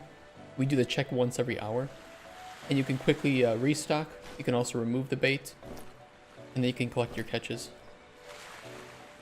And there are traps in the lake shallows, the lake deep, the river, no, not the river, the cave.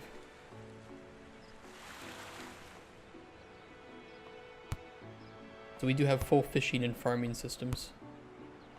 You can also play with the animals.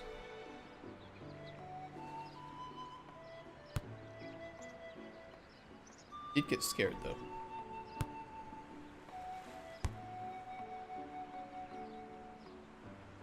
Yeah, he's just scared of me. He's a little coy.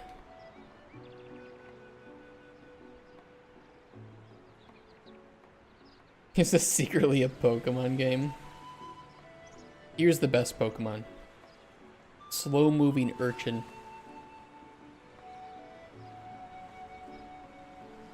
He will also hit the beach ball over if you hit it near him.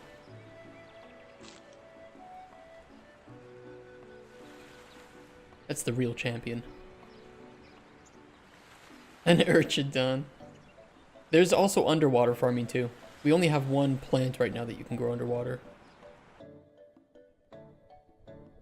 You know, Tice.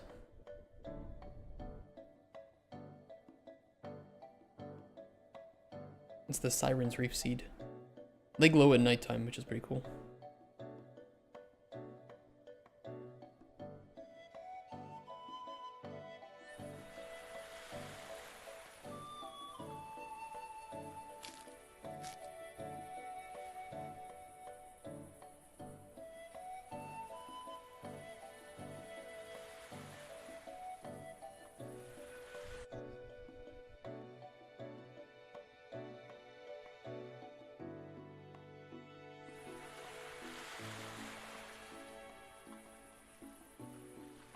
Might be able to find some barrels and stuff floating too.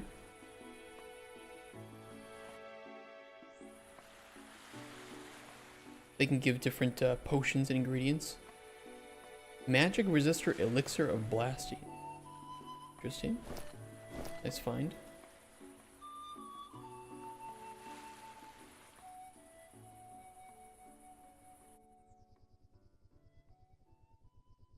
We have some deeper parts of the lake too, over on this side.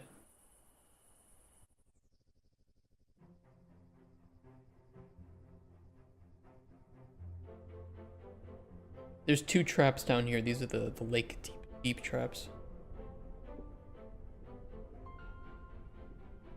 Got a lot of progress. It's almost a finished game. From the standpoint of features, yes. And bait these with pearls. Like this pearl.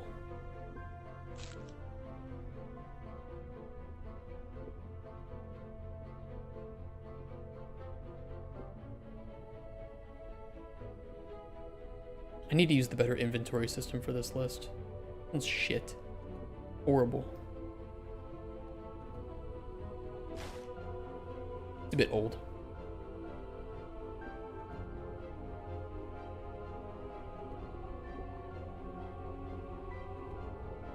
Yeah, we're getting there. One thing at a time.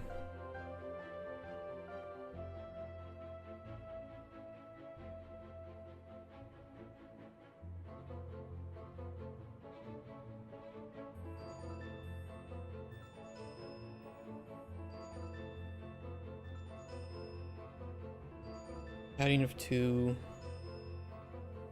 Brush color black.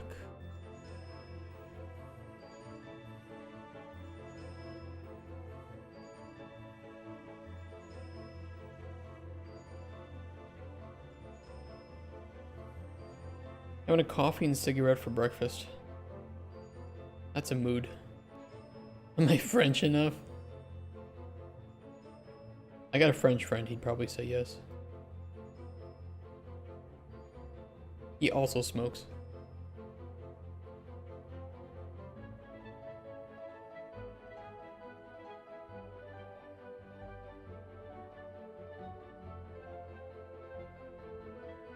How far over was this? Did we have any actually room? Let me double check.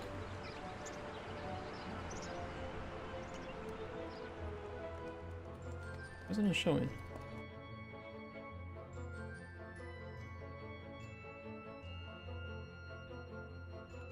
Oh, because I removed the... Hold on.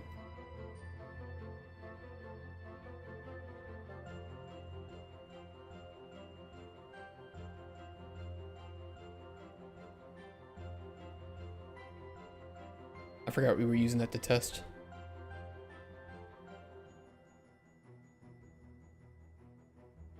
But we also have a main menu for anybody who hasn't seen it, and it is interactable.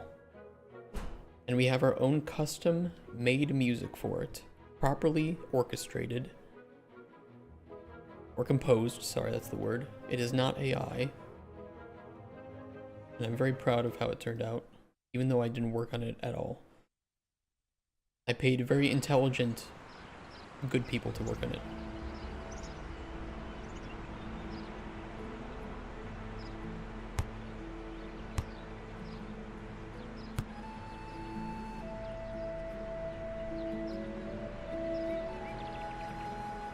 Hey, bring my ball back. What are you doing? I took my ball. There it is.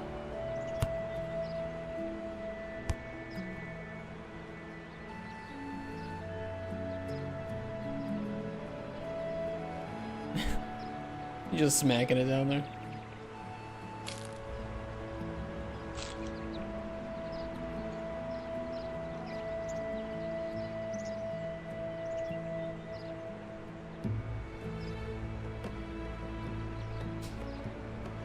You guys like it?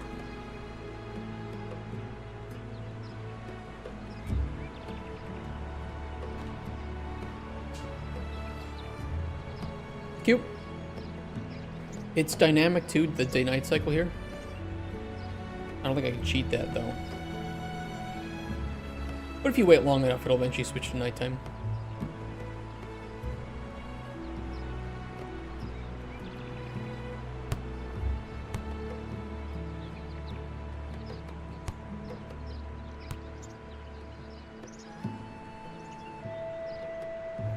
Oh, he's going crazy with that ball. He loves balls.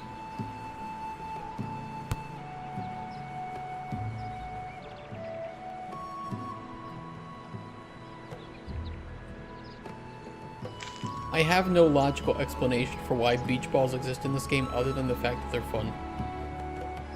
That's it. That's the only reason they exist. I do not want to remove them because I would be removing fun from the game. Now, why would I ever do that?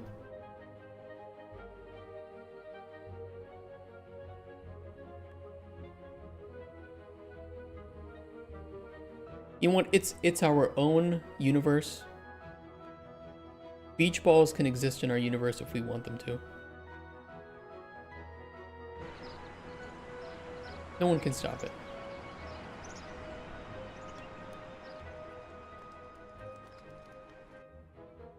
Not working.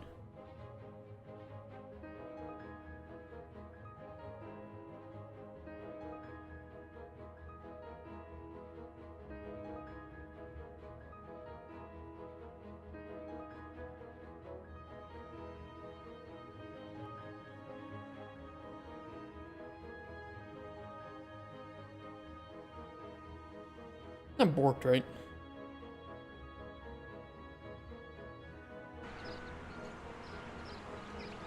Did I bork it?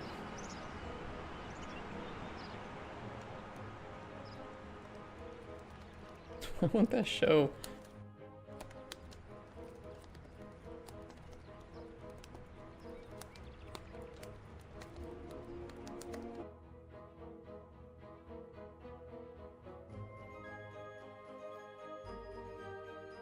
It should at least show, even if the size box is...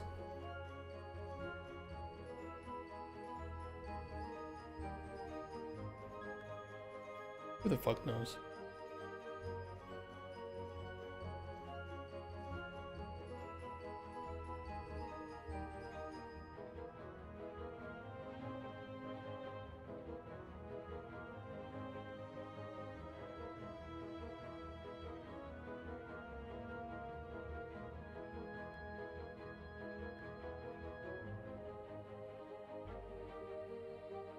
That's kind of weird, though.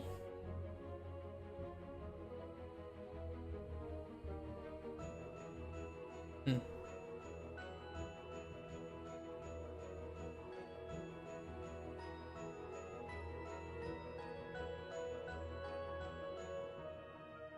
Oh, because this border is collapsed by default. That's why. My bad. That was the old border I had to test it out.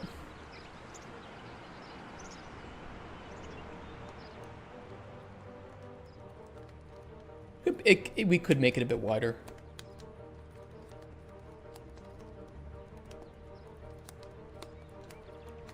Move it over to the left more, make it a little bit wider.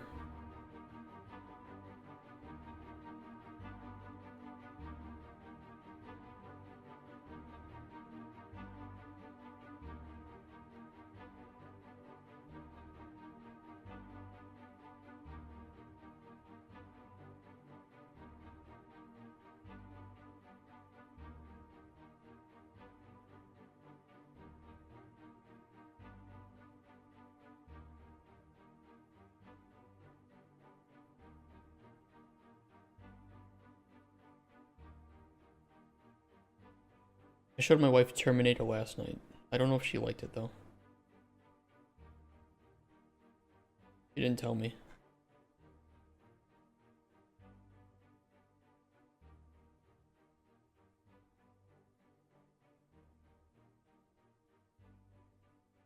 Terminator 2 the best one? Yeah, I hope she did, because Terminator 2 is so good. It's so good. Still one of the best action movies ever made.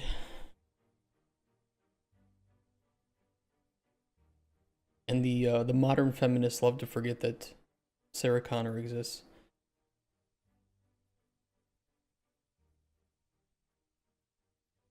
I kind of like that Sarah Connor's, you know, evolution from, you know, normal city working girl to badass leader didn't, you know, just happen in like one movie.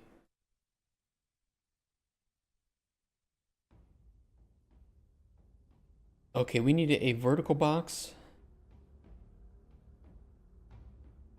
Vertical text image, horizontal, image, text, image, and then whatever we want to do down here for these three pieces, or these 2 pieces of info. I'm sorry, 3 pieces. This is what potions we need. That'll have to be a separate widget.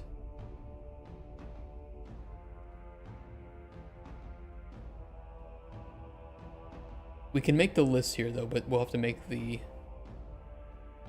required potions or ingredients or junk, actually anything. It could be a task to go out and collect 10 ingredients to give to some like alchemist guild, right?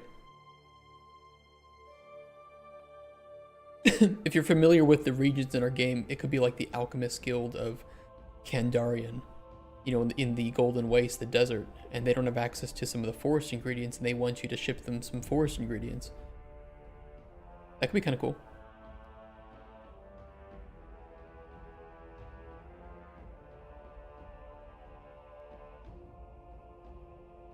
Maybe when you complete tasks, merchants will be the people that will take shipments and bring shipments to you. Or like rewards. That's kind of an additional incentive to help keep merchants alive, is that they're the ones that can actually see these shipments through. The only thing that I don't like about that though is the amount of time between NPCs showing up could mean multiple real hours before you see another merchant. That's not fun for the player. It's immersive, it's cool on paper. You know, it can always be one of those options that we enable as like a gameplay option. Hey, do you want extra difficulty and immersion in your game? Turn on merchants handle shipments. Note, this will make receiving rewards from shipments take a lot longer. But for the prototype, we can always put that in the GDD, right? Yeah, I love giving people options. I don't like the people that say, options in your game, that means that you weren't a good designer and you couldn't design a game properly. Stupidest argumentation I've ever heard.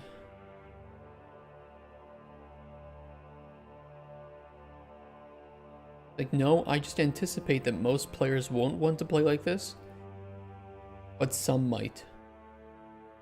So default, it's turned off. Option to turn it on.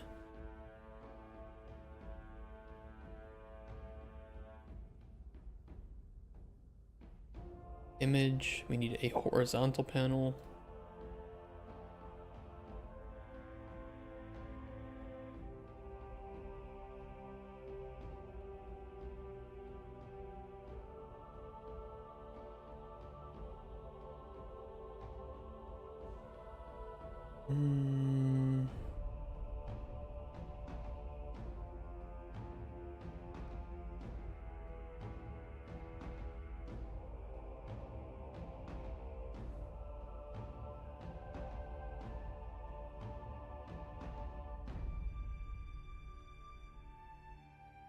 I'm trying to think of the layout that I want for this. I'm going to do 2 vertical boxes.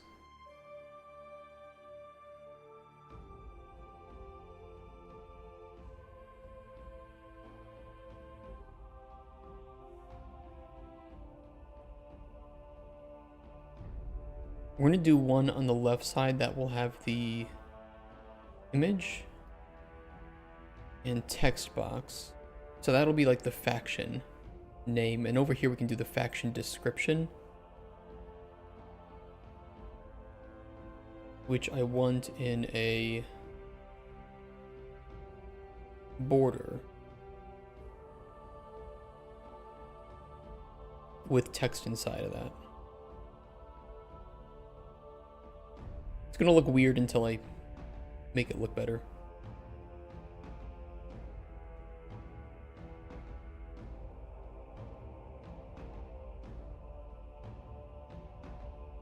Image. That'll be a good start. Okay, this is the task name. Center justify that. Make it black, like my preference of men. I have 2 left and right padding of 20.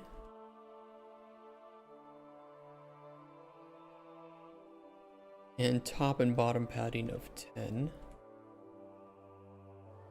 I'm going to copy that for down here as well.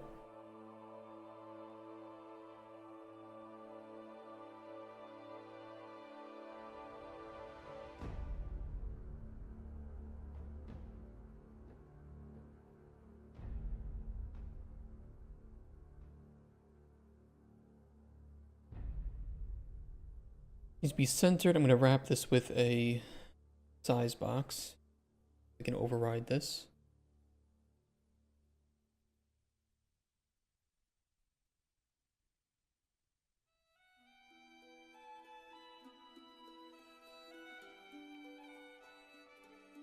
Oop.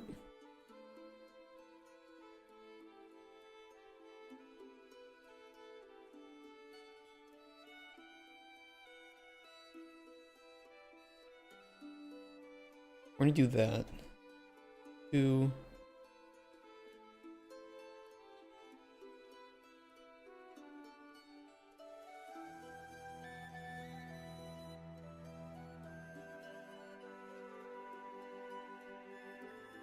Then let's do a padding of this border left side. 10.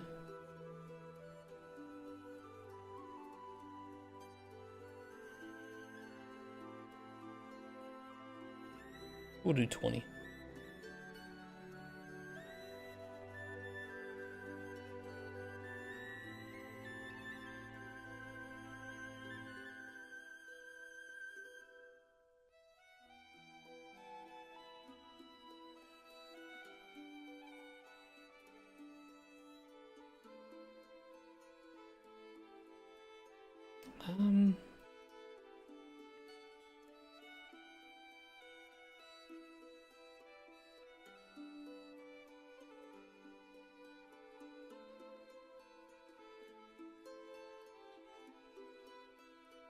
Size we'll do 18.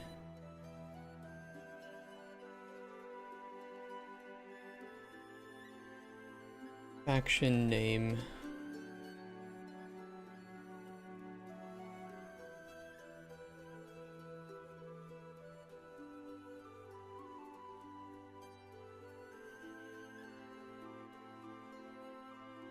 We're gonna auto wrap the text there.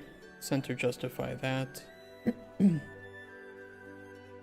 This is faction icon.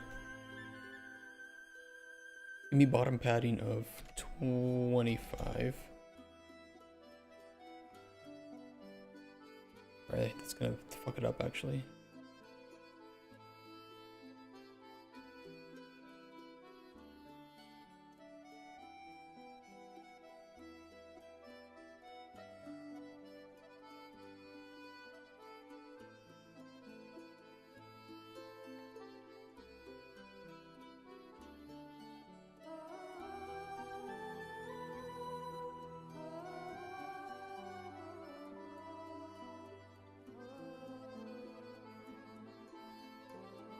This will be T faction description variable, faction name T faction name variable T task name variable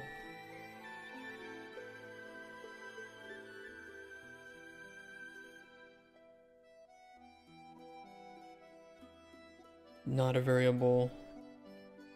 Okay, that's a good start for that.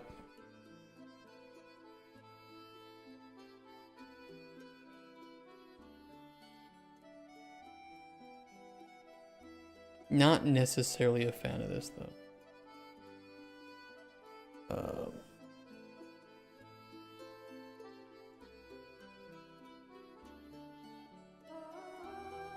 It's fine to start with though, is what it is.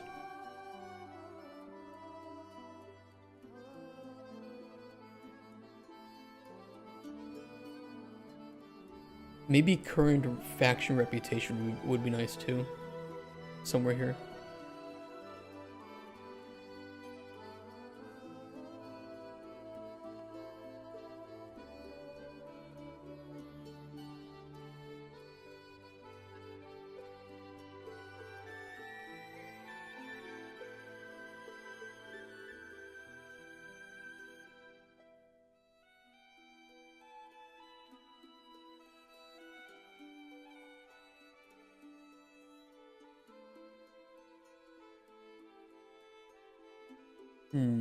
Current.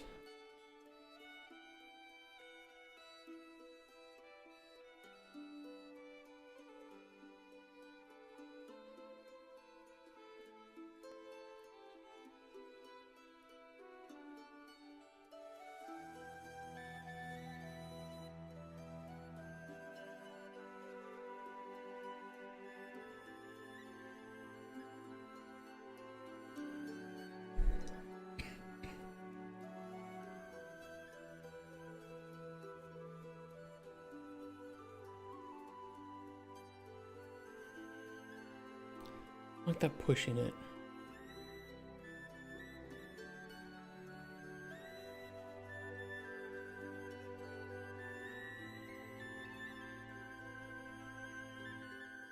It should be pushing it down. Why is it not pushing it down?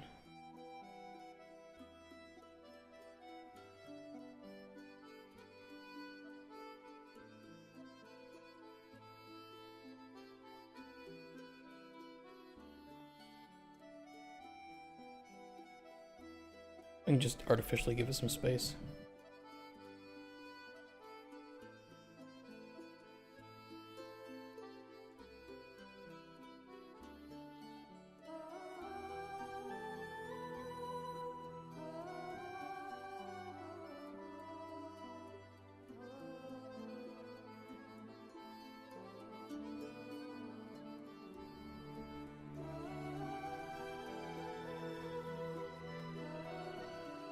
I don't really know if I like that way of showing it.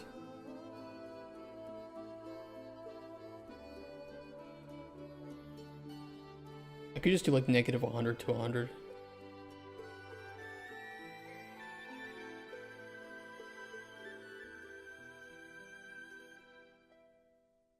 And then just lerp the color between red and green based on that.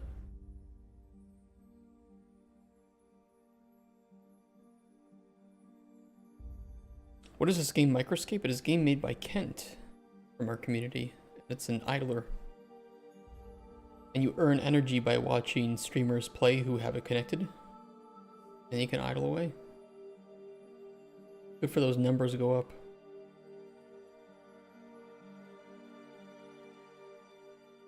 You can also redeem channel points to get more energy too.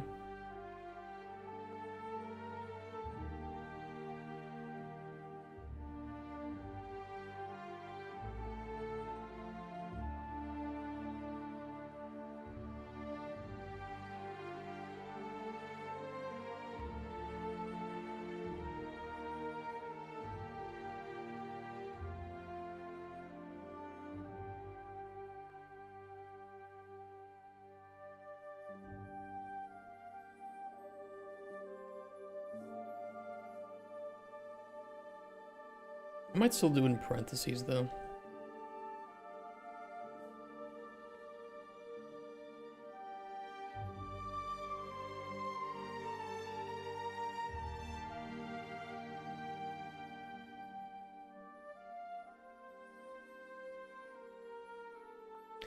In this description, I will actually put into a scroll box just in case.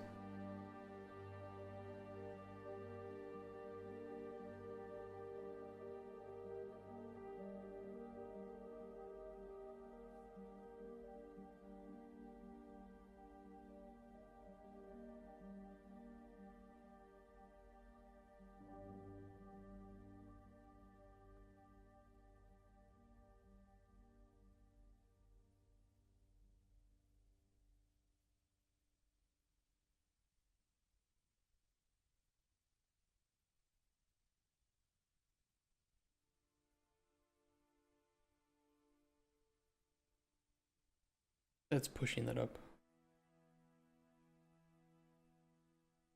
That's better.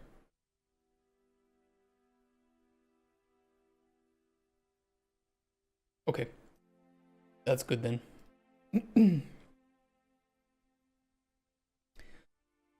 Lists.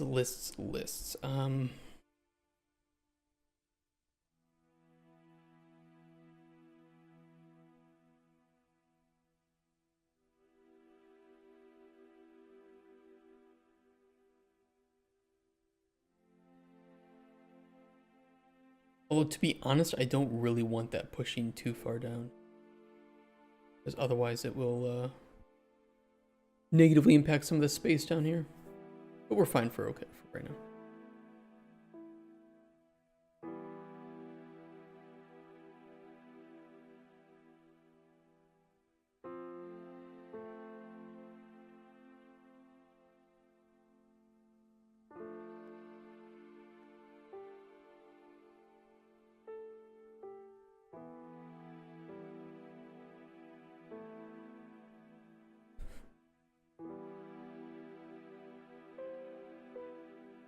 Rex added the funniest emotes. I like them. If you see me just staring at this, I'm trying to like picture the layout in my head of what I want.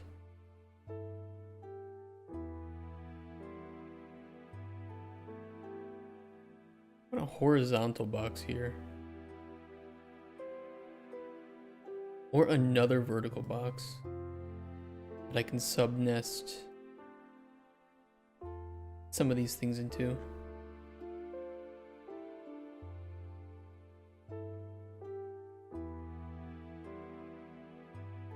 Needs.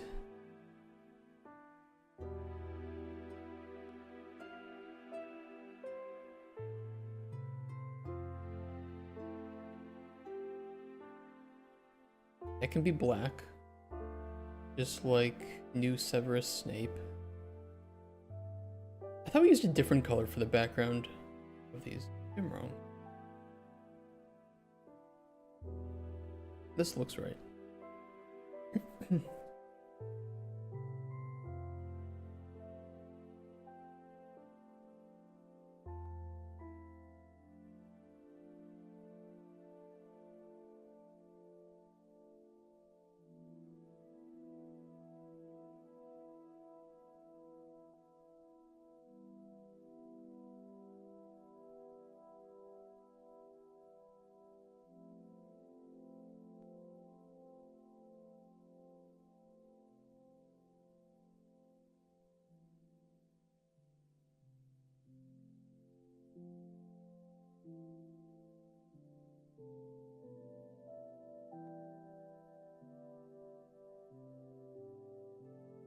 I'm going to replace this with a horizontal box. I like the idea of doing this more. Scroll box.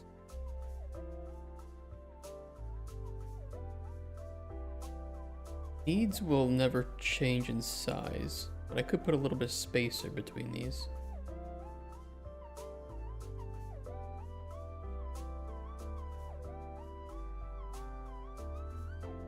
That'll reach down. We can do a size box on this.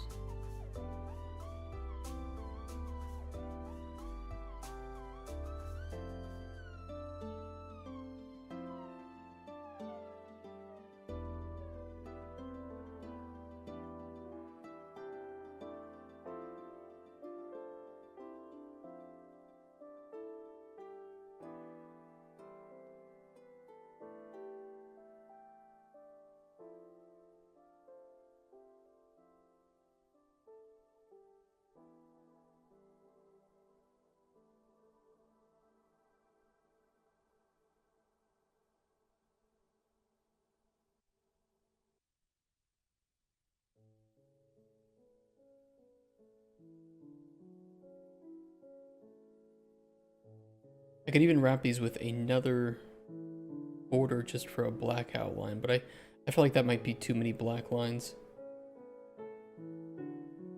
I can see what it looks like. Easy to delete if we need to.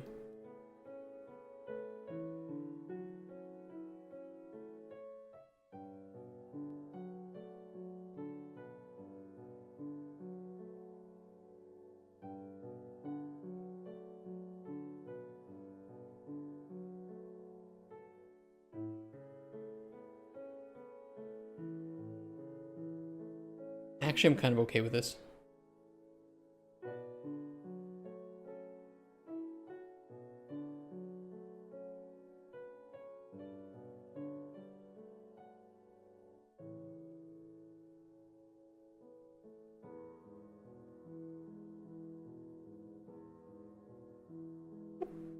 Little messy, but it works.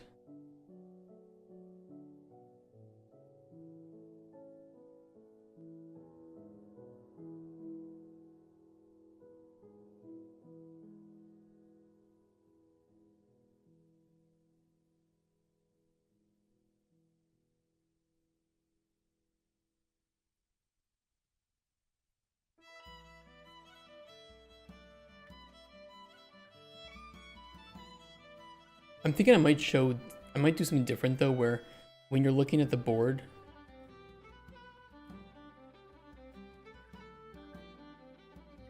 you can do like you have with the alchemy table where you can zoom in. And maybe that's where we show the...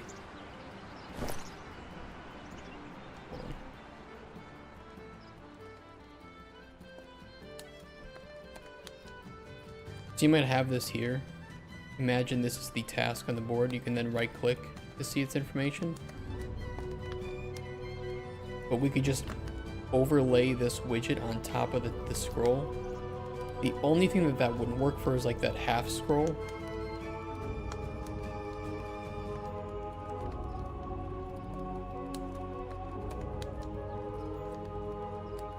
Not sure what I feel.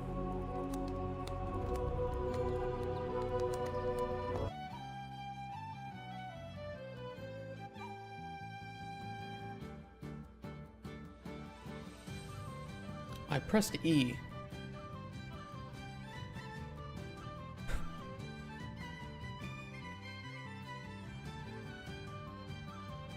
Build tooltip?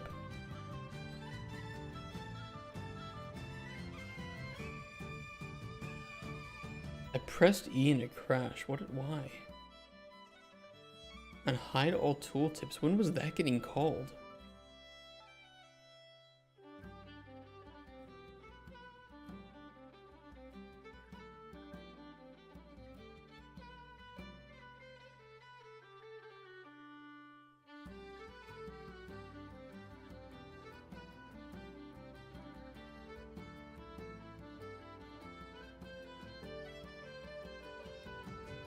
Totally lost.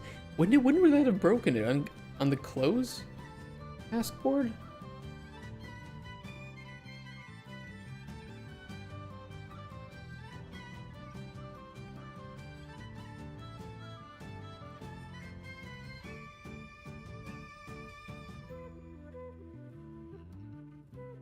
Huh.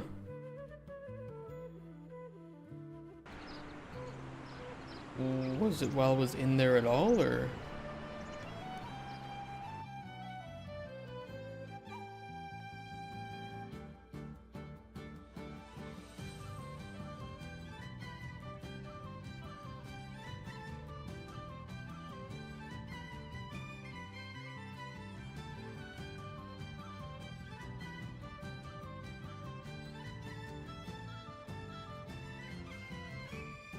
Yeah, I don't actually know why that's happening.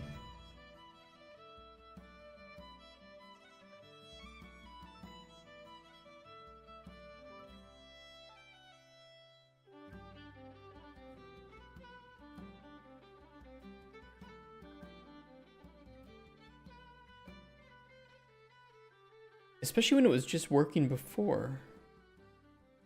I didn't change anything.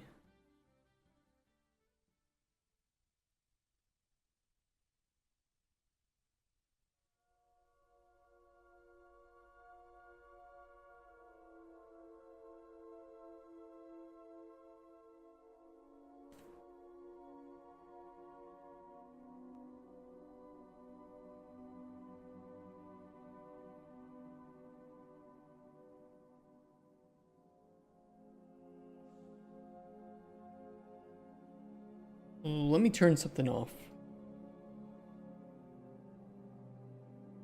If I even can.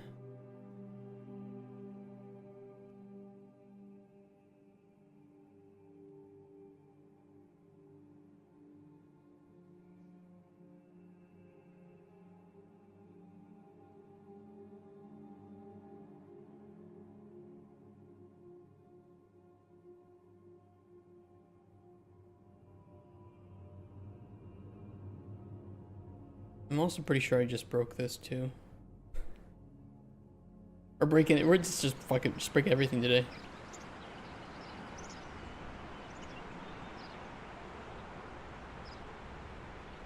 Weird.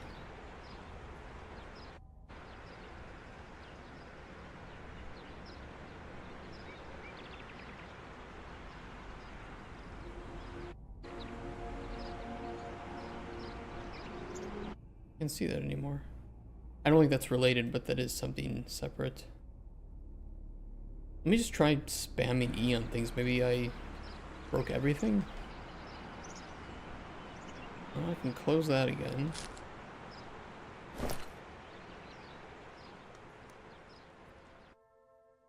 Just in there.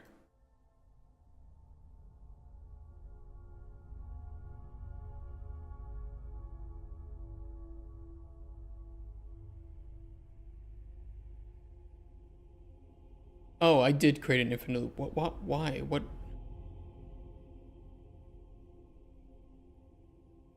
What was I yapping about when I put this here? On accident.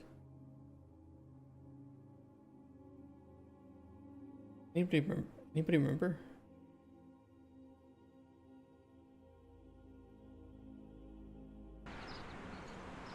I created an infinite loop on accident. Oh, it was meant to get rid of that. My bad. I meant to pull this out and I must have pulled end tasking on accident.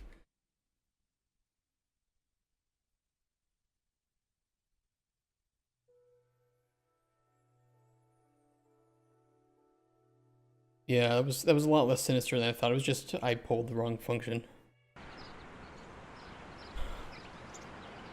I do that a lot. I start yapping, I use the wrong nodes.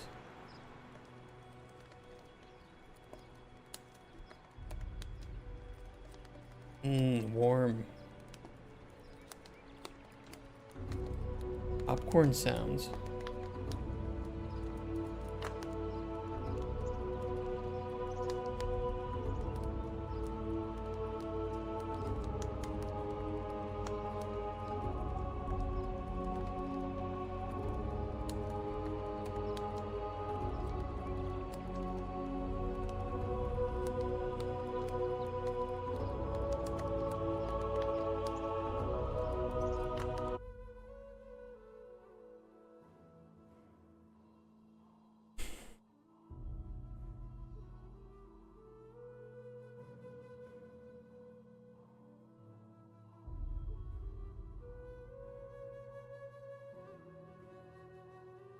What should I be doing that is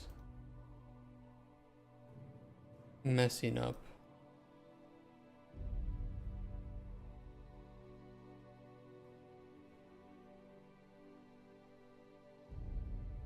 We are disabling input. But it's not that, it's the... What if it's the trace?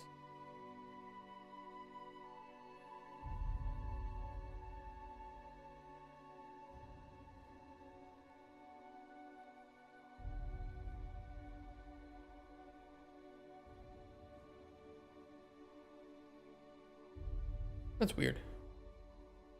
Well, I can debug that real quick.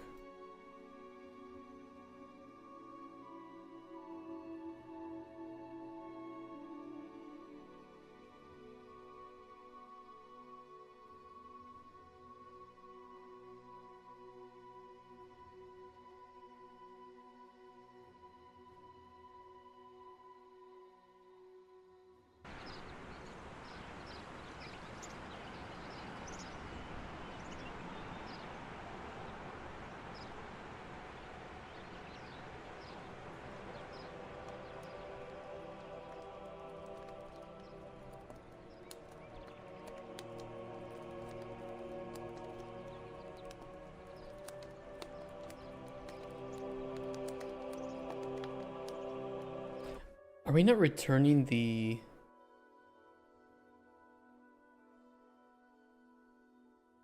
I might not be returning the tick trace. I might have disabled the pick trace and not re-enabled it. That's very likely what's happening here. Yeah, I just made that function yesterday, so yeah, that's all it is.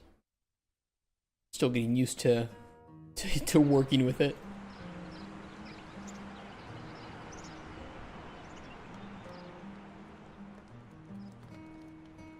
I made it yesterday because it does make things a lot easier for me. But I gotta get used to it. Okay, that problem solved.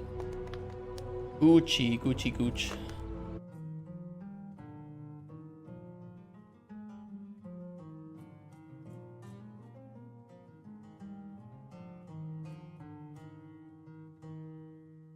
Okay, either we do it like this where it shows up and the player can like interact while it's being hovered, and if they do that, then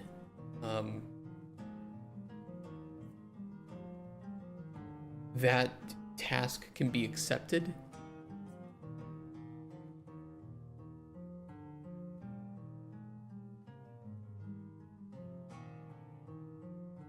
It's not really like there's any task that, well, it just has to work for now too. It doesn't even have to work perfectly. With the amount of time that we have left, I don't think I want to go too crazy with things.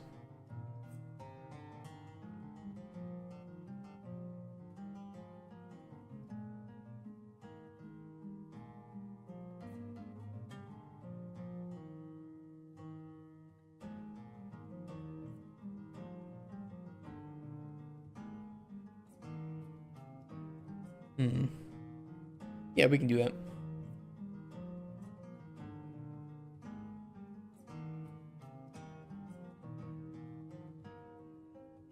Remote to variable, valid, hovered task. We'll change this from an actor to a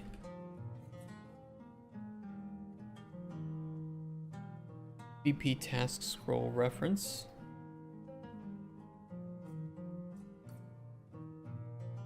Probably gonna want me to cast it, that's fine.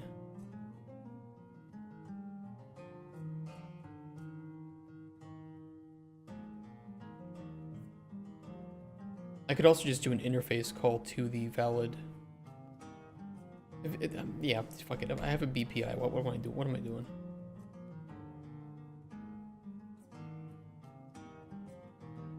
Just stored as an actor object.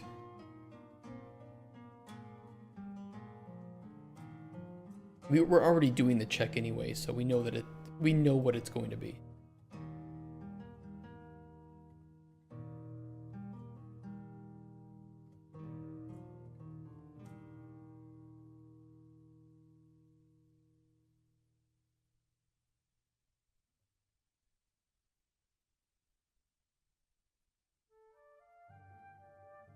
And we'll just clear it down here.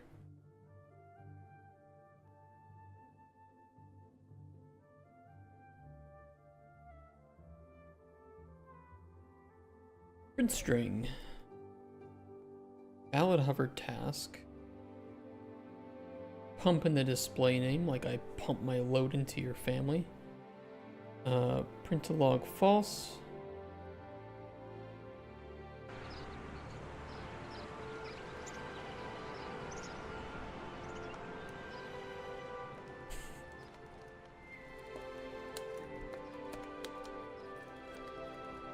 Beautiful.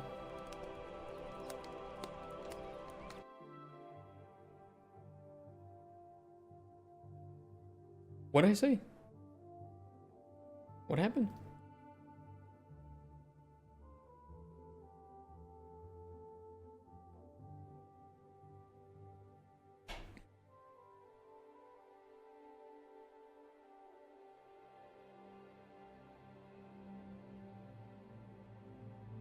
Bad streamer.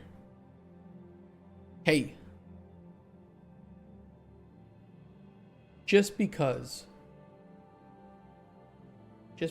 I said that I know when watermelons grow does not make me a bad streamer.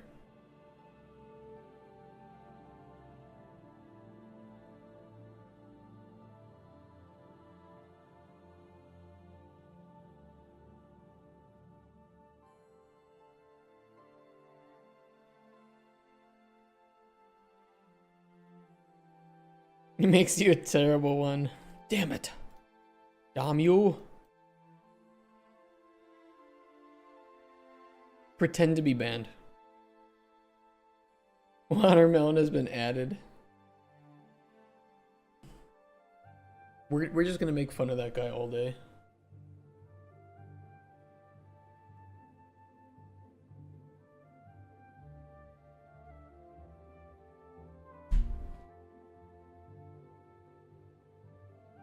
What would you guys expect from the UX of this thing? If you go up to the task board, you interact with it, you get your mouse control, your movement is locked, right? You're there to look at things. What would you expect to do to grab a task?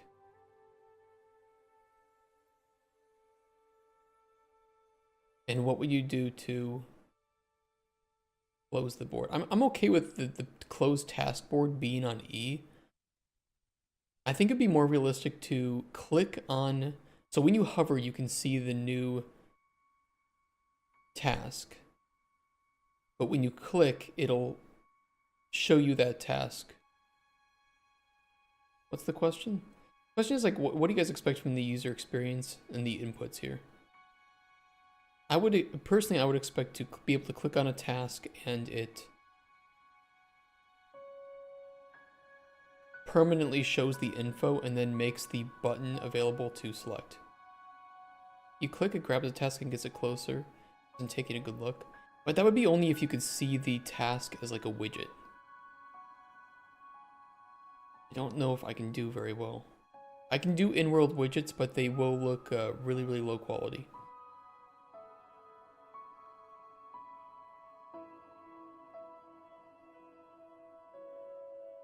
I'd like to avoid that for the moment.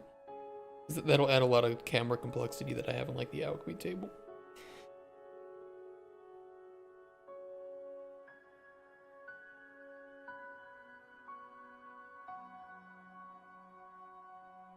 WoW style tracking system? What do you mean?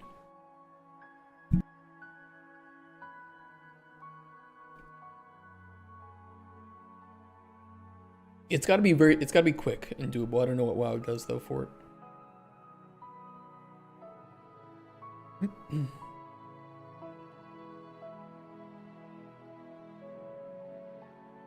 Just zoom it in then.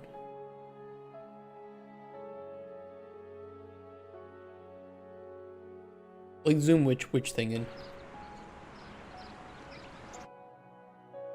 Those quests on the side and the progress, when you click on them, it gives you more info. Well, I will be doing some kind of thing for that, but just for the board, for like taking tasks. Being able to see them here would be nice, to be honest. I could show this and then just place a widget on top when you hover over. Let me try that. Let me see what I'll see what that looks like.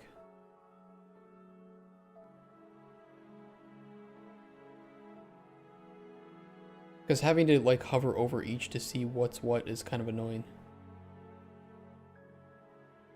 Like I can show this when you're not at the task board. I can hide those widgets so that they aren't ticking or causing any problems. And then when you go to the task board, we show the widgets. Although honestly, being able to see the widgets at all times would be nice too.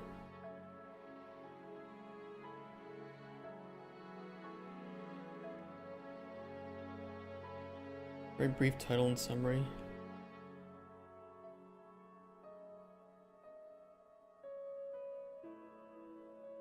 No widgets? Not even like the in-world ones? So you would see like this in the world. But that would be placed here. So it wouldn't appear on your HUD, it would appear like here. And then you can click to like zoom in and that'll, you know, make it a little bit more visible. And then there's a button to accept or to go back.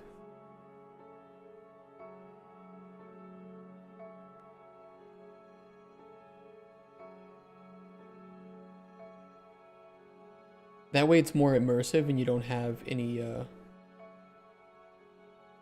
you wouldn't have any HUD actually. It would literally just be Unless it tracks over progress for a certain skill to clarify what is progressing, it has to be unrelated to the quest. What do you mean by that? Or are you just explaining the WoW tracking one?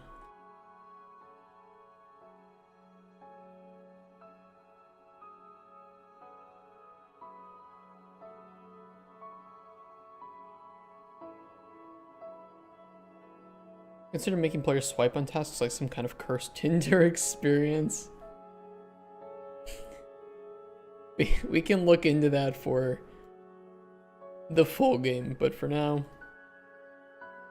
apart from voice cracking, I'll try to make it as immersive as possible.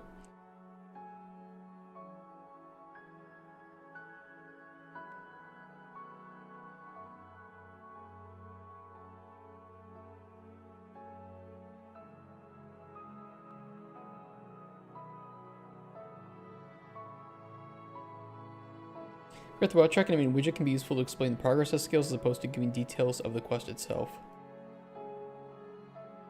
Well, these are kind of not quests; they're like tasks.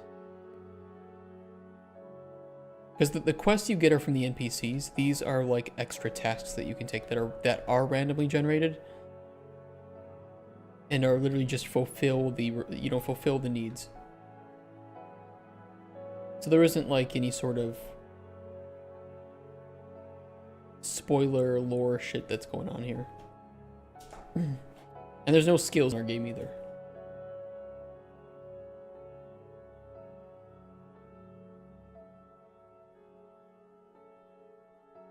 I'll show you what I'm thinking and then you can tell me if you like it or not.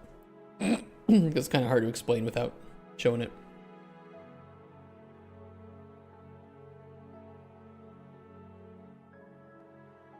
No skills are just bad. Nice for getting the apostrophe RE.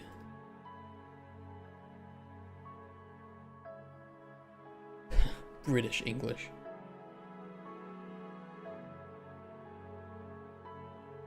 Wish I had like a blank page with the same stylization.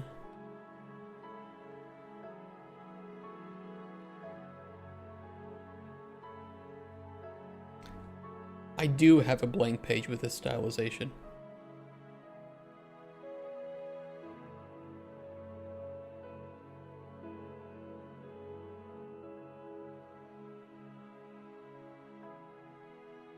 Whoa. That works.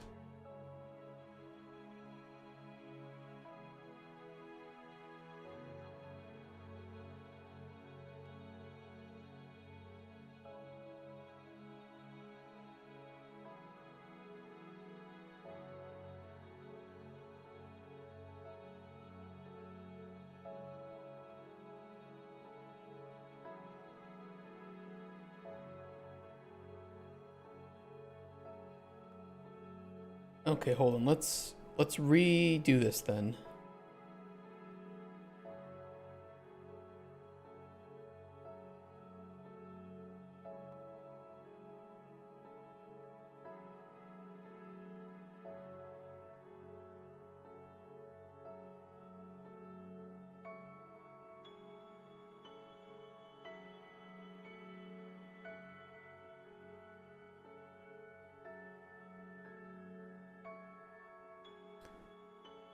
That's obviously too big.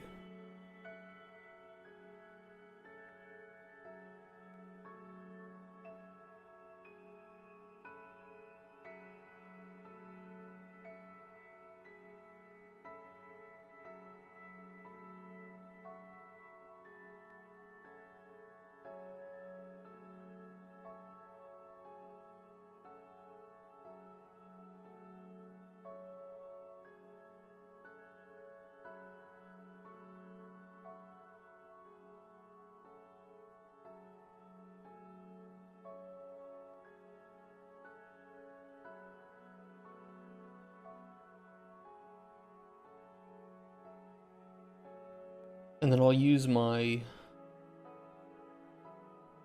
this one. Because that doesn't have any emissiveness then. Oh. Common issue with child actors.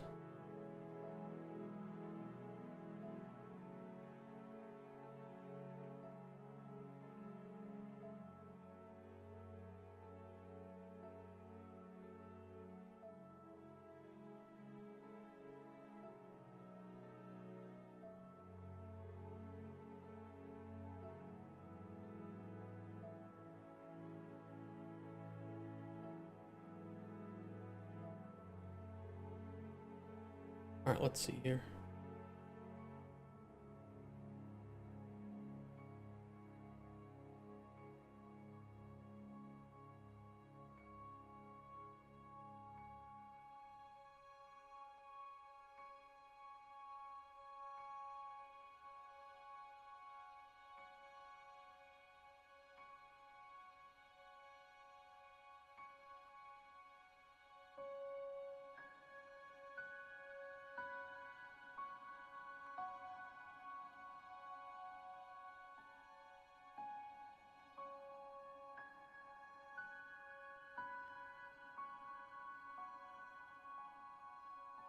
We can pull the camera in close using this technique.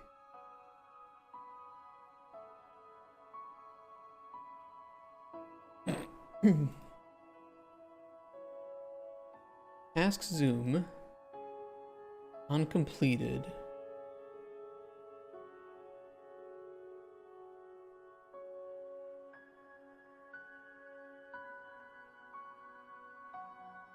Do a validation on that.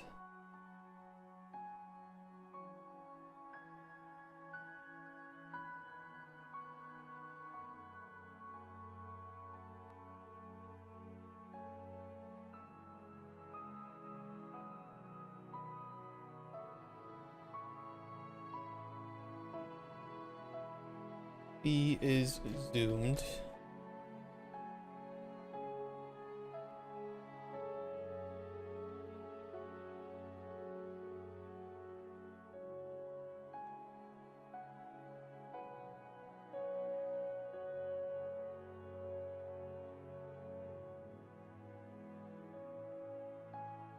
Or we can do, let's do it this way.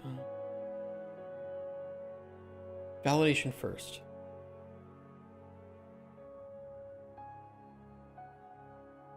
And then we can do a switch unzoomed.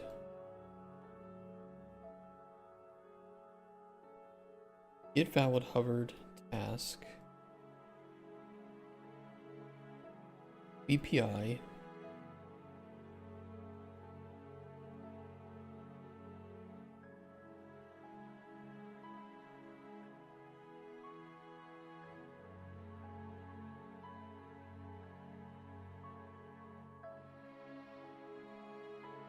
Okay, crash the editor.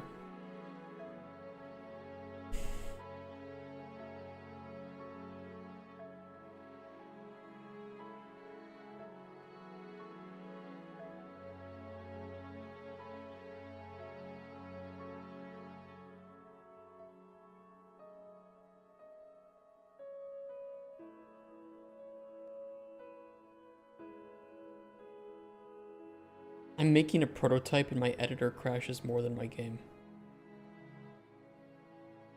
Make it make sense.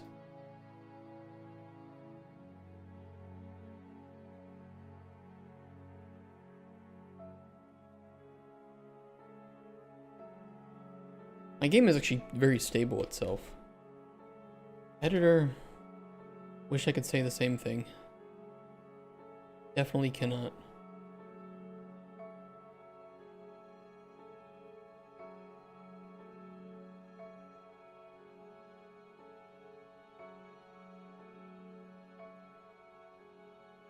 Joys of Unreal Engine. Yeah, it's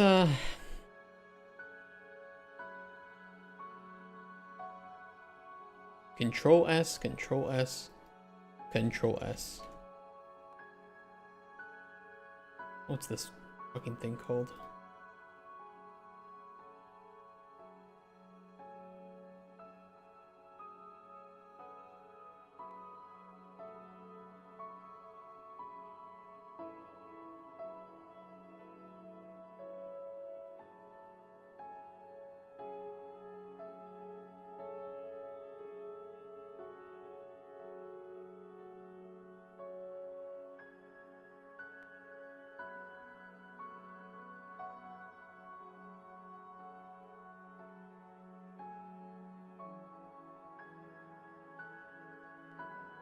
More stable than Maya. I think every single software and engine is pretty buggy. Like if you're using Godot, if you're using Unity, if you're using Unreal, we can all shake diverse hands in Unity, ironically, knowing that our engine will crash. How do you guys feel about Unity? It's a good engine. Works really well for certain things.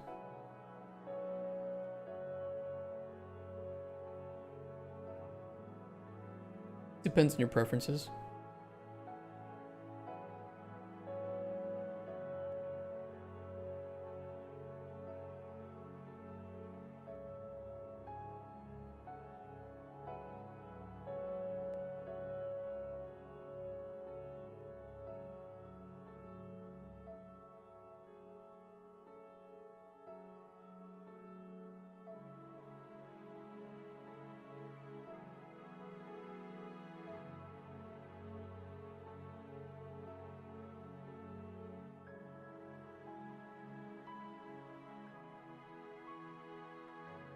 All engines are horrible. The only thing worse than a third-party engine is one you've built yourself. Return to Monk. Nah, that's a pretty base take. Why are you asking us about which engines to use when your real question should be why are we playing games instead of banging men and women, playing blackjack, and getting alcohol poisoning? Coming from Unity, I really feel like blueprints are way better than C#. Okay, CB Beats. Come over here. Okay, come over here. Away from everybody else, away from the rest of chat. I agree. Oh, chat. Oh. Sorry guys, just had to talk about something real quick.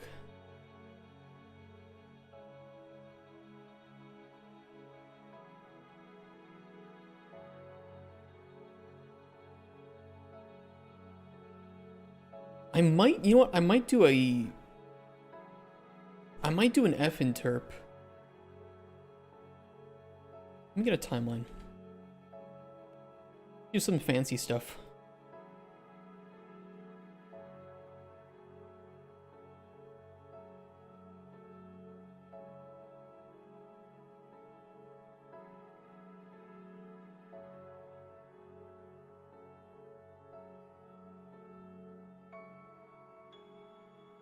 Why game dev we could just have massive orgies?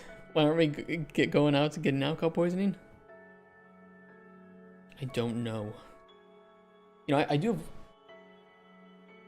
I can have some alcohol poisoning if you want. I got some wine here. From when we wanted to see if mixing wine and Coca-Cola was tasty.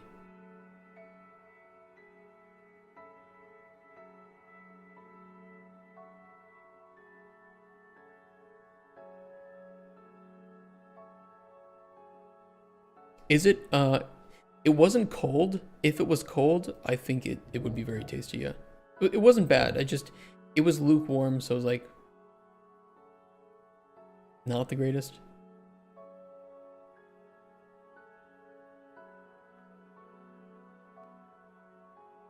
But it was actually not bad. It could have been worse.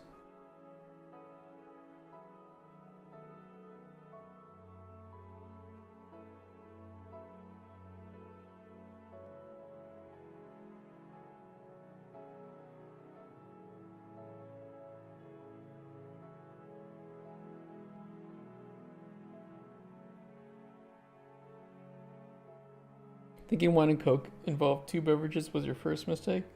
It was weird. You know, it was like, I didn't think it would be tasty, so that's why I bought it. I tried it. It's not bad. It could be a lot worse.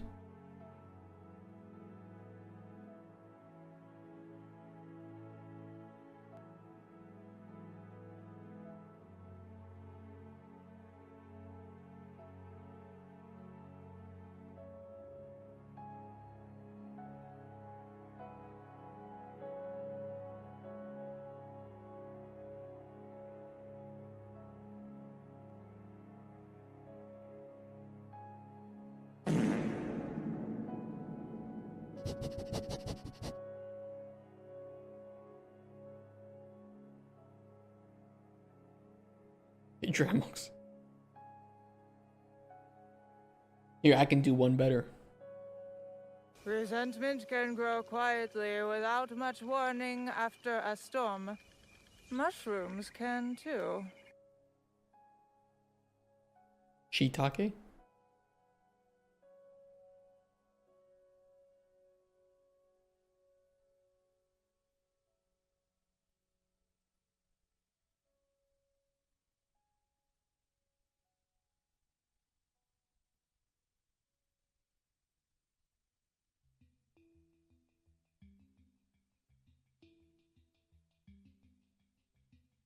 Vector?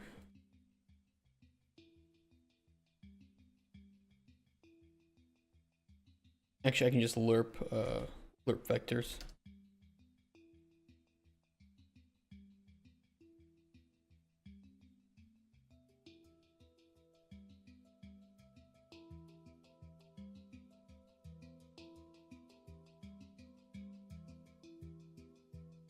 Set component, wait, set location.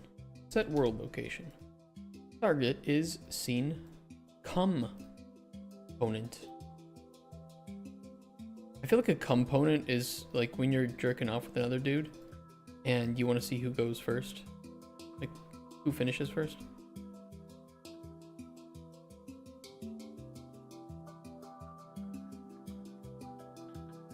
Learn most things, which is the sufficiently creative definition of linear.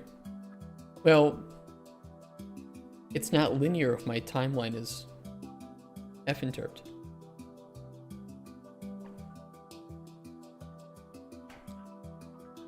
Sneaky, sneaky.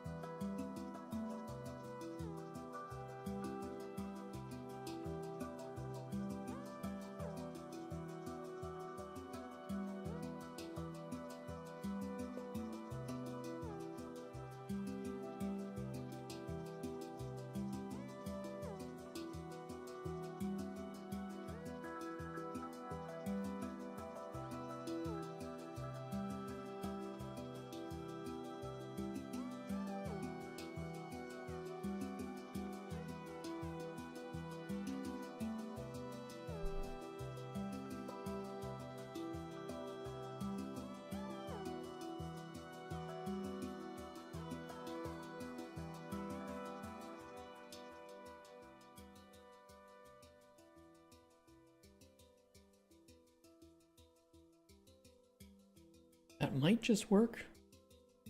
I don't know about how close the the camera is to it. It might be too close or too far away, but at the very least, it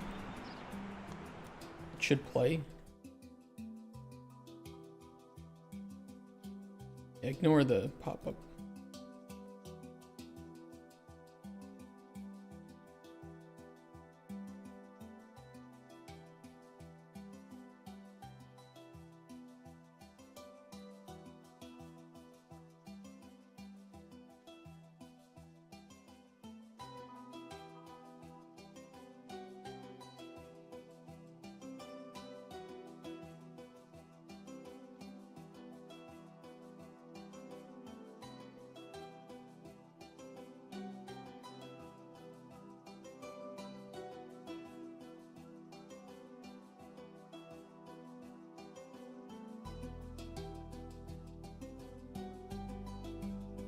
I just gotta get rid of the this here.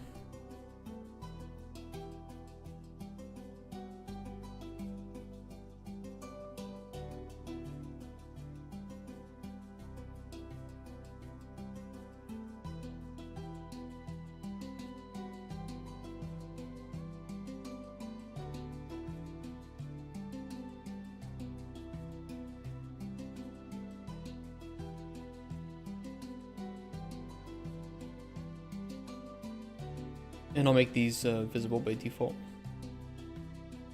That's normal. It happens sometimes. It happens very rarely. Like once a week, I'll try deleting some nodes and it just like okay. The weirdest thing is a hernia.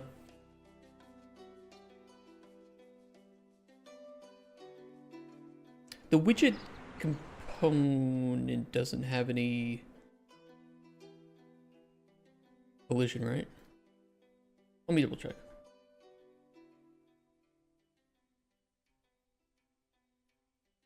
It ignores the alchemy trace. Okay, that's fine.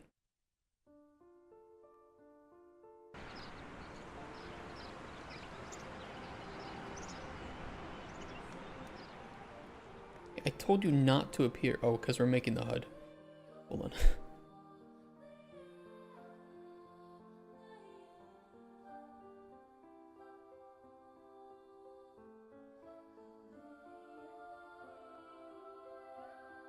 We might put like some sort of HUD on, but at least for now, disconnect that.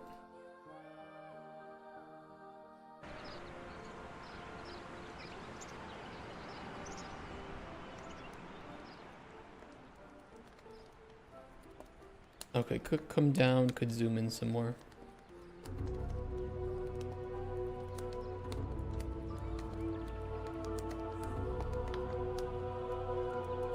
I have to click multiple times too. I think I know the reason for that.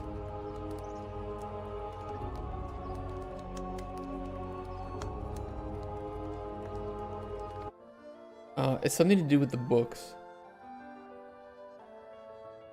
I know we had the exact same problem with the interactive books. I forget how we solved it though.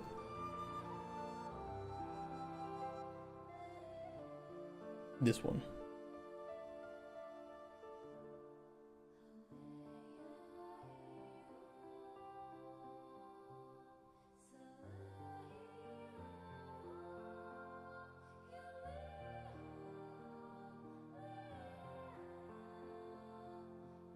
Task scroll, arrow.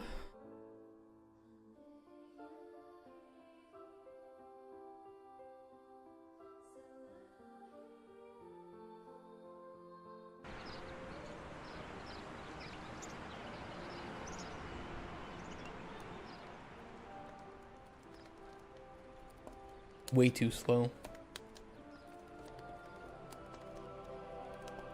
Also, I shouldn't be able to do that.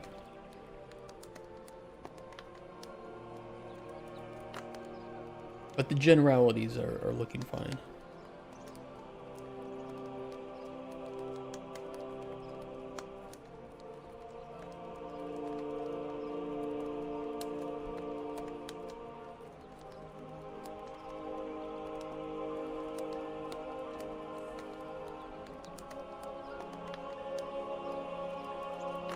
Oh, I know why.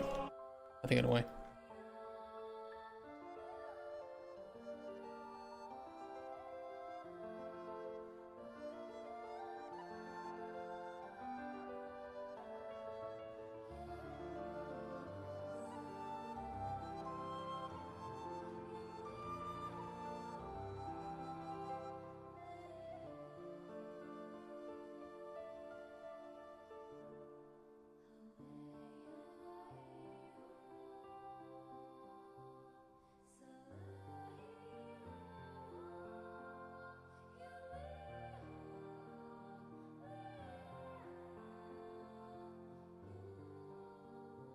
It was updating the location again.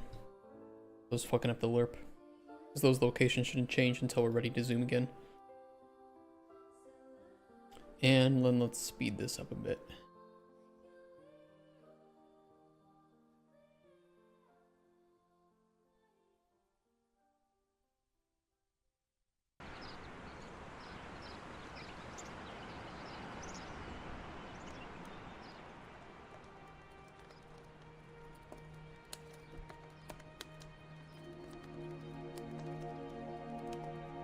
Kind of cool. I like that.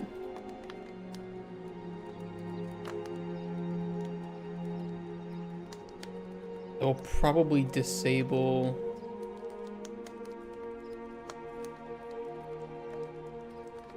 being able to exit while the zoom animation is playing to prevent that bug, and reset the camera location when you start opening up the task board.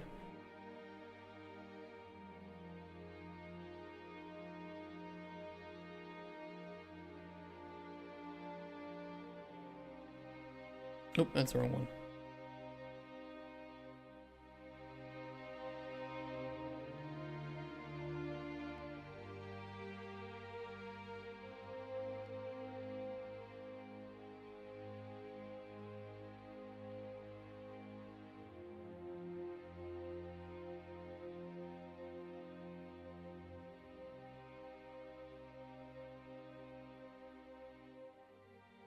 Okay, and then on start tasking, we can get the camera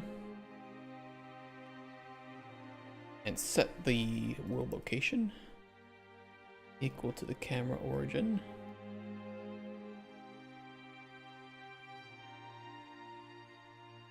Maybe even before we set the player's camera.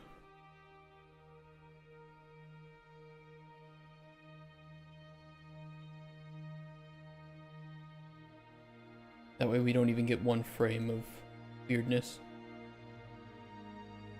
So you can exit while it's zoomed, but it'll return you to the zoomed out state when you enter it again.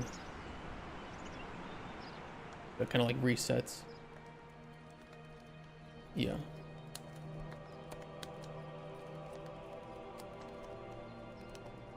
I can't spam click the zoom, it waits until it's finished, as it should. And I can't exit until the zoom has finished. Okay. I could even zoom this in just a little bit more too.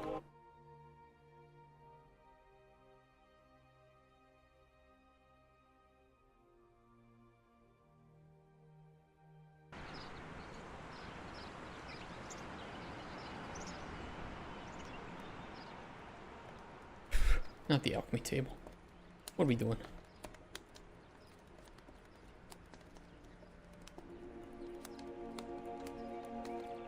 And then when it's zoomed out, you won't see maybe the take task button, but when you're zoomed in and it finishes, then we can fire a BPI to that widget and show like the take task, which will then remove that actor and zoom you back out. I could do that really quick.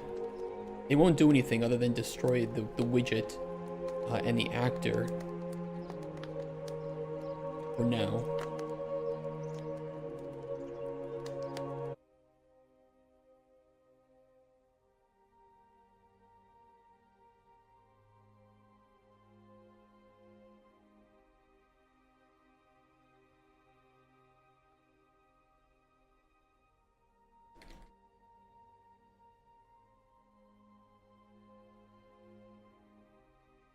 Hide all scroll buttons.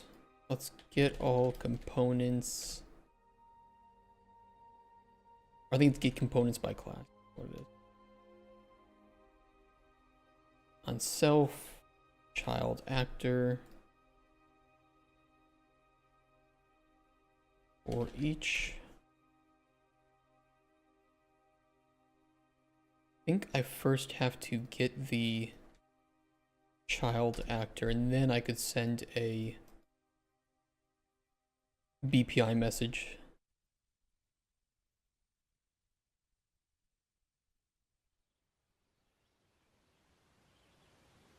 Hide button. That will grab the child widget of the widget component. We'll send back to here. We need a button on here actually for accepting. I think I'm gonna keep it easy.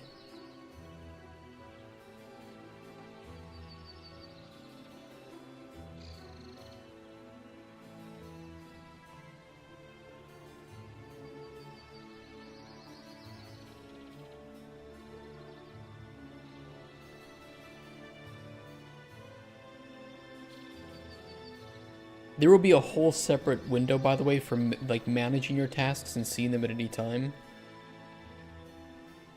So we're not going to worry about that yet.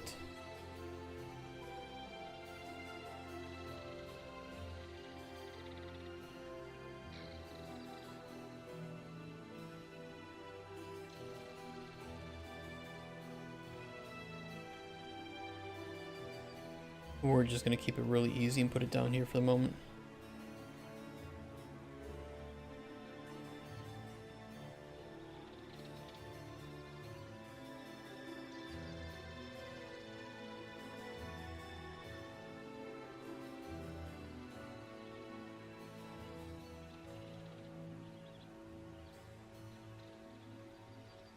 Okay, where is my visibility?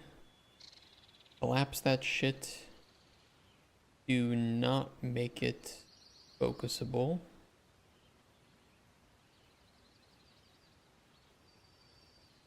Let's store a local variable of the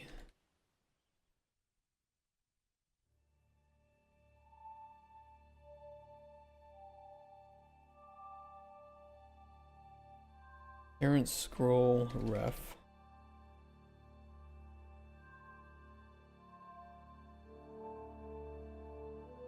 What is that image that has?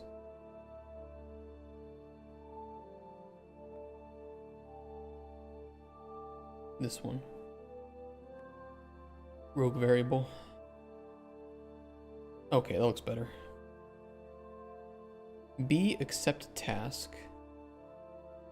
Unreleased.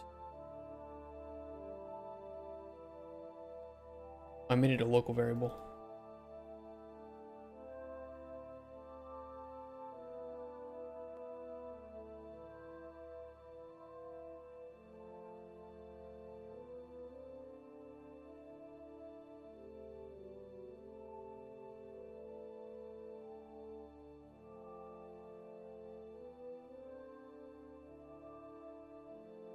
Should just be able to do that.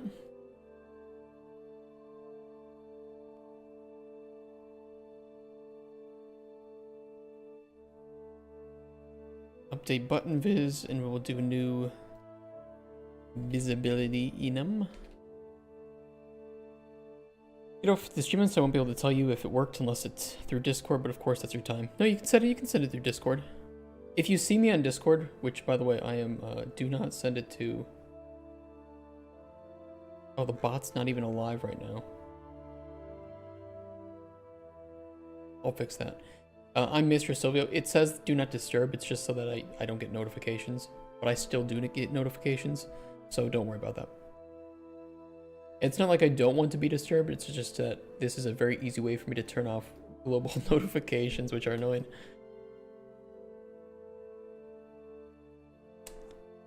Slate visibility.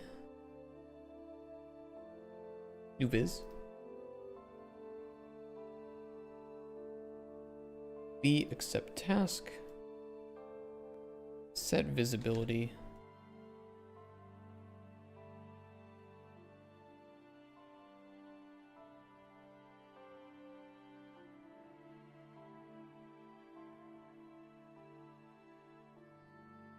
Okay, task scroll.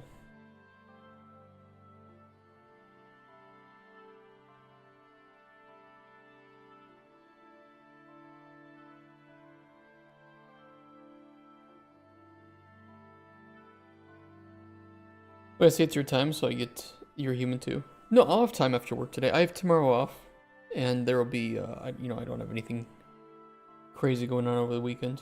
Tomorrow I will not be available for anything, because I'm celebrating my wife's birthday. But today I have to work off some time.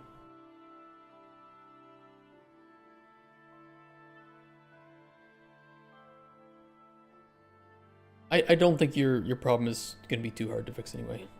Happy birthday. He's probably listening.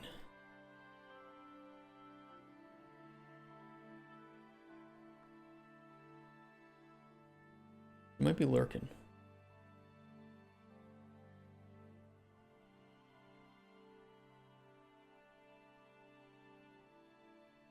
New wife. It widget. Task to task board HUD. I'll rename the task board HUD. Kind of poo-poo. Poo-poo name.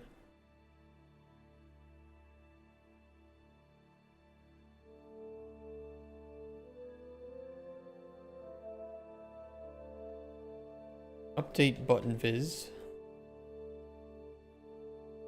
Hide button, collapse, new button, visible. Looks fine. Should work.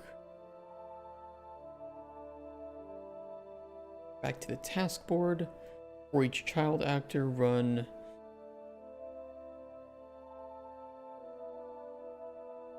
hide button.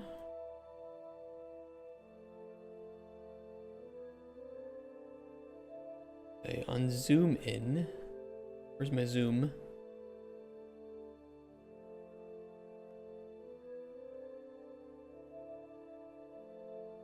I kind of only want it on completion.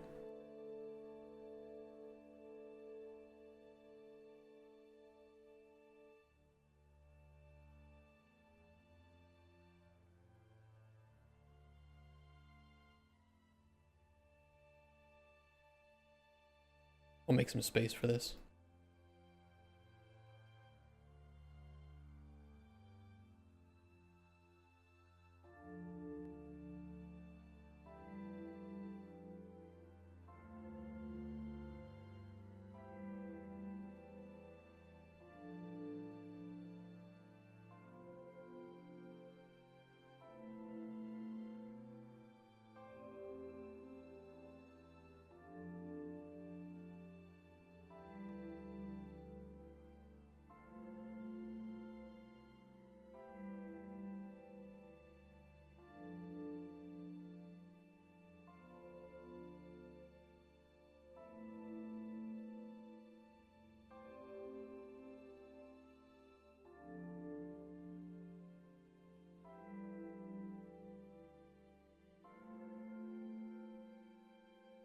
Okay, that should function.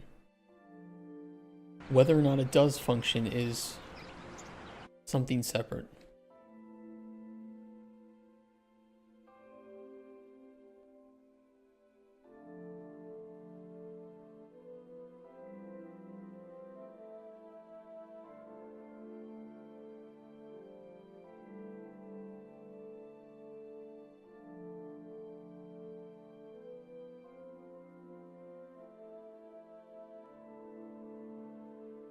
I'm not going to collapse, I'm going to hide it.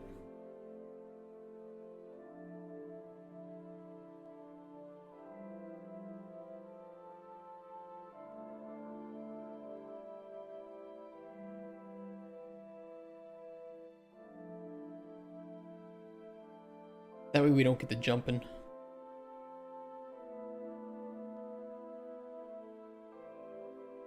And we will just super double make sure with some redundancy here.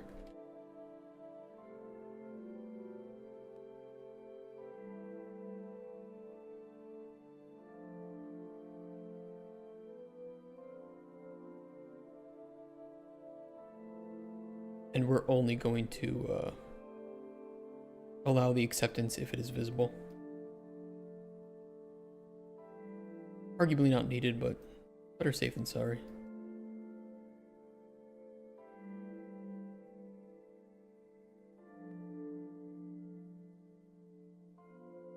And then on the scroll, I can move this up just a little bit. Move it down, sorry.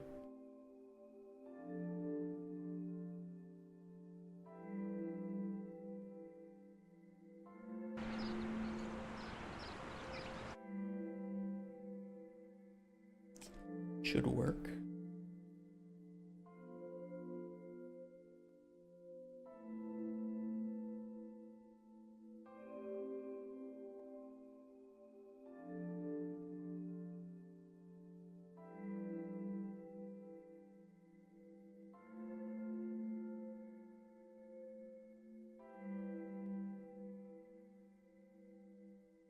It's not always removing it.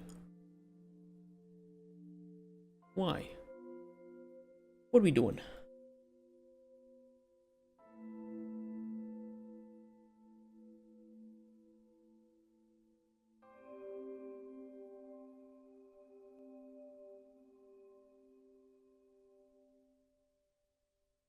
And now it's working every time.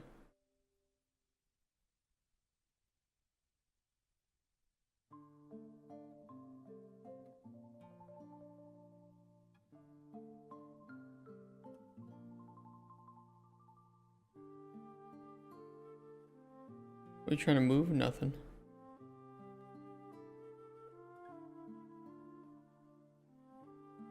Weird.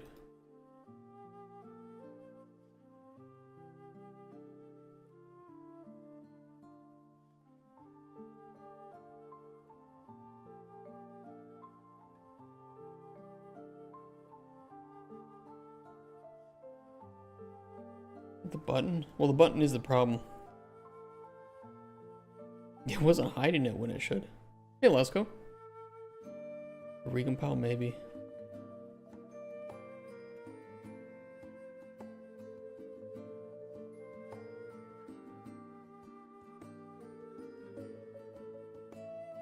More snappy when zooming in. I can speed it up if needed. That's not the issue. The issue is the hiding of it. It wasn't hiding it. Kind of awkward. Bugs are kind of cringe.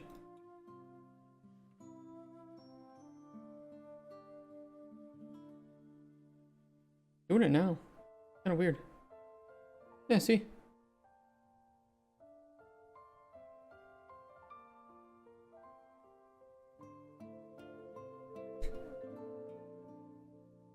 Why does this sometimes work?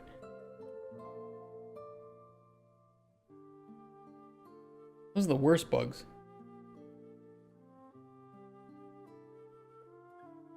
I'm gonna try rapid clicking.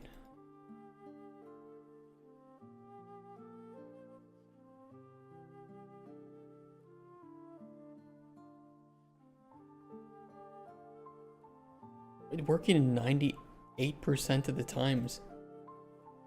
Really weird. Yeah, see?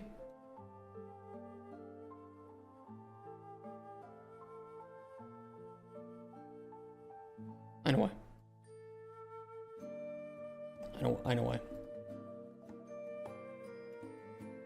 I know why. I'm not gonna tell you guys though. But I know why.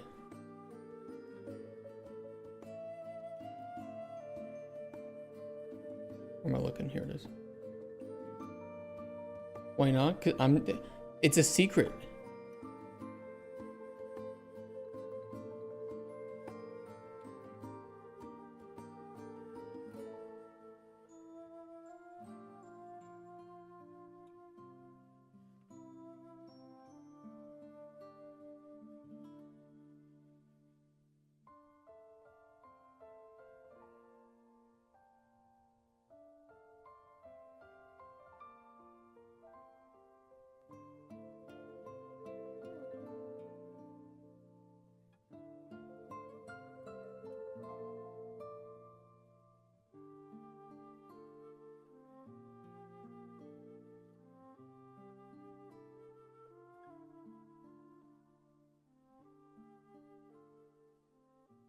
It was getting the hovered, the hovered reference. So it was working when we were hovering over it, but not if we were not hovering over it at the time of the animation ending.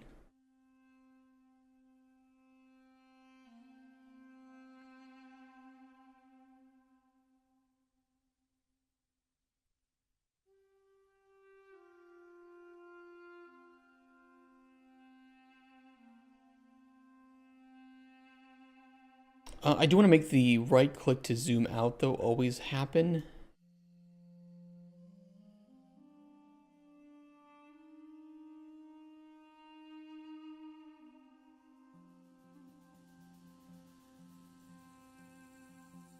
Watch this, another branch. Look at these state machines.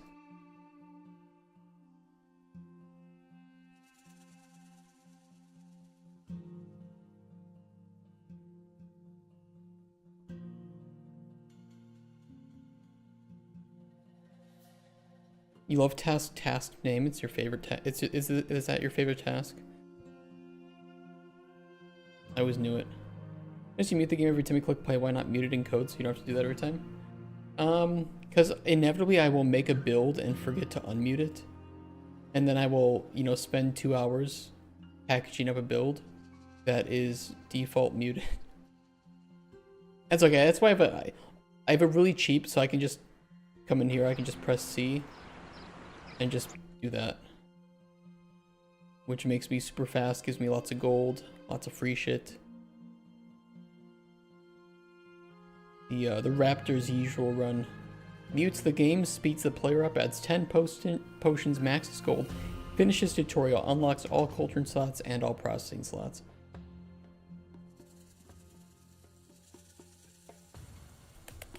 Hi, Spoon. Spoony boy. I'll spend hours wondering why the game is muted. Yeah, I will do that. Sometimes I do want the sounds too. I don't know. It is what it is.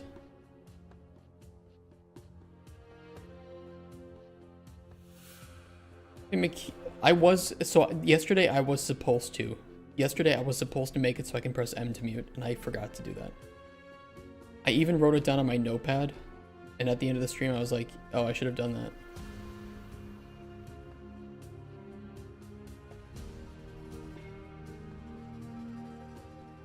You. The sort of thing I would do and make custom commands because you can do that. Or is it actually just a mute command? There might be. Custom commands are also annoying though.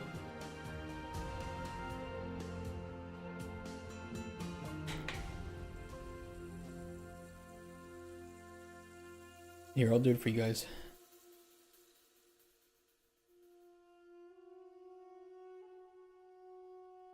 Give me that.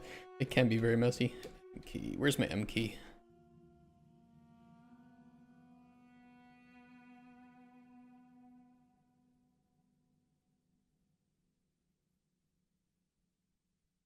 What's the difference between the debug key? Development don't. Oh, development build only. That works.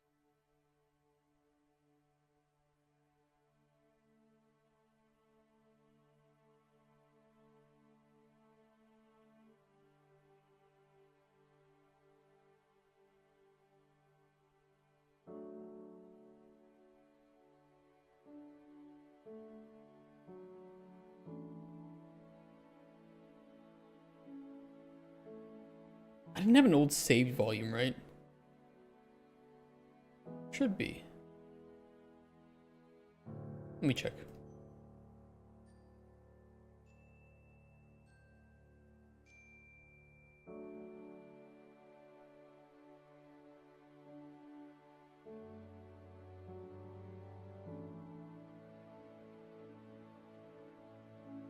Fuck you, not that one.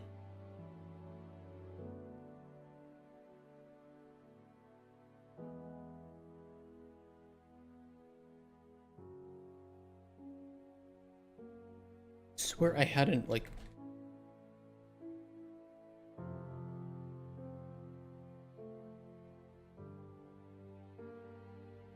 I could have sworn I had a function for this.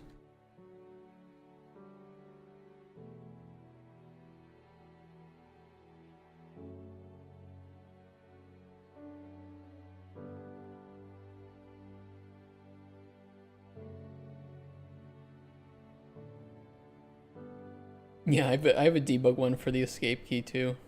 I do a num key minus.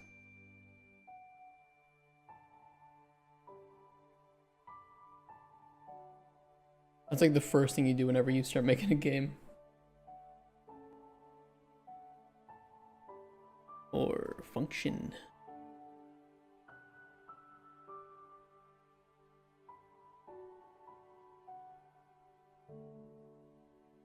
I do get muted state and updated muted state. Couldn't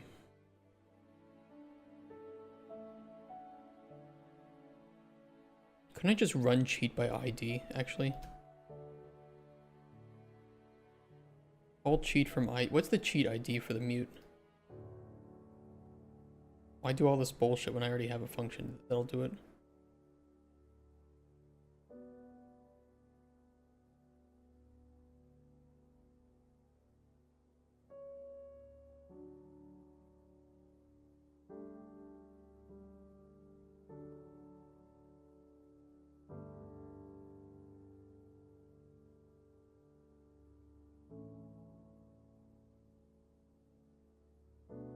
There's a toggle, yeah.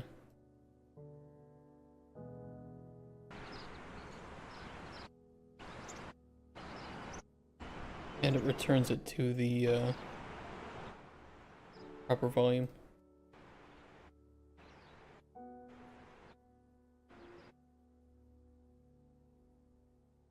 Shout out to making cheats yesterday.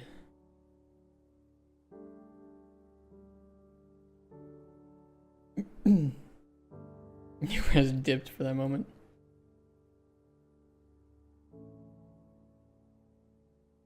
Yeah, cheats good. We like cheats.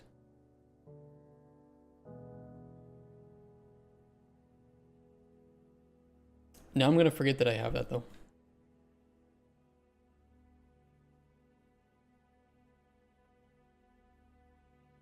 Before I push today too, I wanted to... I don't know why my prediction isn't working. Something I did yesterday. Oh look, I used it. Something I did yesterday fucked up the prediction. I don't know why.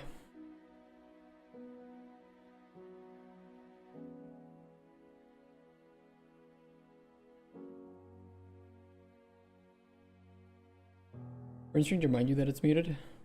Yeah. I mean, if I can't hear, it must be muted.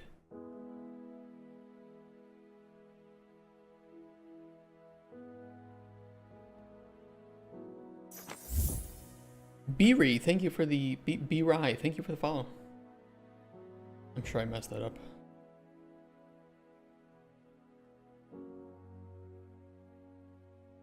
When cancelled complete.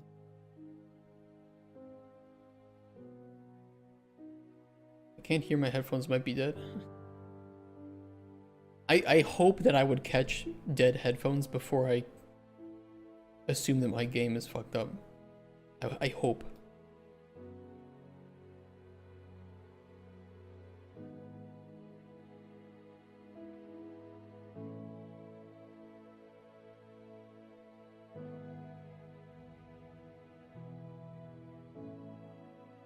It's not like fucked up because I moved it to a different graph, is it? I wouldn't do that.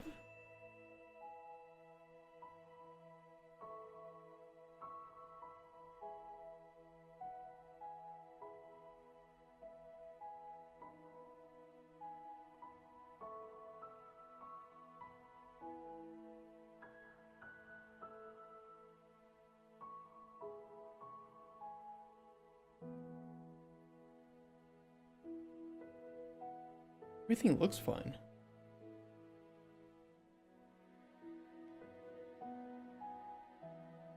Those are messy. To be fair, it always makes shit messy when you collapse nodes.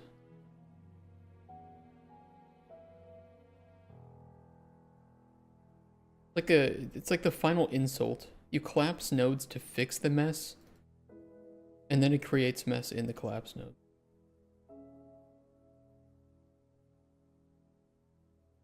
Collapse and forget. That is the protocol. Unless we're talking about watermelons.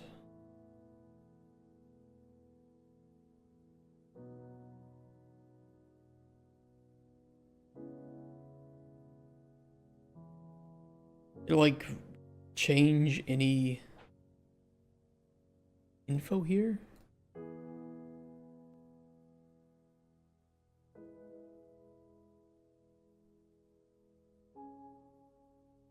Target. That probably needs to be linked to the projectile path, but let me double check.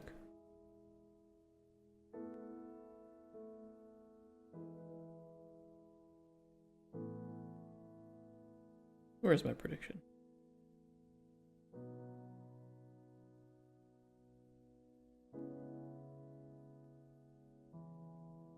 Oh no, never mind.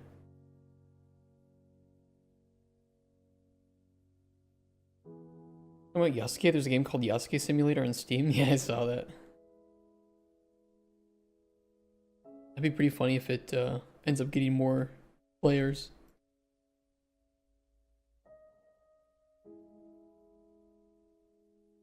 $224 in-game. Oh, we will. What a world. Shadows is up to 40k. Hey, Ubisoft might do it. Ubisoft might end up making money off this. Just depends on all what their budget was like. Guarantee though, they spent way more on marketing than they did development.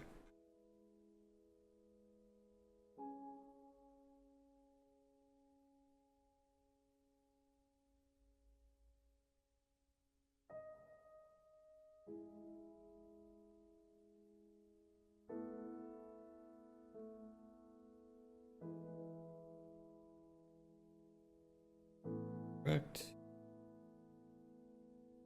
That's correct. Everything looks fine. I mean, I can just try refreshing all this. I know it's running because I saw it running. There's 11 possible gay relations in one straight. 11? Woman he gets with is married? Yeah. Yeah, it's Oda Nobunaga's sister, who's married and has 3 children.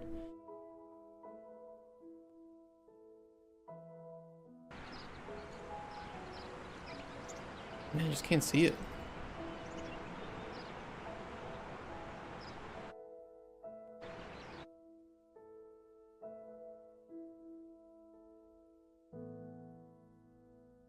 Spline mesh component has nothing on it. Oh, this got reset.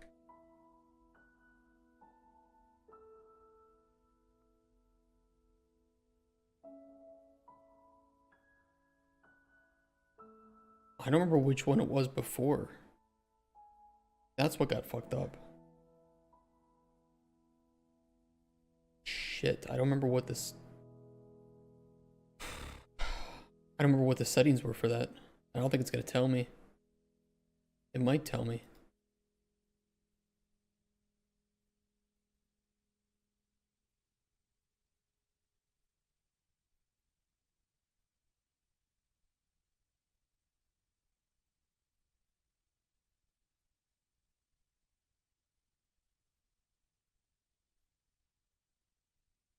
Okay, hold on.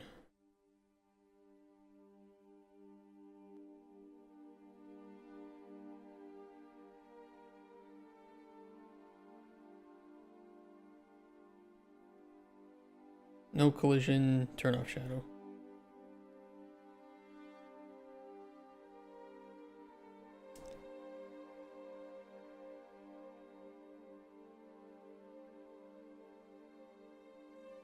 I don't know for which, I think it was this mesh.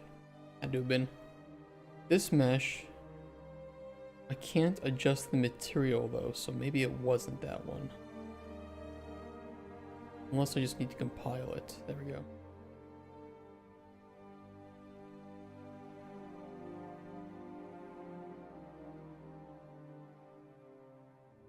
Arc prediction. Forward is Z. Start scale. End scale. No overlap events. No collision. Cast shadow. That should do it.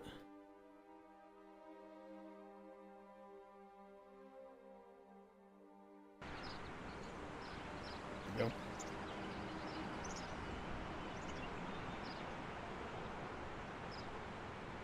go. Bootyful.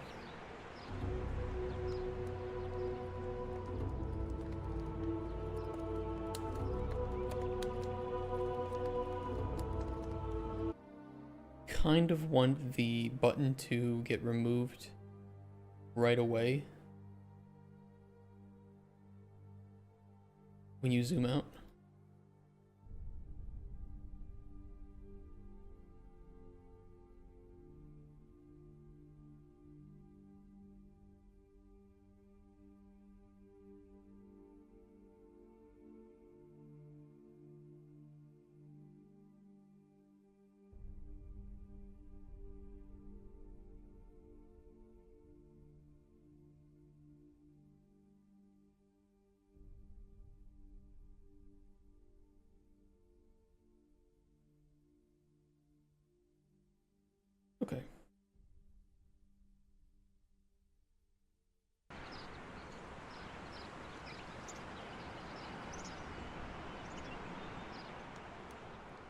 Got no weird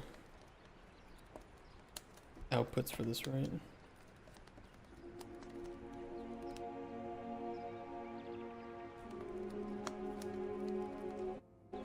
It should say something wild.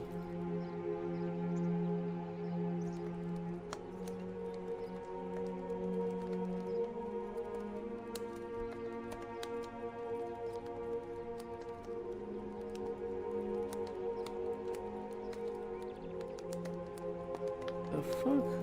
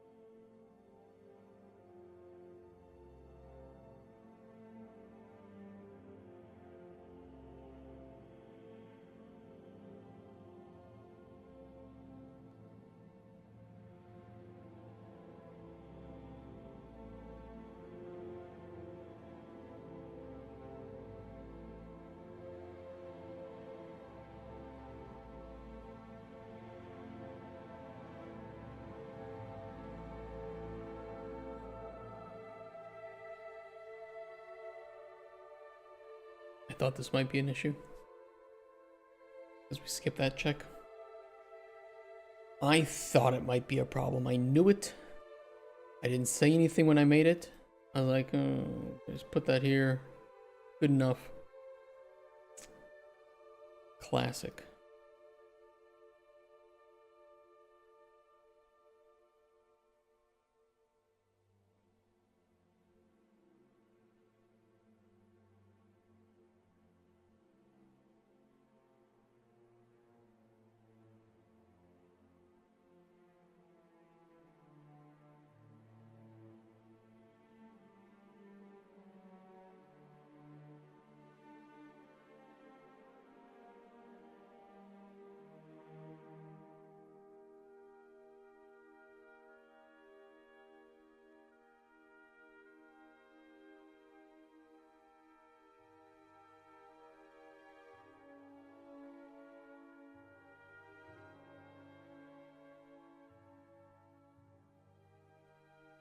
Well, I remember what I was wanting to do with this.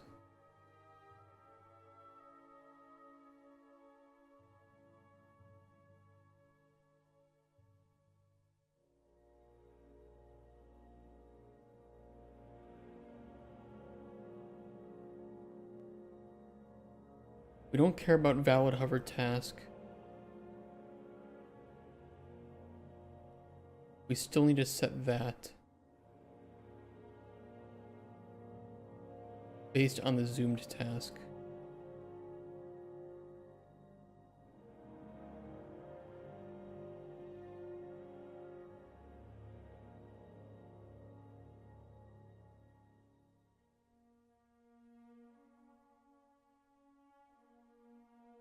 This was the issue. I'll fix that mess in a sec. Wink. Blink. Blinkerinos.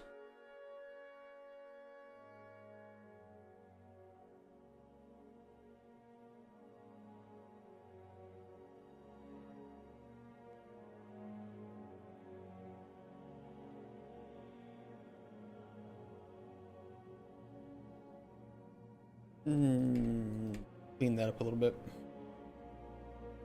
Are we zoomed? No. Well, then let's make sure that we are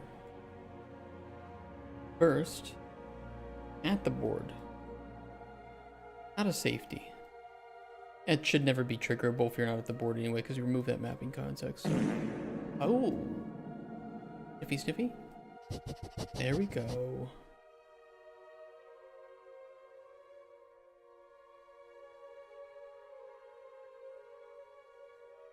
How you doing, Huge Cookie? How's your day?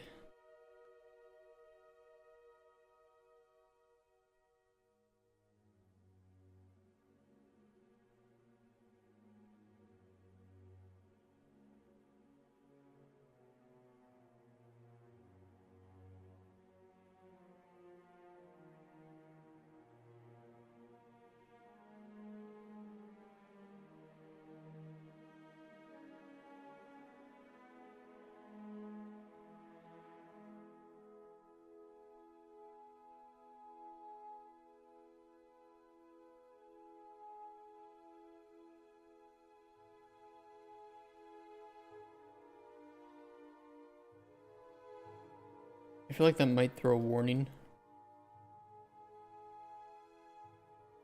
I got that sneaking suspicion.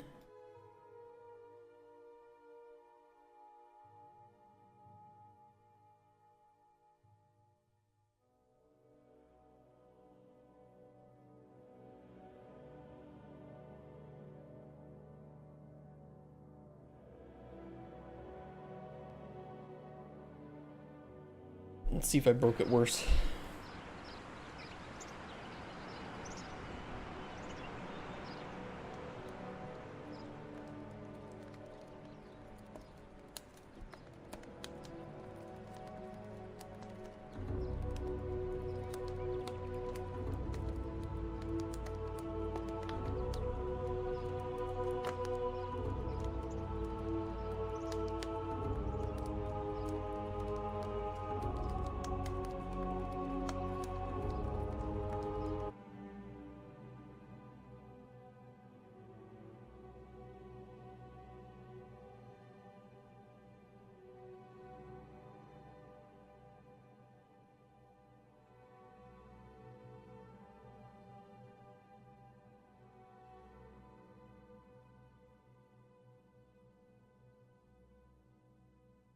Hold on, I want to try something.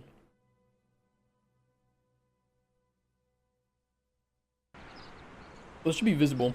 It should not, it should force you to zoom out first. I want to try to get it so that you don't have to do that. I can't really see them though. Now we can. Yeah, it forces you to zoom out.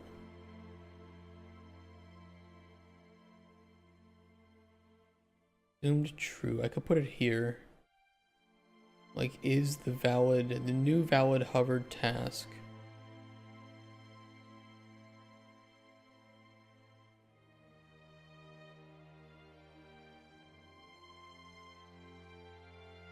Is valid.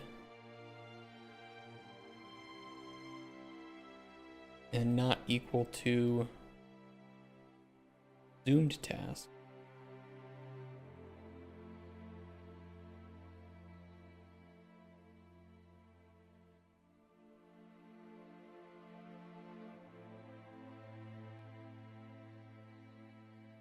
If so,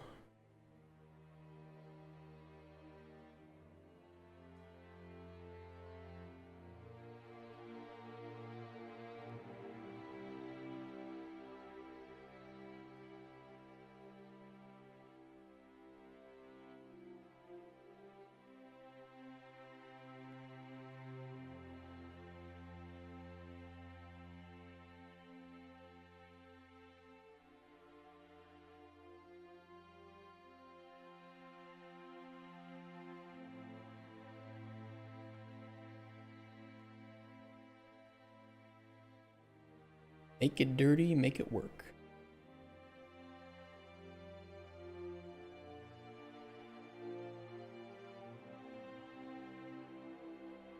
And fuck watermelon.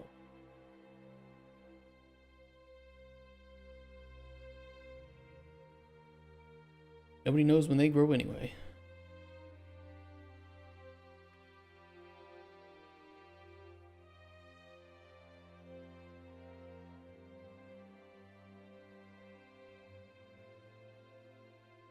Would have to change this though.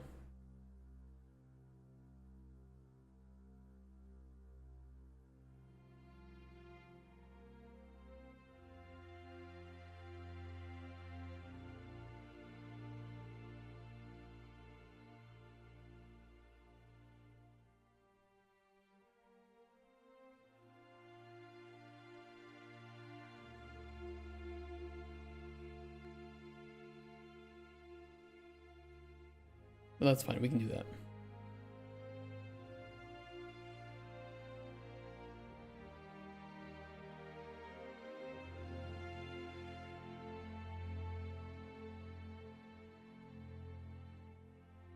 Hide the current one, switch out the current one. But we will need to...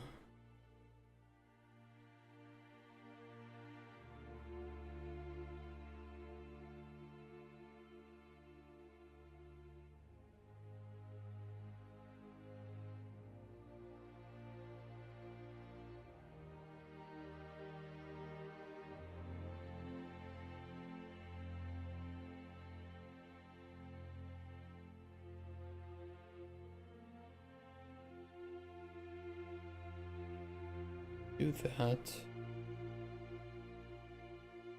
Old camera location.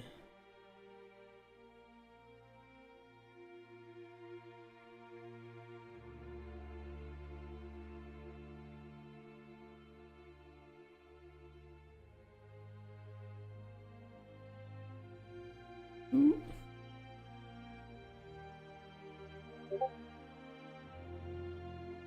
Don't trick me. It will not work. Ladies and gentlemen, we got him. No, you didn't, liar.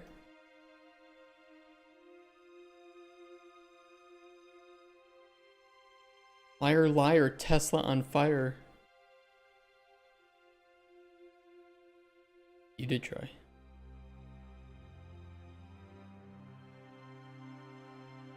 Don't burn people's cars down, guys. I don't think anybody in my chat needed to be reminded. But surprisingly, all it does is piss people off and not make them want to join your side. Not another Tesla.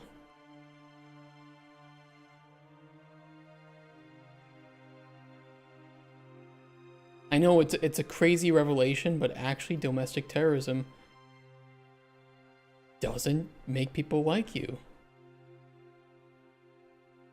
Who'da thunk that? I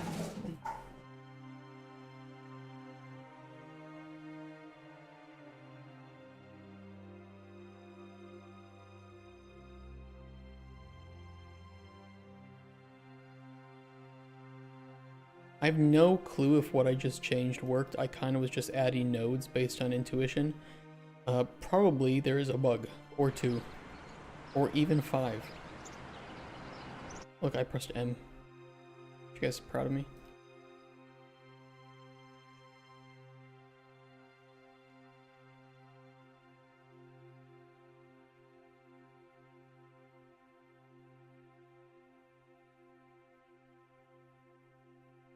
Actually working.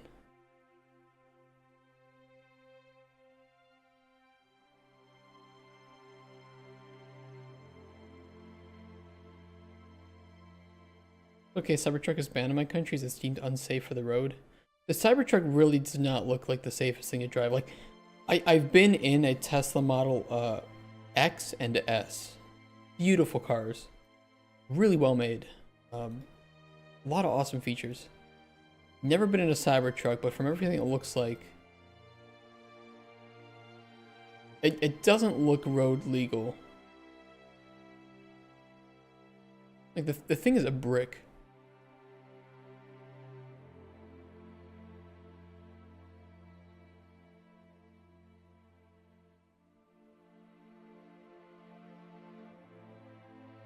Bits fall off of it? Really? Oh shit.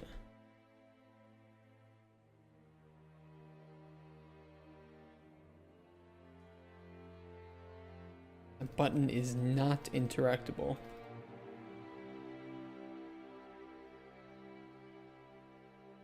I know why.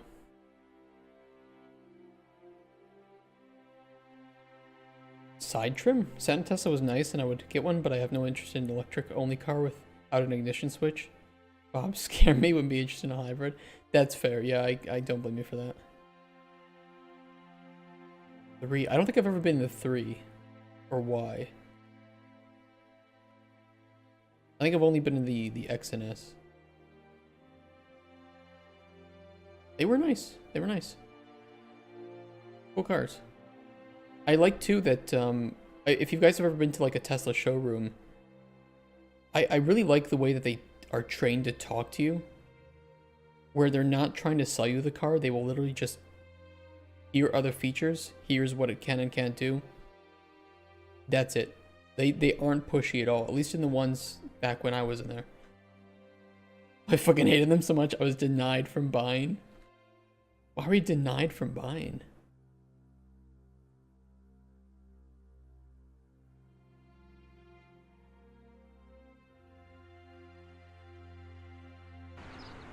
Not enough knobs and switches and no handle above the door. Oof. Okay, that did not fix the widget interaction. I do need widget interaction on that, right? Like I'm not going crazy. Or as long as it receives hardware input, is it okay?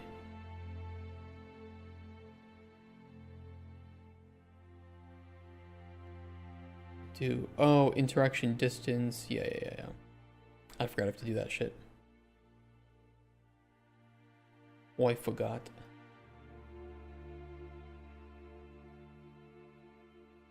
Two or three times in my life that I've had to put widget interactions in here. Trace channel visibility.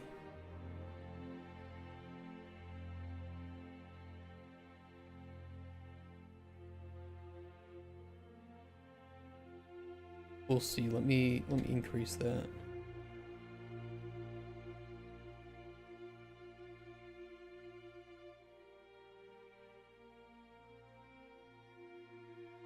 The interaction component perform hit testing and attempt to simulate hover. I don't know why that's turned off, but I have it turned off.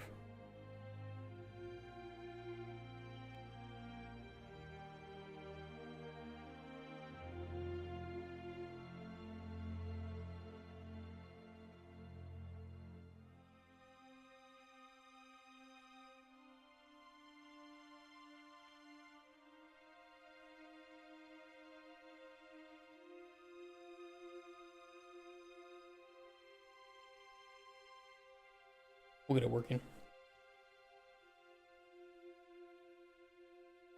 Wipers being on the touchscreen is stupid. Just be fucking manual. There's nothing wrong with normal cars, so why can't they make a cheaper, affordable one instead of sports luxury cars? I thought that the Model 3 was meant to be the super cheaper option.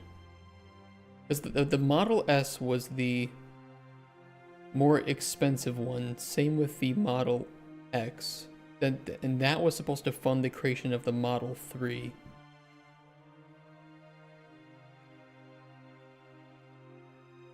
Yeah, modern kids will not understand the hand cranking motion to lower the window.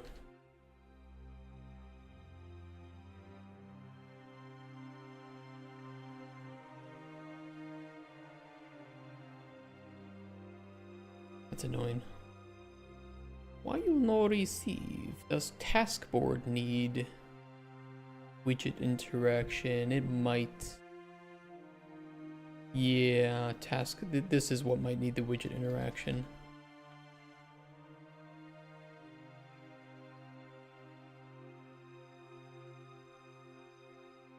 It could also be the trace channel.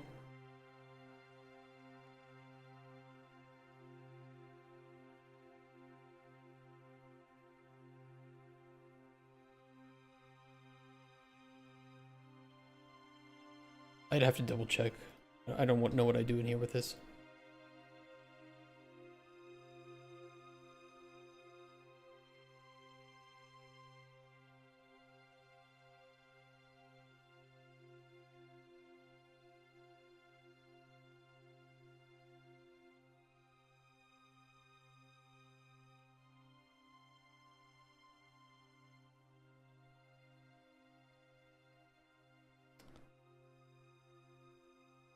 Oh yeah.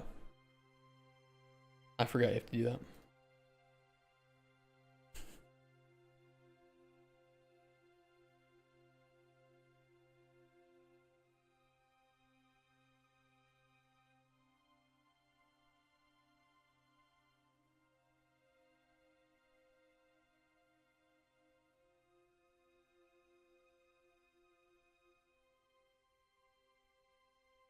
So we need a click event for this.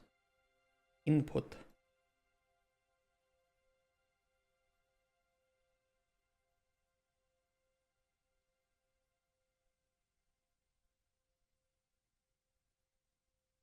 IA task board click.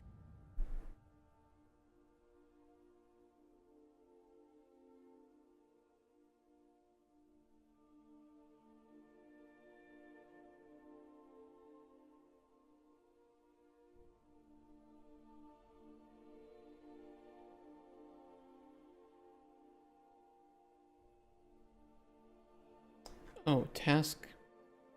Oh, that's correct.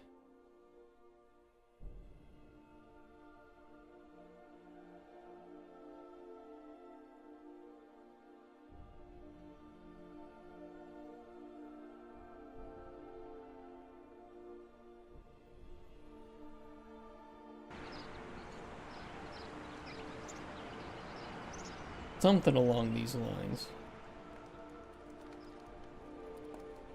Ain't work.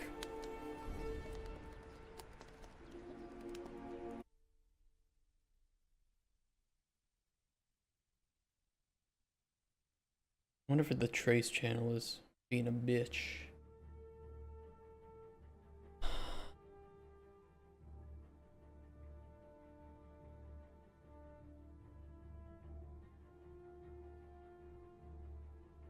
I know it has something to do with the trace channel.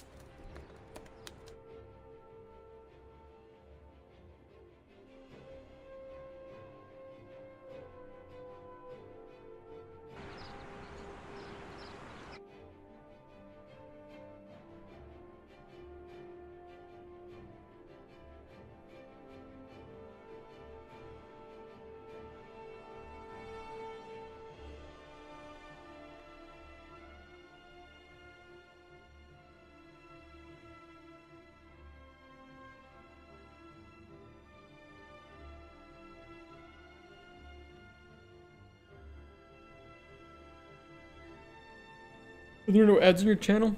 There are, but there's only the ones that are forced by Twitch. I don't add any more. Ads suck. I don't want to play ads. For $5 extra a month. I don't want that. You guys don't want that. Yep. So you'll have pre-rolls when you enter the stream. You might have to watch some unless you're a sub or you have Twitch Prime. Or Turbo. That's dead now, isn't it? I don't think Twitch Turbo's around anymore.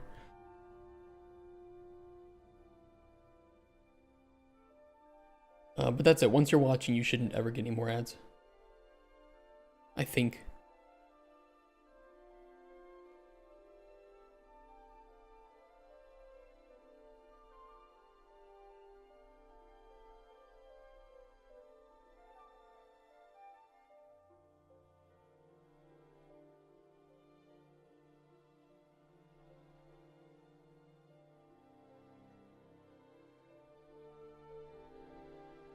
Only subs get ads.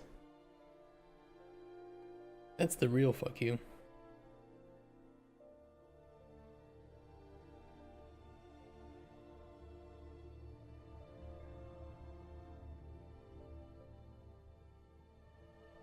The pre-rolls, but I just realized I didn't see any during stream. Perfect. That's exactly what we want then. I cannot turn off the pre-roll ads. Sorry. If I could, I would. But we will never run any extra than that.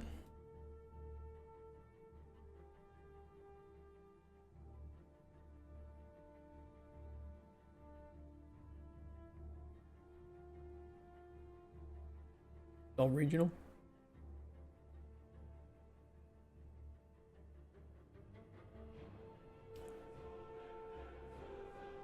We also will not run ads on our YouTube. We could be running X minutes of ads per hour. No, there's no way to get rid of pre-rolls. Getting rid of once you're...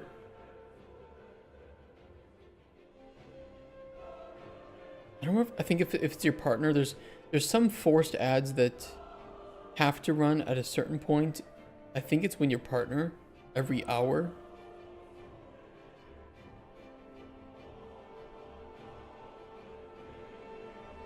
Unless the streamer manually runs ads, and then it will reset the timer.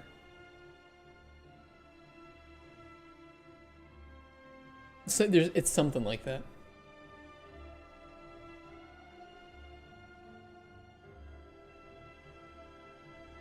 Or it might not reset the time. It'll do it once at the top of every hour. Unless ads were run that hour. But that's only for if your partner. Which with my hot takes is unlikely to ever happen. That's probably a good thing, to be fair. Fuck ads, I agree. Using a custom location determined by the user will use whatever hit result is set by the call to custom hit.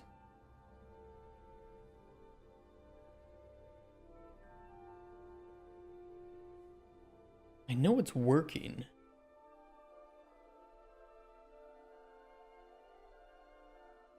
Pointer index.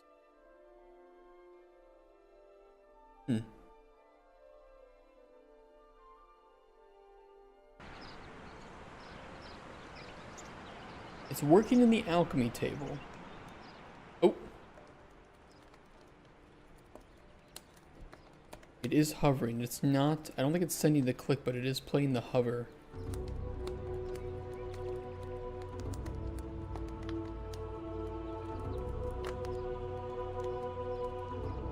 I don't know which one this is.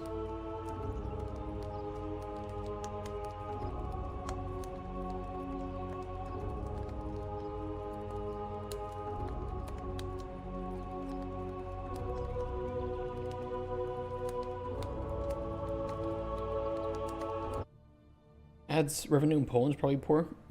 I can check. I can see what I get for revenue from ads. From the pre-rolls that play. Where's revenue? There it is. I don't think you get in trouble for showing your revenue. I hope not. Ads are...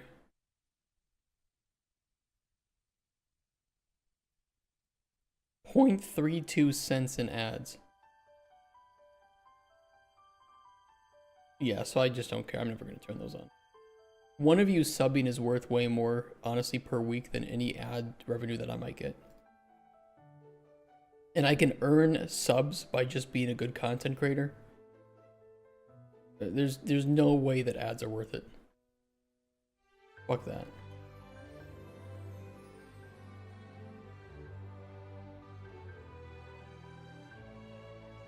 Subathon inbound. What do you do for a subathon? What is it? What do I do? That's like a bonus, but a really minuscule one. Yeah. I mean, if you're a big creator, I guess you could make money. What we tell you to do? Oh yeah, I'm gonna trust my Twitch chat to tell me what to do. That sounds like the greatest idea, to die of alcohol poisoning and get arrested for public indecency. Do a game jam with chat. With chat? We could do like a day game jam. Strip an item of... Bad.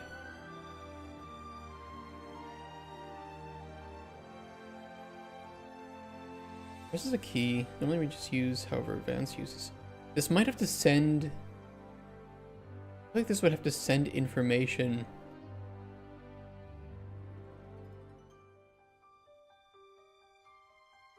But I know it's sending information. It is hovering.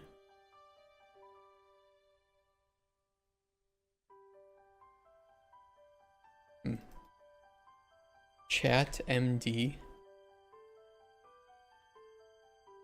This is exactly why we will never do a subathon, because of your ideas.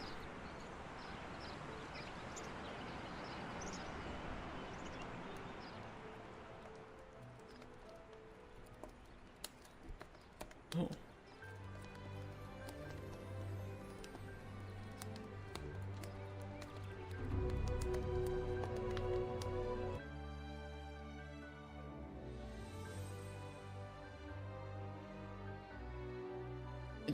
It looked like it clicked it.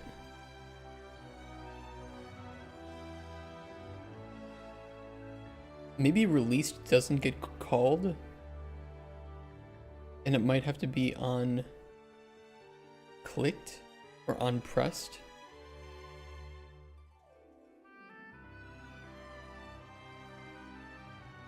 You know what it... That might actually be the reason. Rather than on press pointer key, is there like a release key?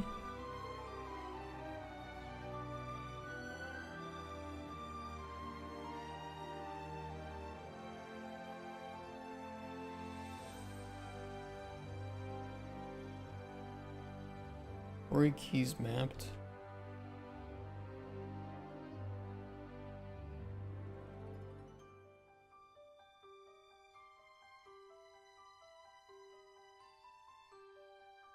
I was calling it uncompleted, so I'm wondering if completed is on mouse release, but I was calling press key, which would be sending a different event.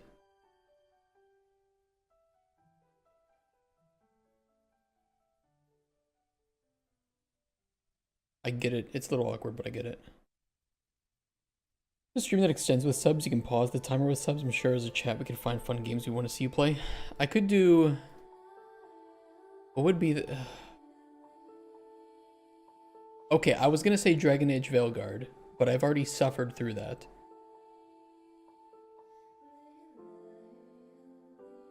If Concord was still around...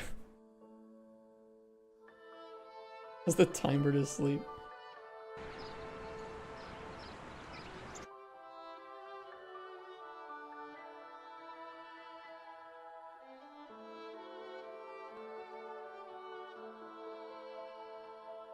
That might not be sending the right info. I was doing that just to be safe, but yeah, it's just not. I'll just manually do it.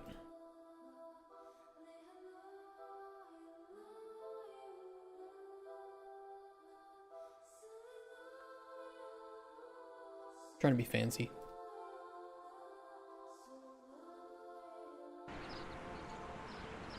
What's the best game I could...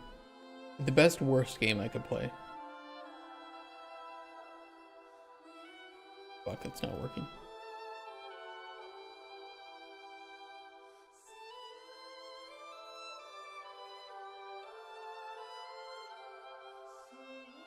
I will hook up all of them. The new Assassin's Creed, but apparently that's good. Apparently the new one is actually decent, so I might just end up enjoying myself.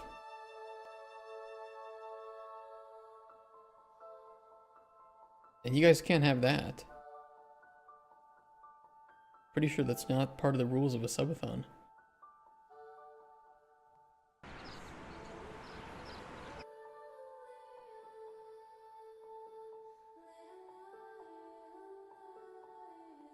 It's just not clicking at all.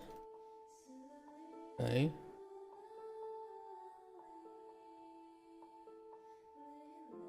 So I'll try running press key. Or press and release key, maybe.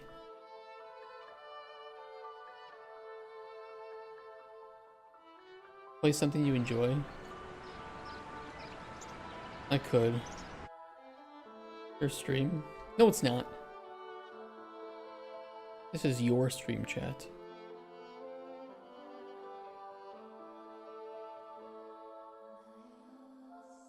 I mean, I know that none of these are getting called.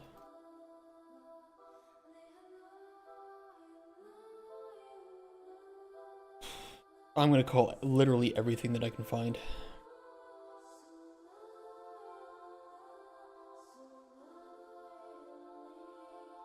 Click all of them. Press key, press and release key.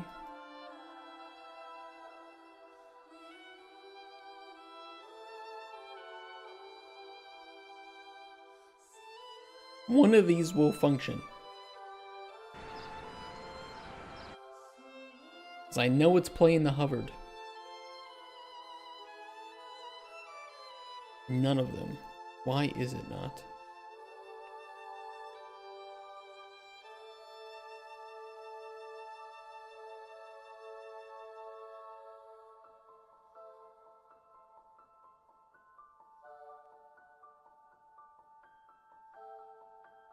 Because I made it not focusable.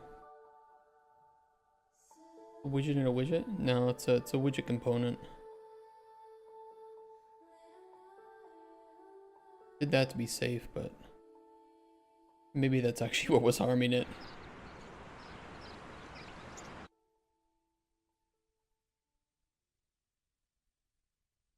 No. Something else.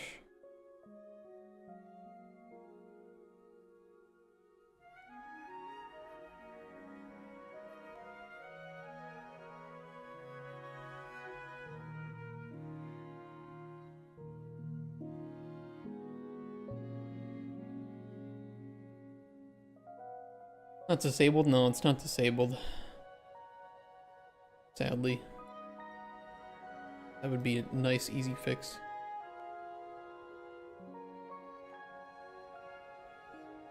Like, this is all that it should be. But maybe I have to do something special on the button. Yeah, it should just be on the... That's what I was thinking too. How we've been doing it.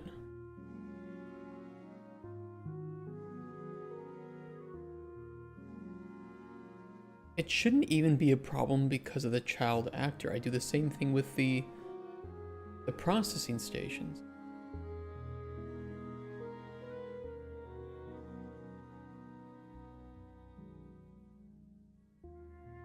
I can check if I did anything special in the processing stations. It was a long time ago, so maybe there's some little quirk.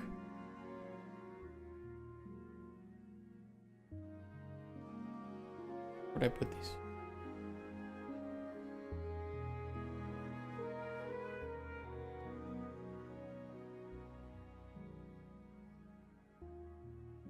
Receive hardware input. Block alchemy trace.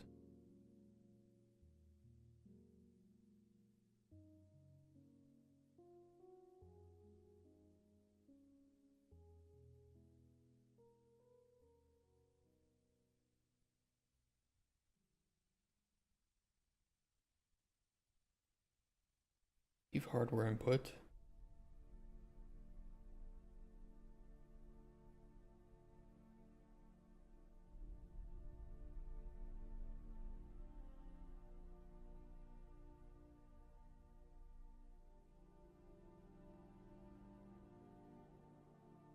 Look is going by visibility. Custom interaction. Turn off hit testing.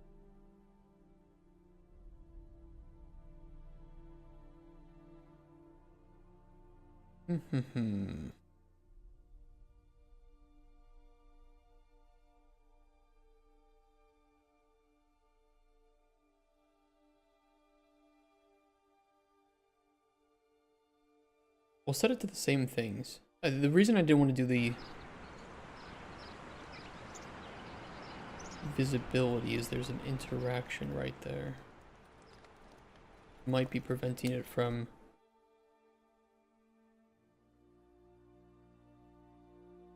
receiving that at all. I have everything hooked up to that. One of them will work.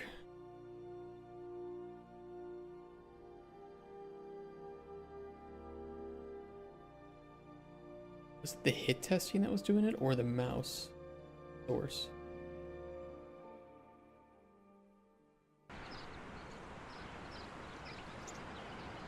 I think I know what it is.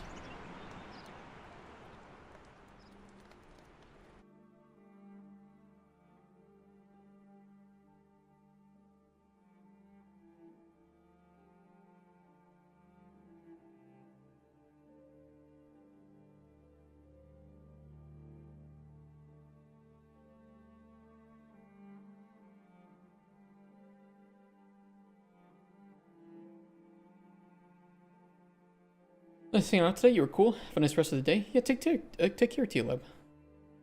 Thank you for the for dropping in after the I got dumped because I shat myself gift sub. Something. It was something like that.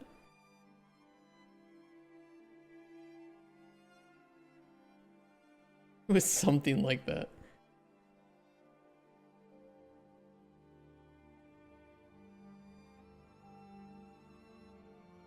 When was that? I do not remember. Somebody did some gift subs, and he was named... I think it was I got dumped because I shat myself. Oh, yeah.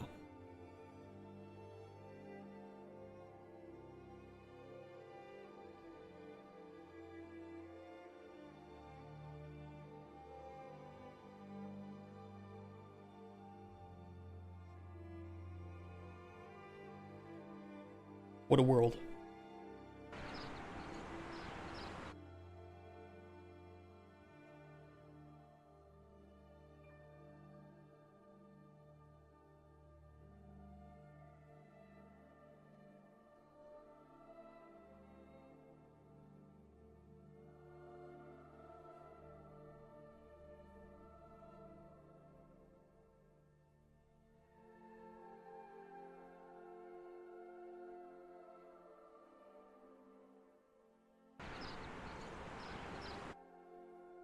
Widget interaction components. You love to hate them. I was just not receiving shit.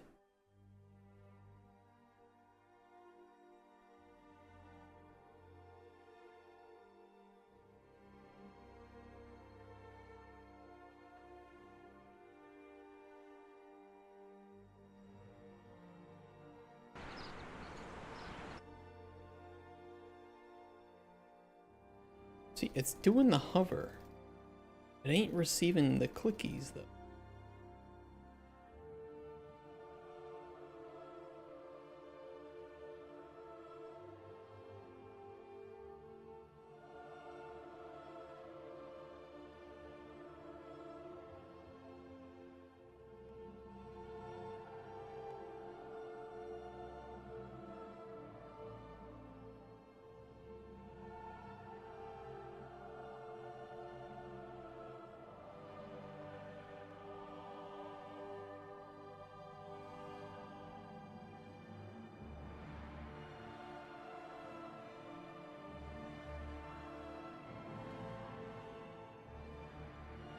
Like, this is literally all that I thought was needed.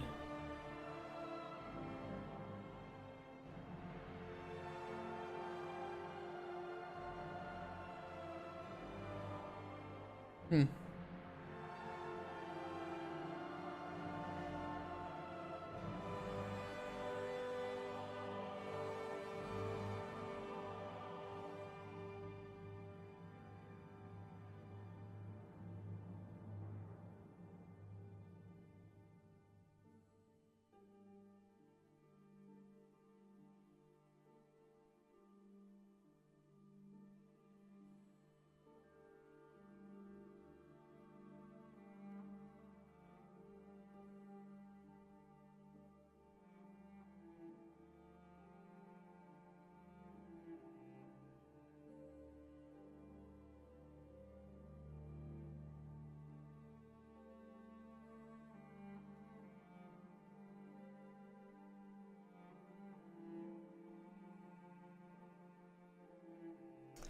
That's weird. It plays the hover events.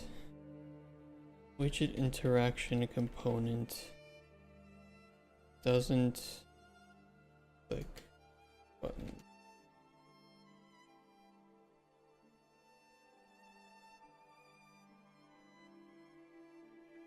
Pawn was not receiving the input event. Could be that the child actors need input enabled. What if I had to do that for the processing boxes?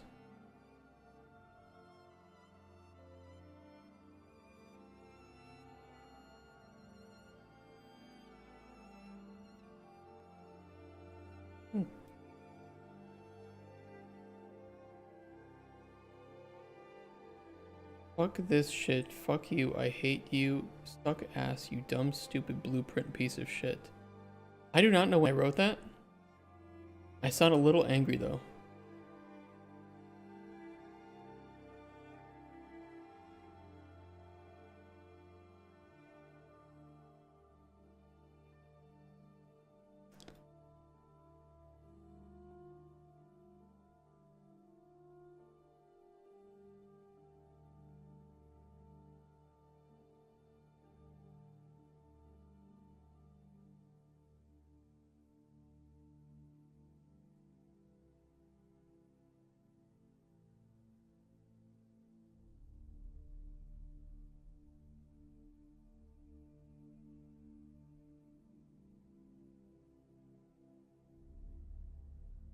I mean, it doesn't say that they need to have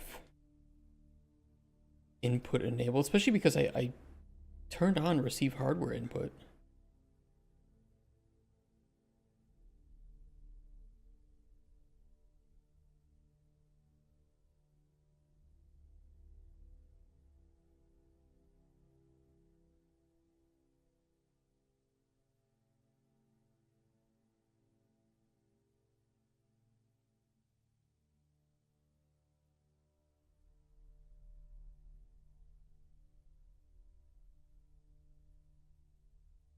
Well, I'll try it.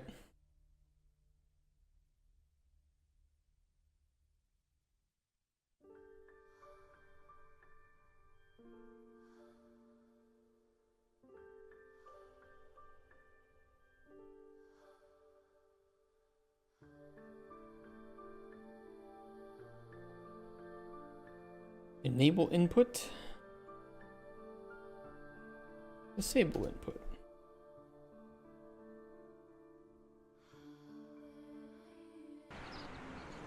I don't know what makes this different than the processing boxes though, and why. Yeah, it's not working.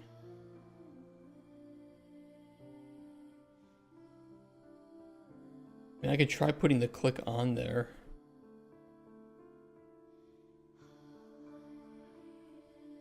Taskboard click. Oop, not that.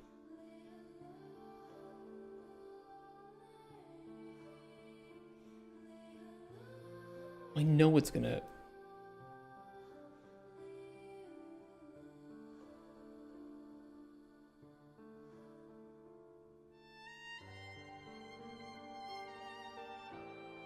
I know it would send because I have input enabled.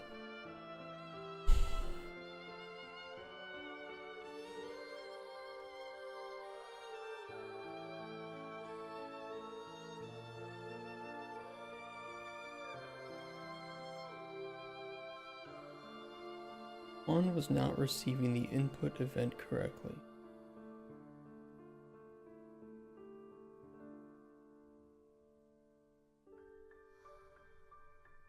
Shouldn't need the release key.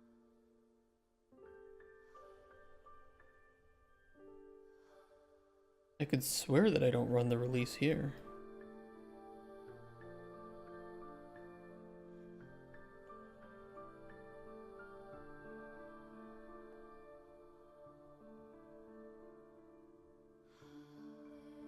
And receive hardware input on the widget. I've done that.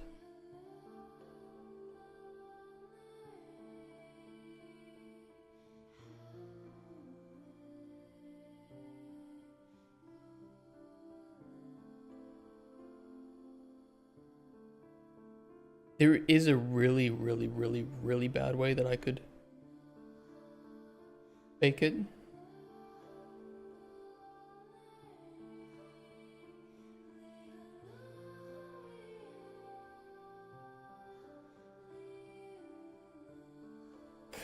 Fucking kurwa.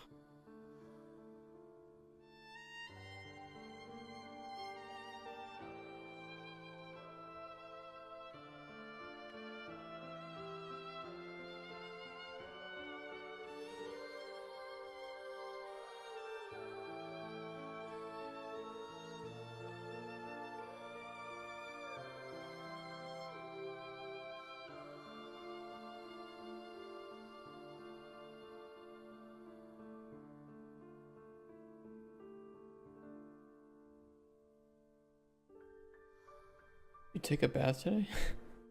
I shower every day.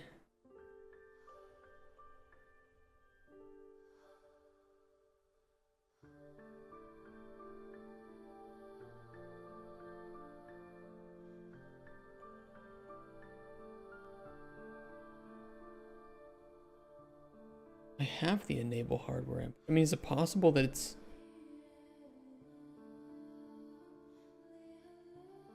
messing up or something?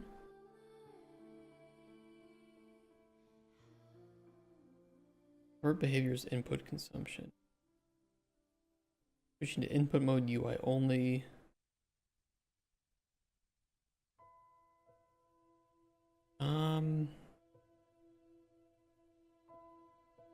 Input consumption. You know, that does ring a bell.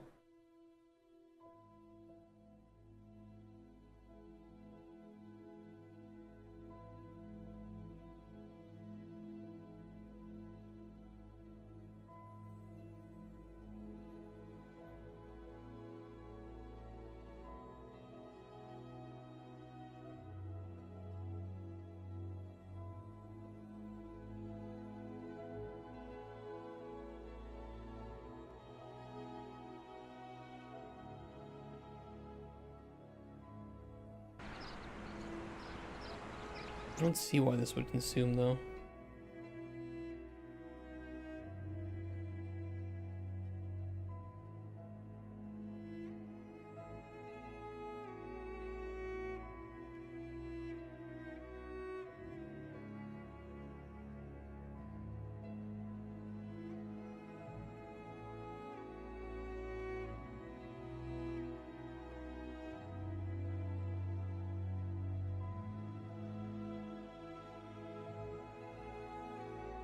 That's not relevant.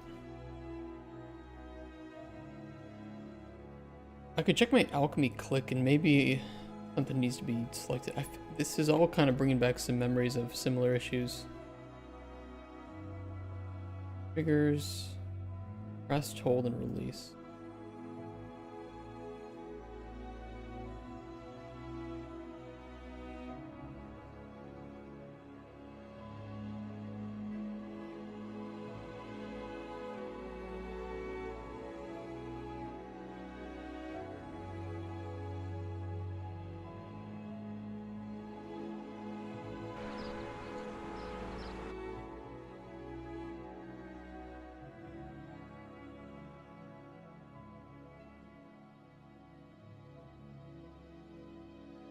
World widgets, always frustrating.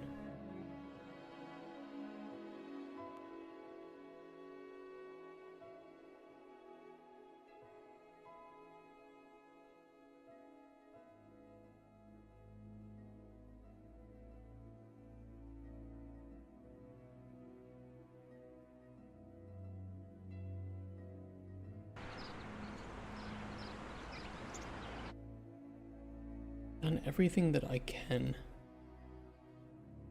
It just won't click. Ooh, that's frustrating.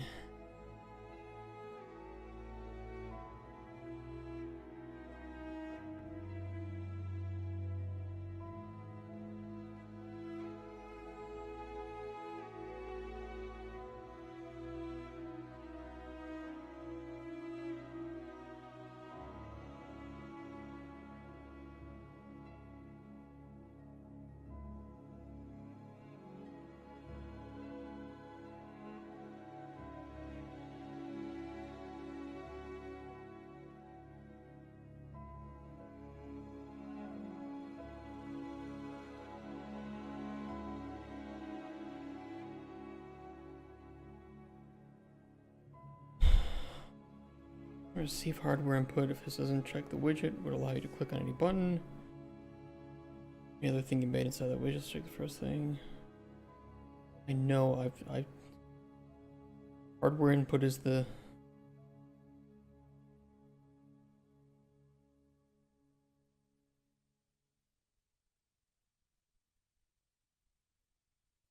exclamation needs to be ticked in order to click the buttons on the widget, position, or order. Now I wonder if it's not doing that by default. I mean, I can force it.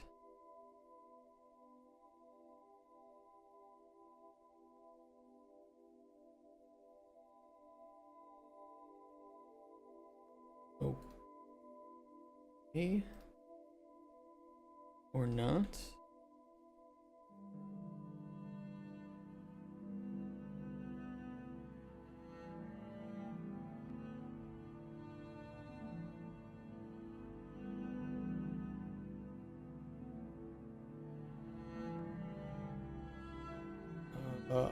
Guess not.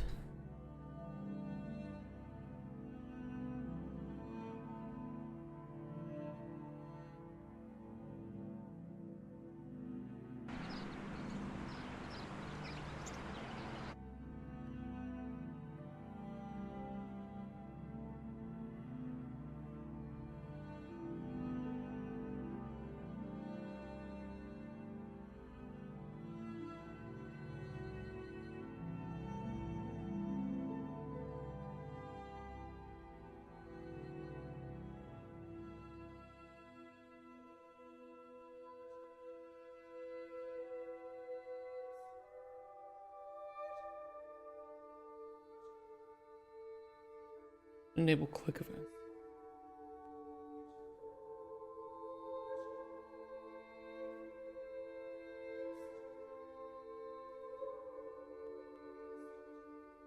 Worth a shot, I suppose.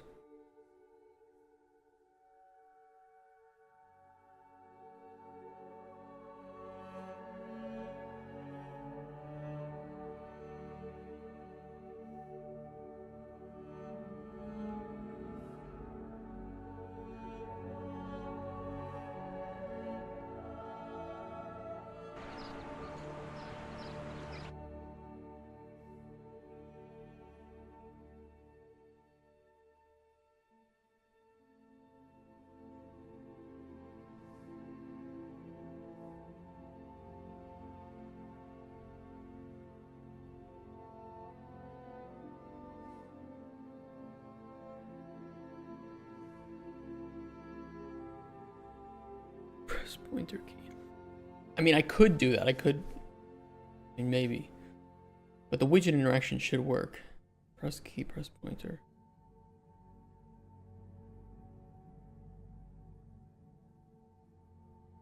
That's exactly what I'm doing.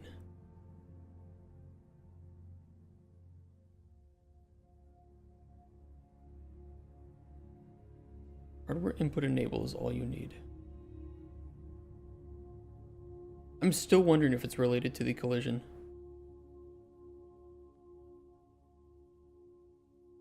I could test that. Because my wonder is if the widget is sitting behind the collision of that paper, which shouldn't have collision in the first place.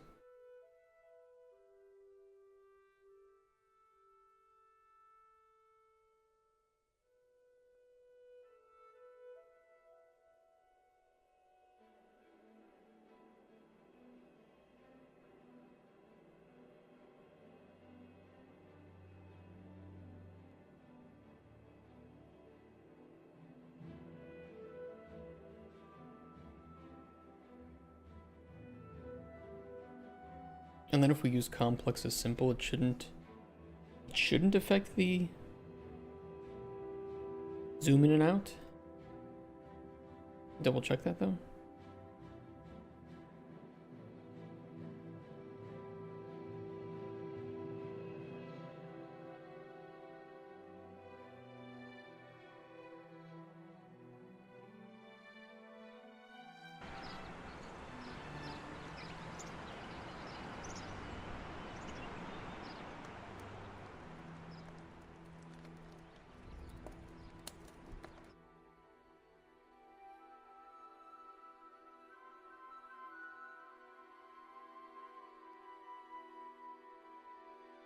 Shit, I closed it.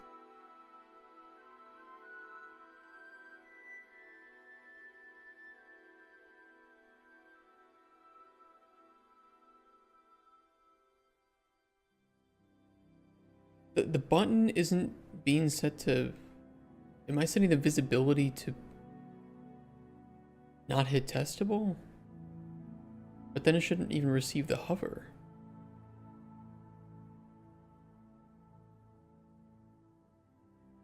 Default hidden.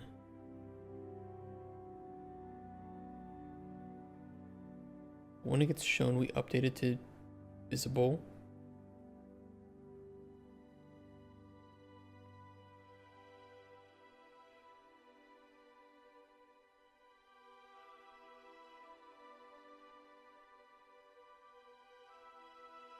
Just force that to visible.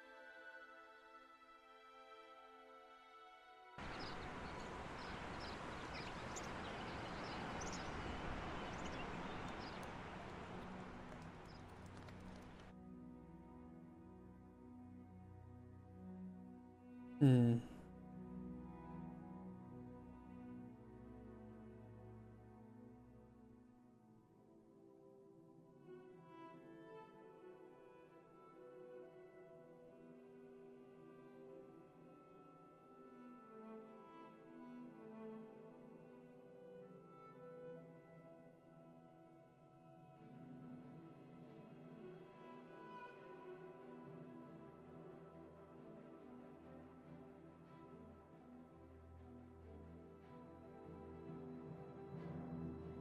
Start by the visibility.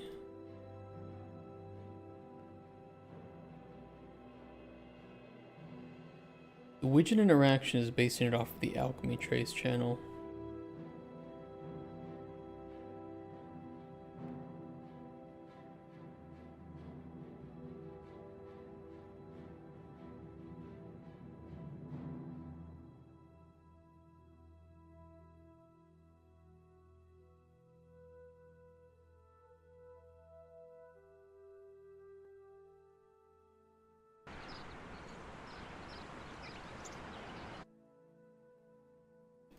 Do Radiant Shelf.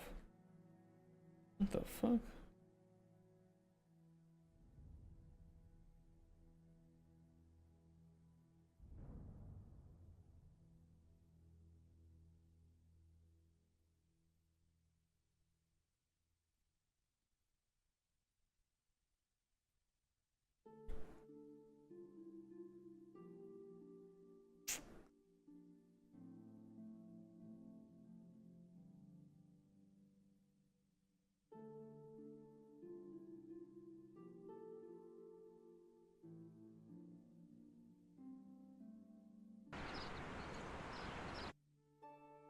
I'll test at least if it's that button specifically that's being a dick.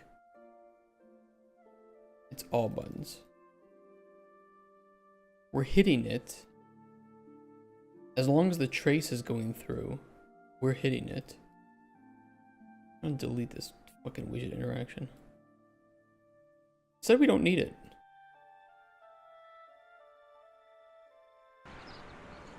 If we need a widget to focus, I mean, I can always tell it when we zoom in to focus the widget.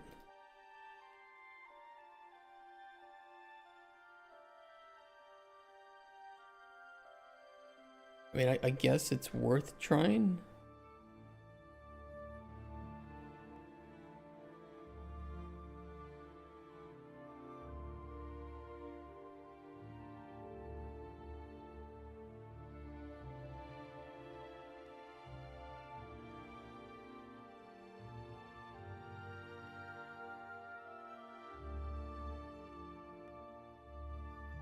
Why not?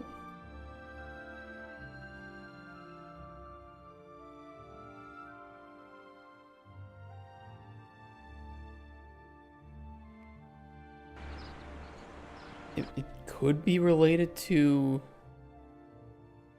something, I don't know. No.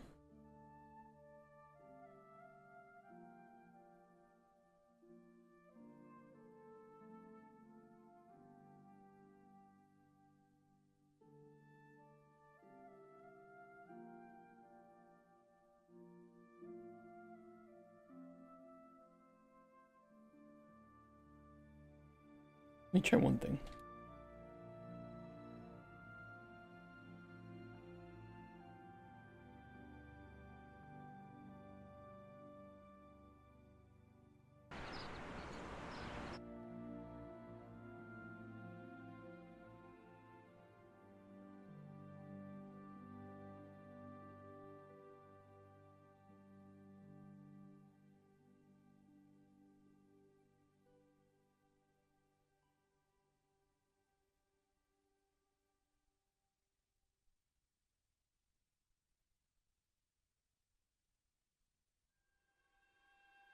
If I know that was working.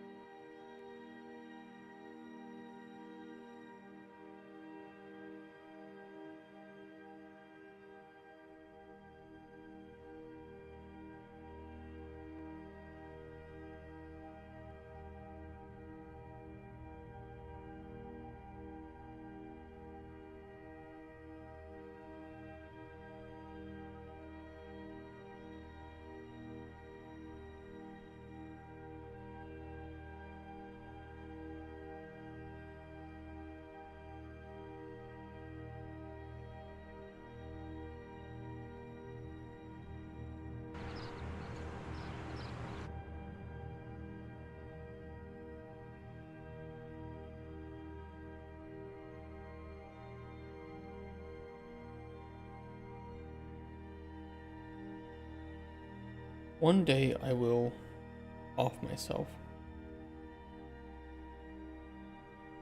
And it'll be because of widget interaction components. And any 3D widgets.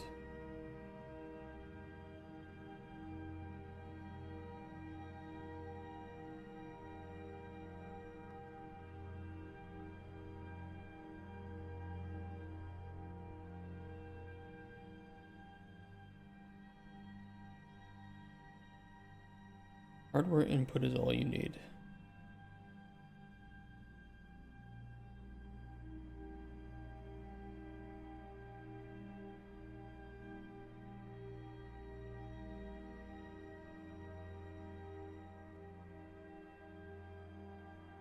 Emulating it with a trace. Liar. Liar.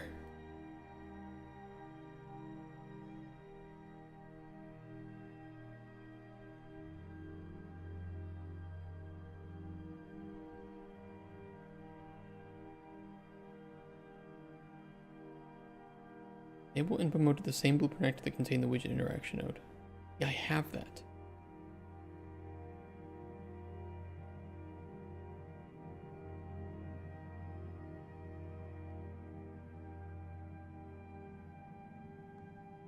Like, obviously I enable input because I have input actions.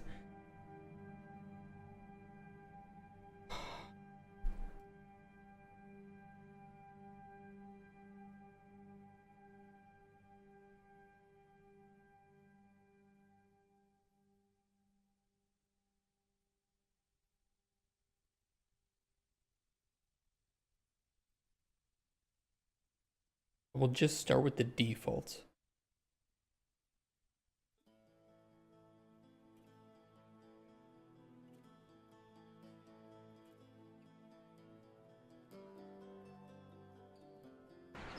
And we'll go on the visibility trace.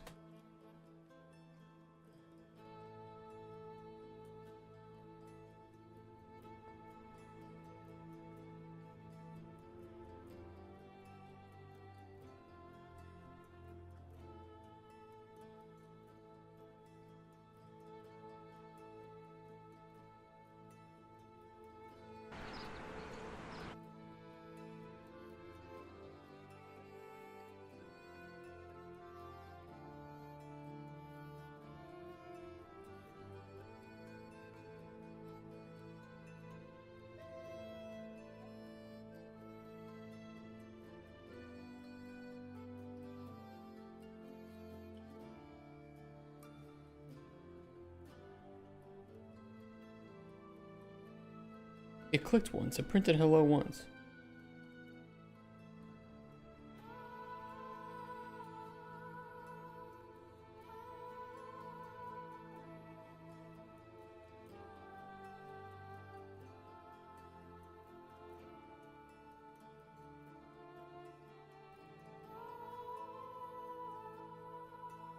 I know why that fucked up.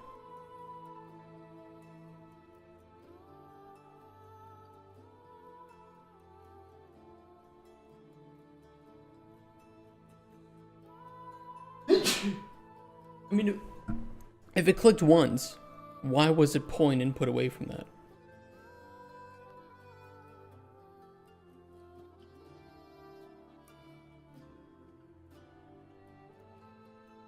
We're stepping closer to this shit.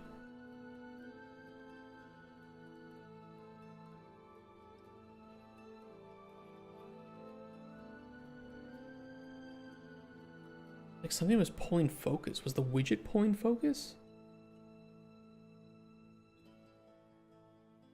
Possible.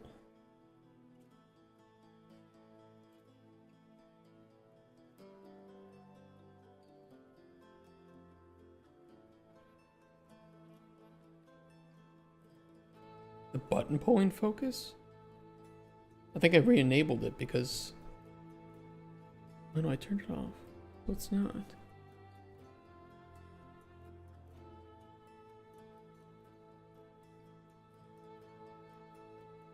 Let's see window focusable.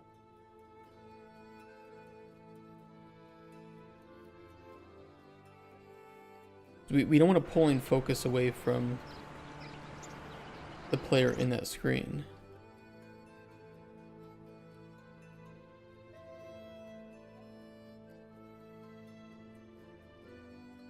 Well, now it's not running those.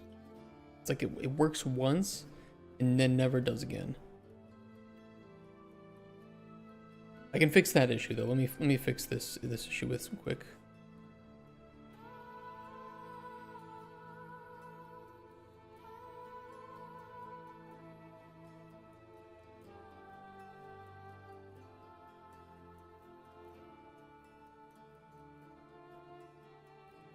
The components.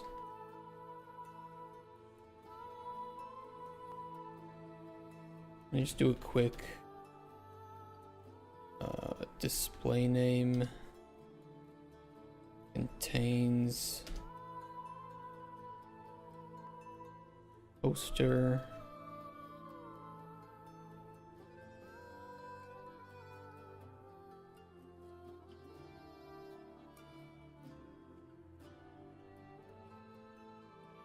spawn actor attach component. Oop, hold on.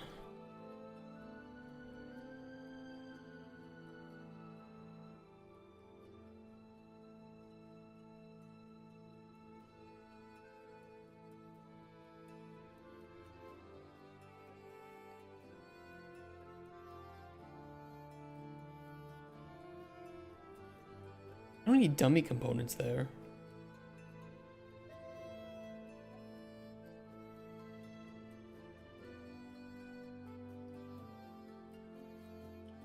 This is what I need. Add child actor component. Attach set child actor class to task scroll.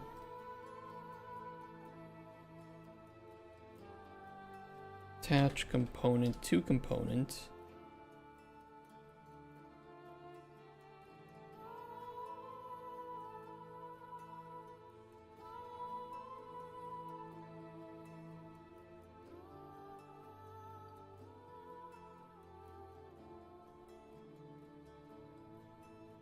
I think I need to keep world.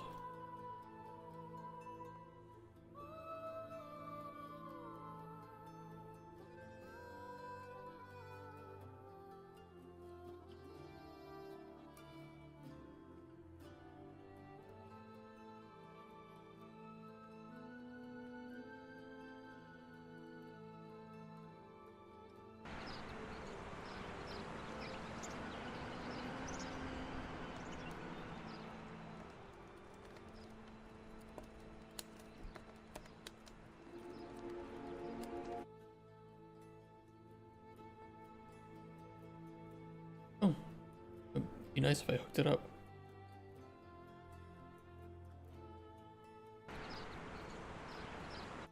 Go, okay. And then in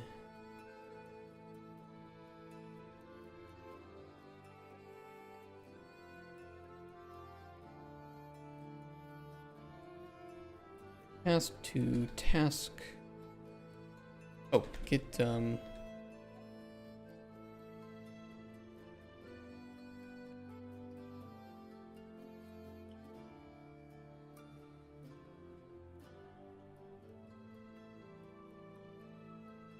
why can I not grab it?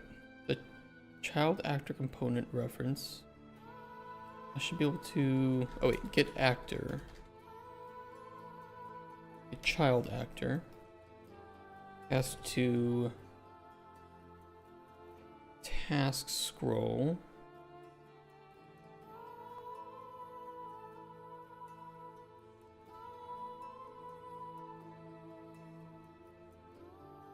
Get widget.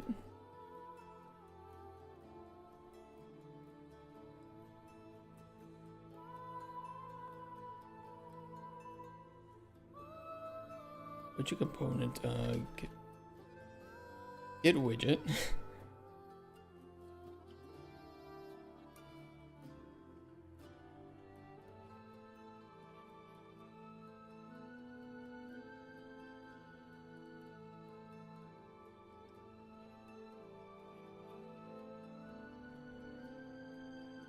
What am I doing? Just... Am I actually retarded? Yes. On event begin play, just set it up. What are we doing?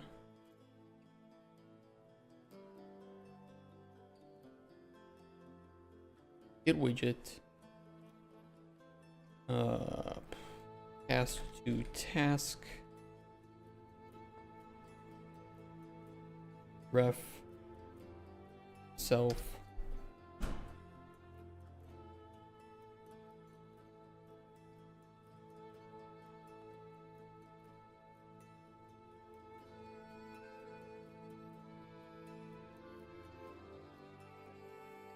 I don't know if that's related in any way to the button failing to work.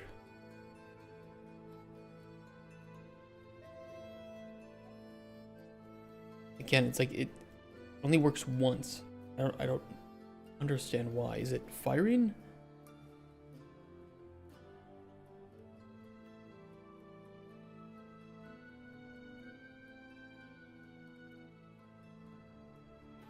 Yes. So something is stealing it.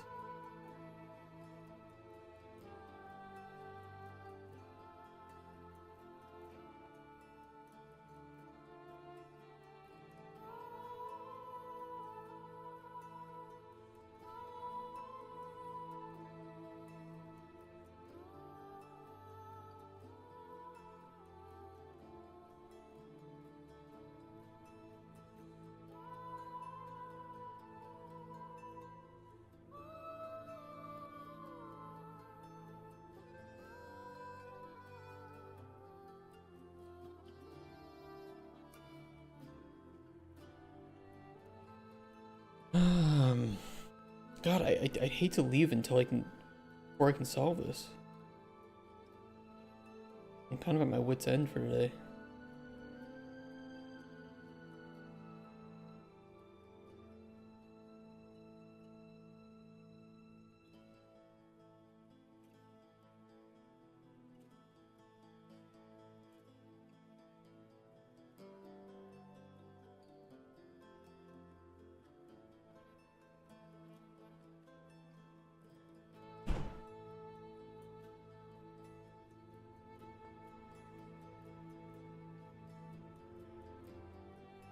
I mean, all we're doing with the zoom is zooming in.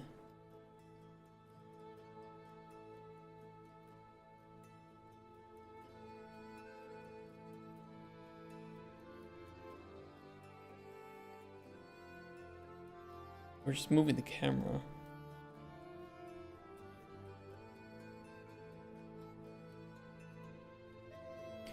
We know that the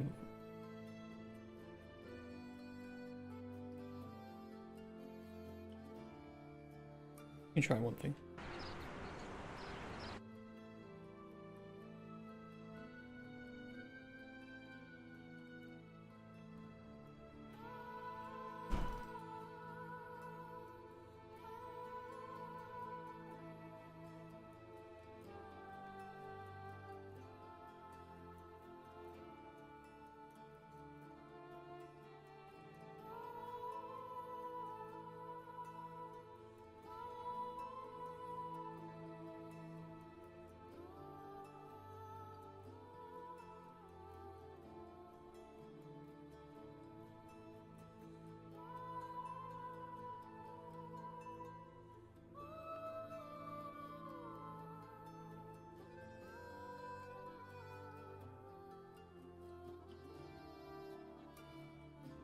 Something is grabbing the input.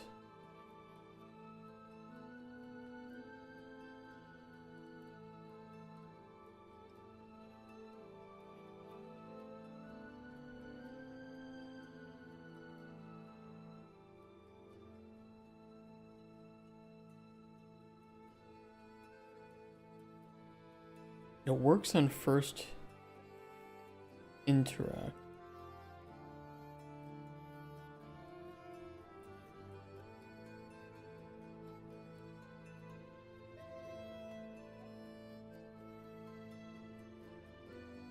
Try something weird.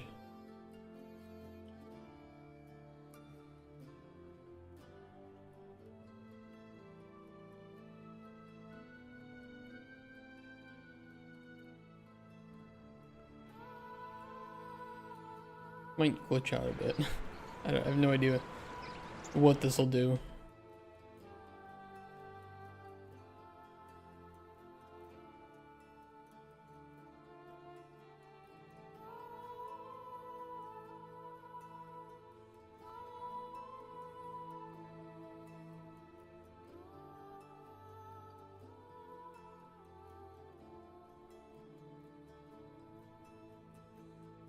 Clearly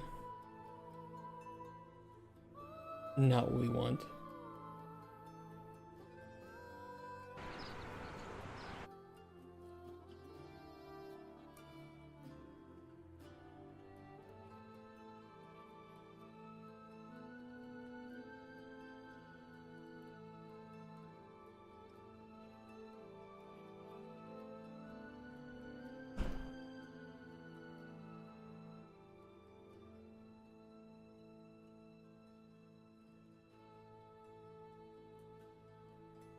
Doesn't like that. Okay.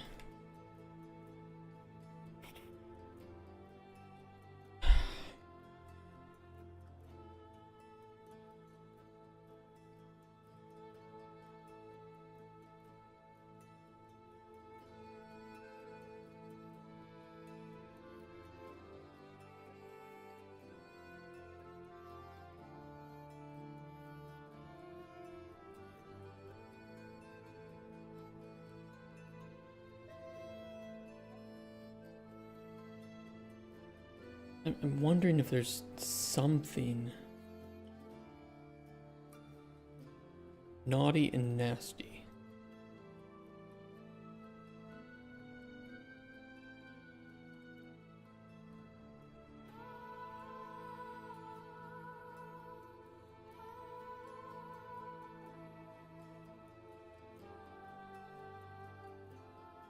That for any reason might be doing something weird.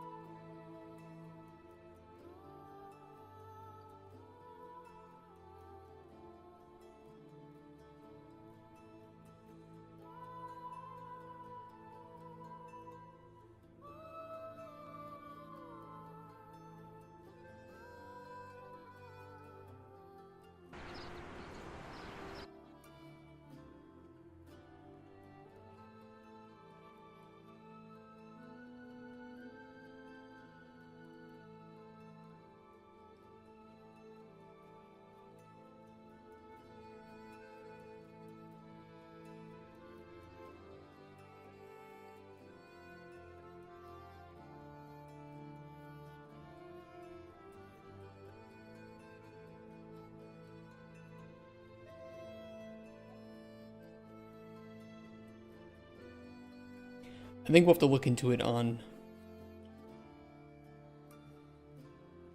Monday.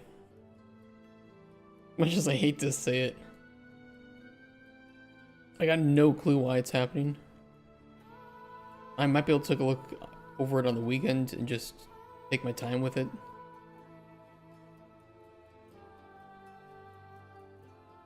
I hate to say it. Something is messing up. Something is stumping it. And I can't really figure out why.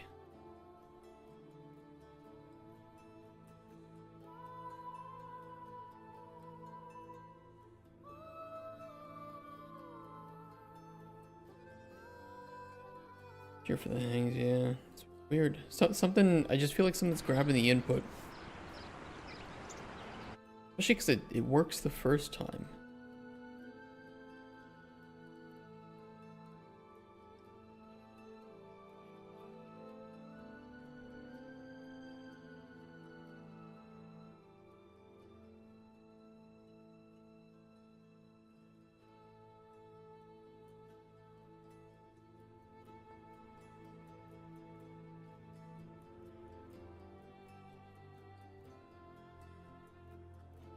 Should the interaction component perform hit testing?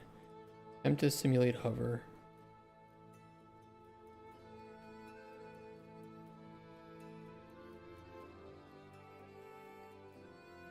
We know it continues to fire. We know it continues to play the hover.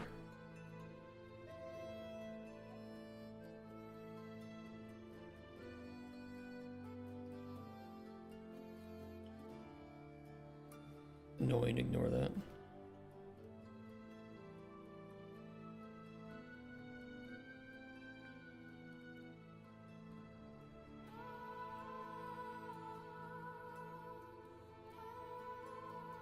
I think it's airing out up here.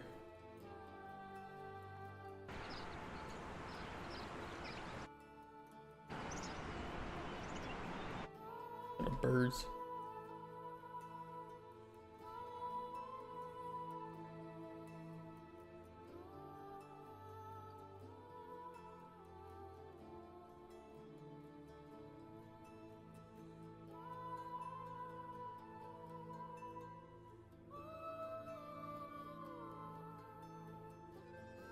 That's what it is.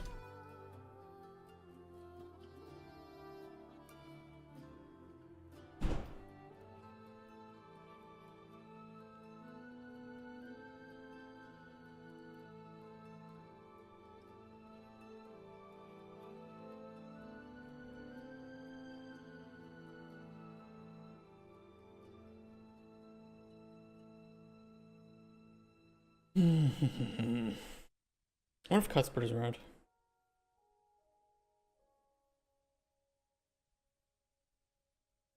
I'll message him.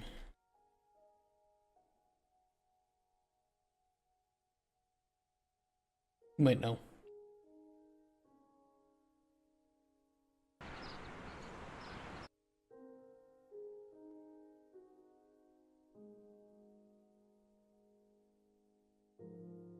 Okay, or not.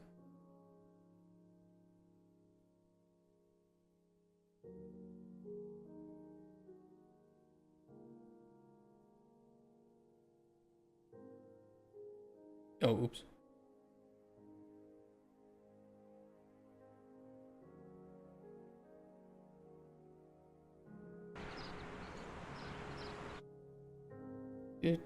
Do.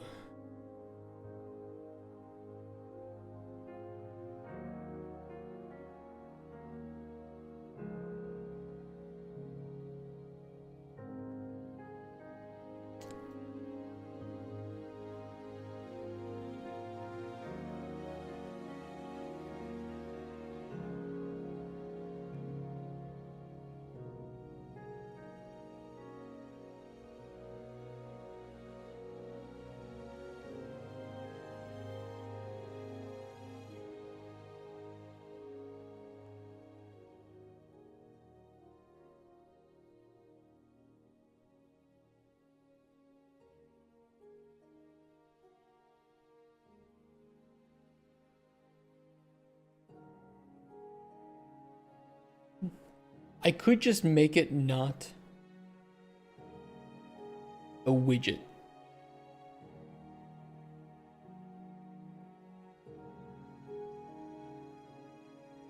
But at this point, I'm stumped. The processing boxes work fine. It was relatively painless to get those set up.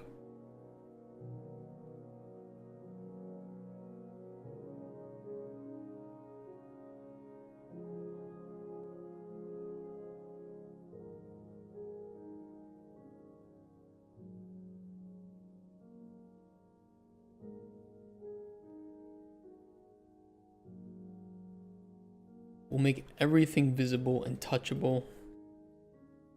Get widget. Visibility.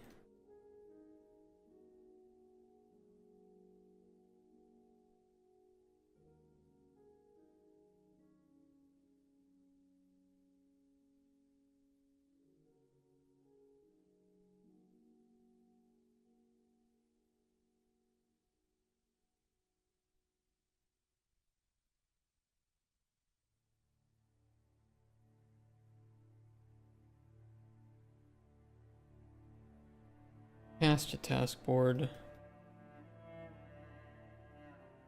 Okay, I'll just repeat the same things a million times. One of these, please work.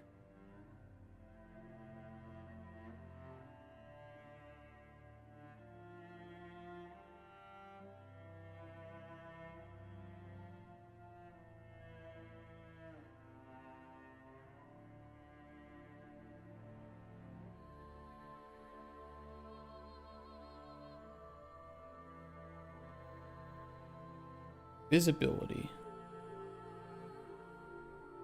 enabled.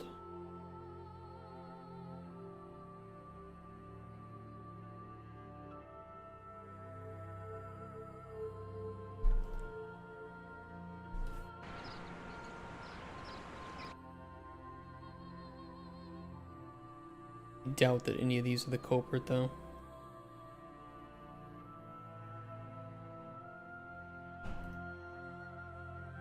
Something with the inputs.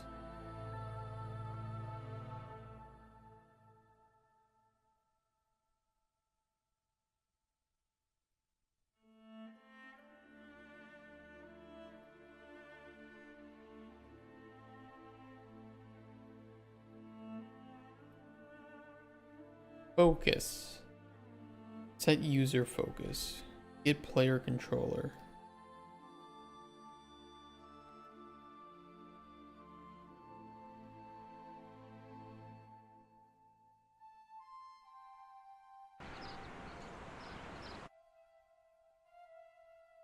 I'm so hungry. I'm dying.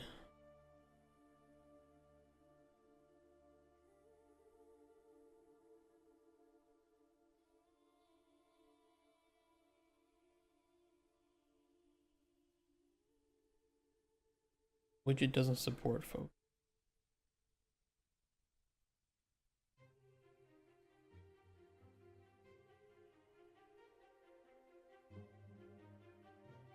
Give it focus.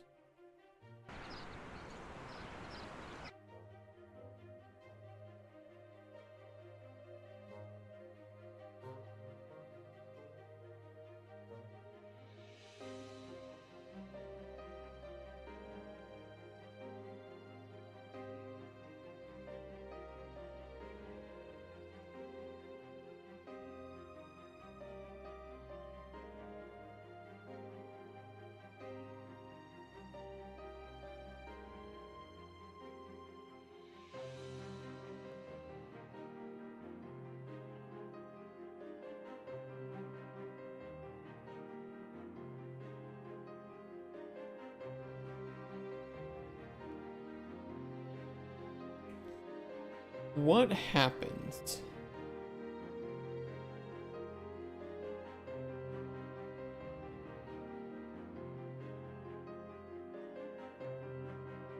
if that's just visible at all times?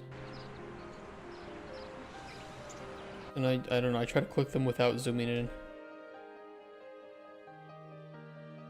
Works the same as before.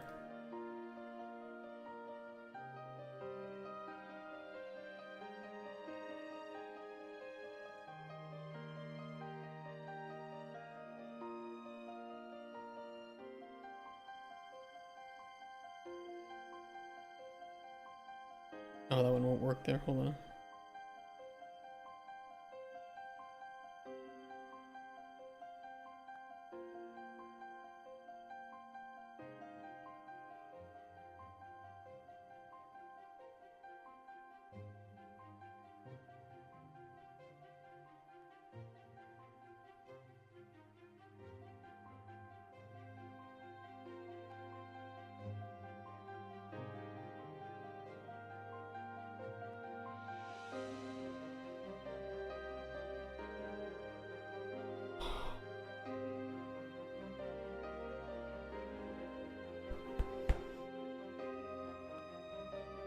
Ow. Smacking my head was a lot better when I didn't wear a tungsten wedding ring.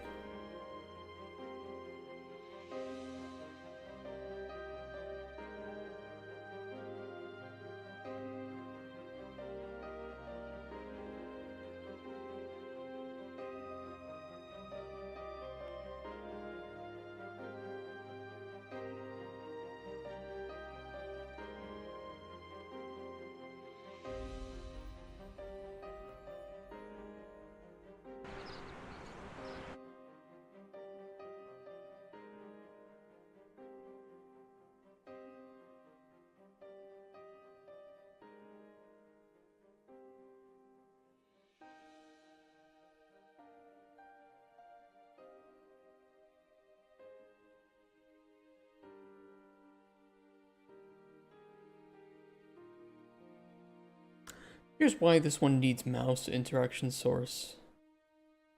And the alchemy table one is custom.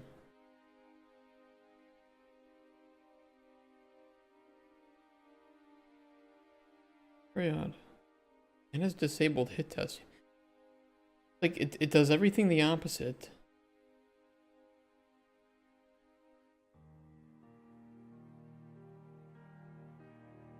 But this one works.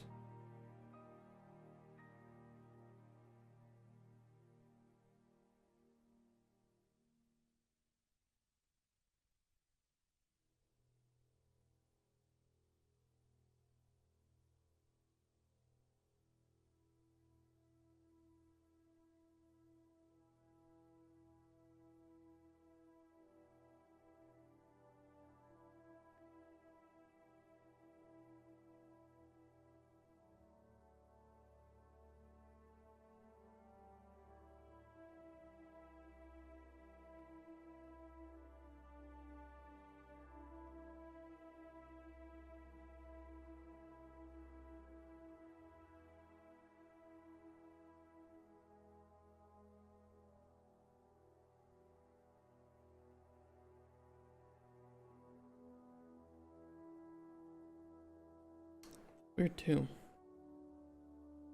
And we know that the alchemy table uses child actors for the processing station as well, so it can't be related to that.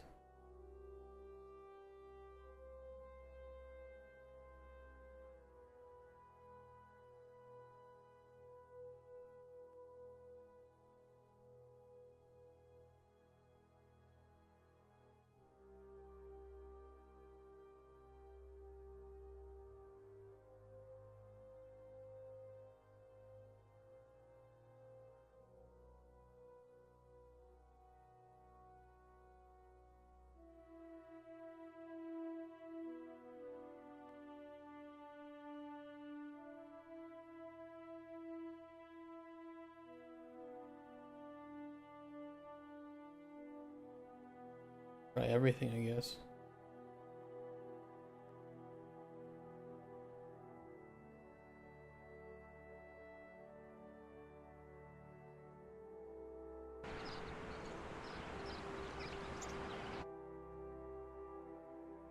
That's for almost.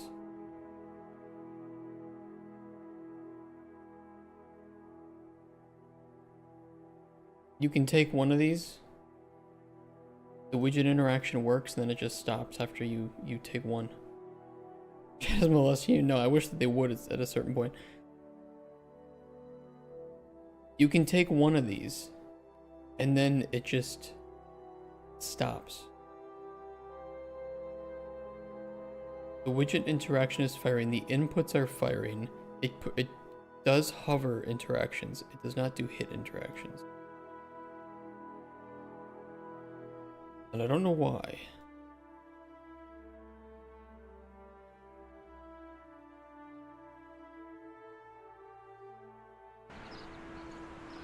Actually, I wanted some of those there.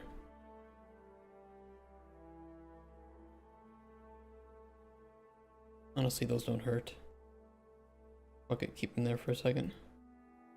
Only theologic, okay. It works very similar to the alchemy table. We have a widget interaction, visibility trace channel, 500 interaction distance, source, mouse, enable hit testing. We're doing the press pointer key on input action. And this is firing. Let me run in there. Click, click, click. Zoom in. Click, click, click. All good.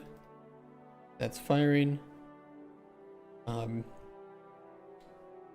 Task scroll has the widget, which has receive hardware input.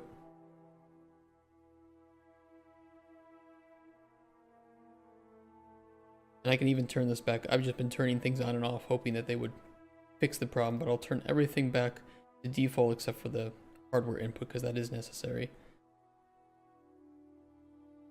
The widget itself blocks the Visibility and alchemy trace is fine. Fuck, I don't even do that.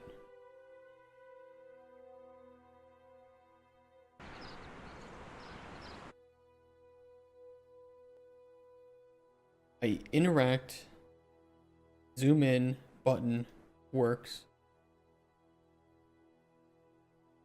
Doesn't work.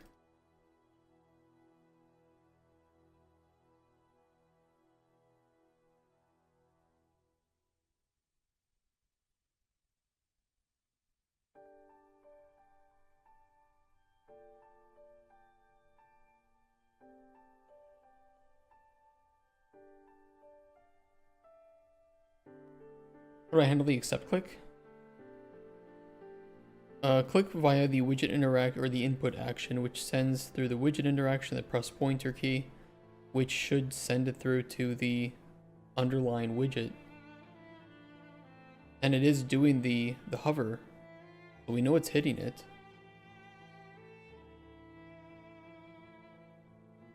And I have tested literally all of them. Pressed, released, clicked. Nothing. I don't know which one it is. Test all of them. Why not?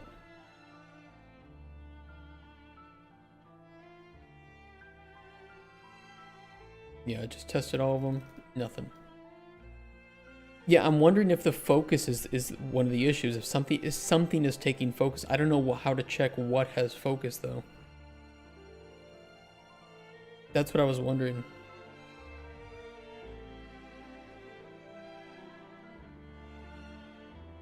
Here's the thing though, is I went a little overzealous. I literally told it to set visible to everything and grab focus on the button the moment we zoom in. On show button. And even trying to force the focus to the button whenever a button is shown. Isn't doing it either.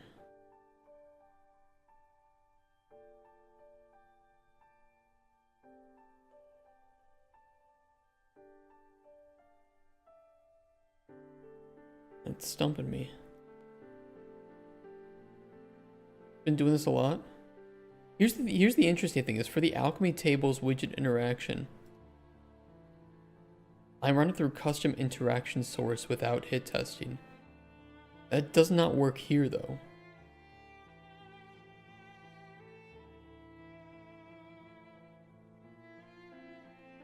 And I'm not sure why.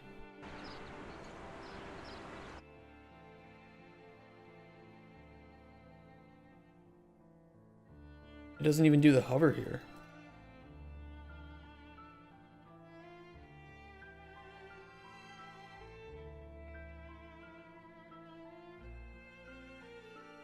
It has keyboard focus. Obviously it's fucking a lot up.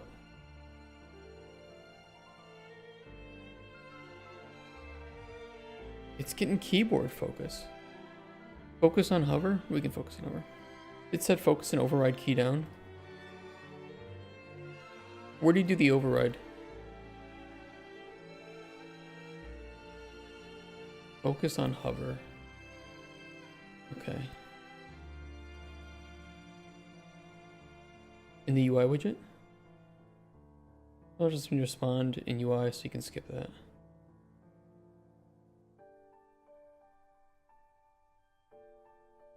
I am being a little zealous with focus when the button gets shown. I can move it to hover. Since we know hover is working.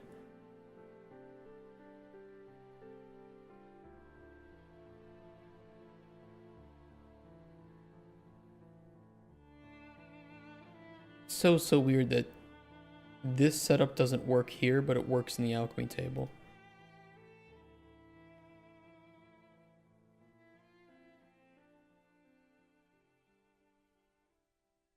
Very odd.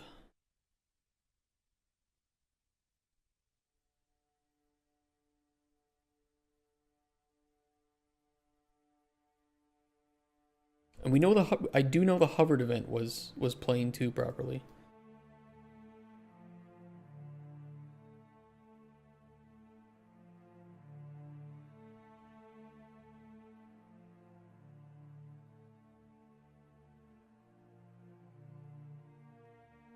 It's so Rex, I could see myself spending 2 days on this one, but then when I implemented an alchemy table, I spent like 2 hours.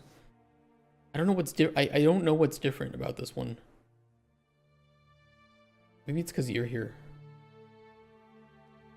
Passport HUD?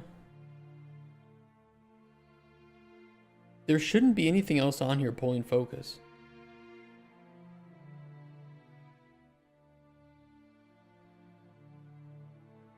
As far as I know, there's only one button.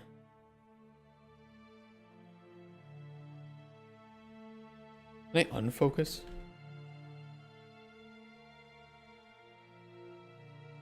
Not really.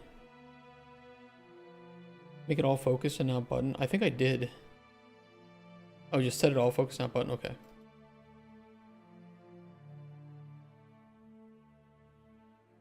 Functions and the functions click override? Hold on.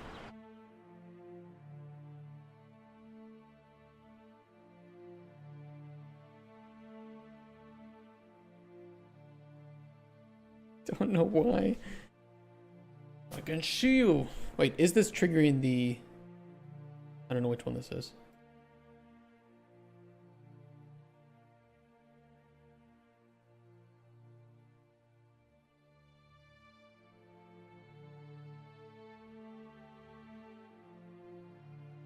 It's firing.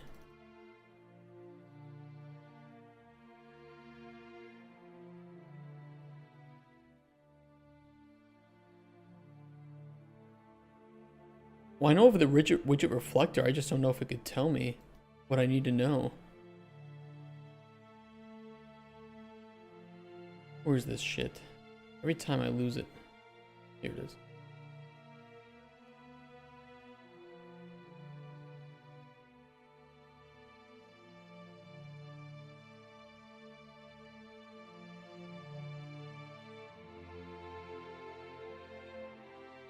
It bugs out with the world space widgets. I forgot about that. The bitch with those. Doesn't support. Why? Oh, hold on. I might have disabled it to try fixing something.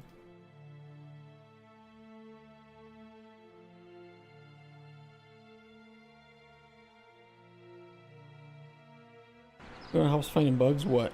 She don't know. I'll go take. I thought you were gonna play Shiitake. I'm trying. There it is. Yeah, it's not. Be a bitch. You're right. Okay, Rex, your method. Override. Override the functions. Which one?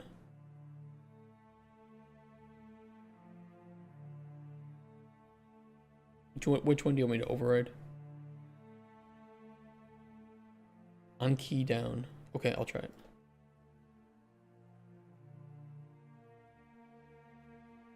But that won't test the entire button, right? Unless I check is hovered. Is there something to do that? Is hovered? First, let me just want to print. Okay. Is it actually receiving anything, right? Make and reply.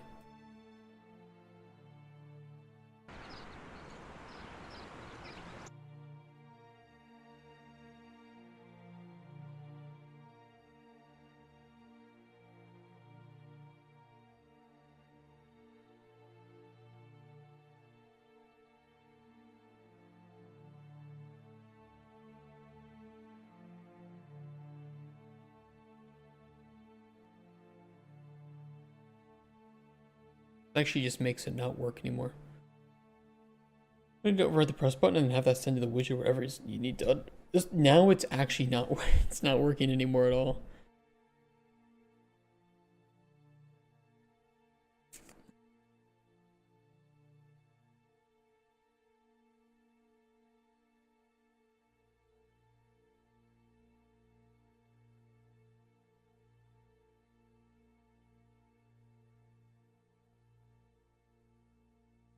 With mouse I think it's focus, but it could be mouse, and I don't know how to check which one it could be.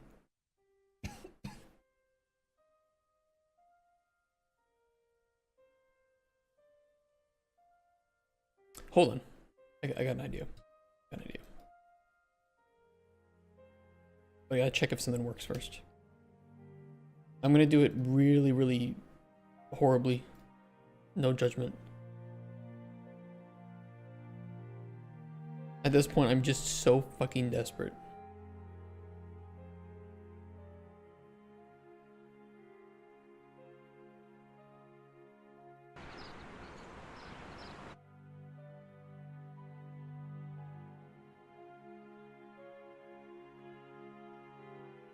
Okay.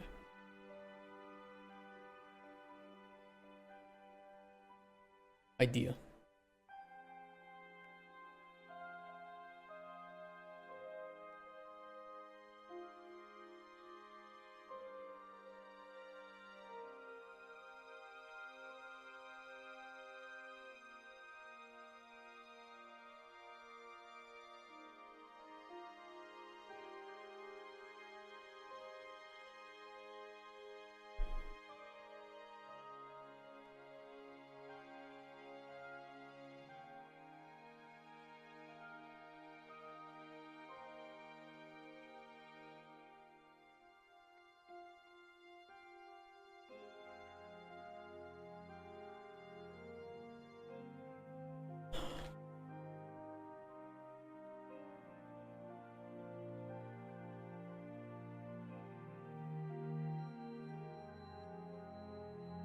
Big fuck you to the entire system.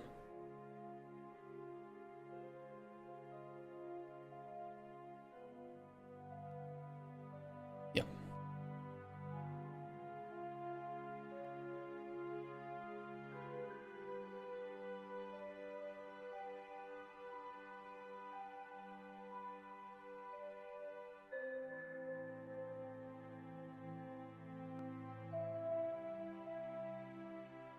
How that interaction system works, is it yours or external?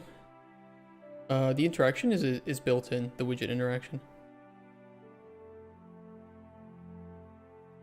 And it works for the alchemy table. It works. It's no problem. It was so easy to set up. It built in. Or do you mean something else other than the widget interaction?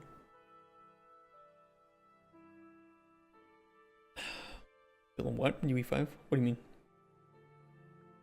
It's native. Yeah.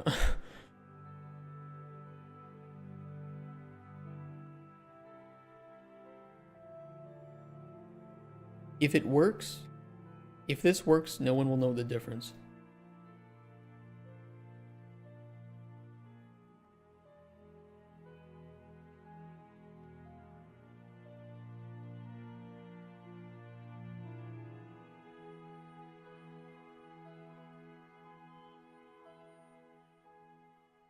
Only for 3D widgets? Yeah, pretty much only for 3D widgets.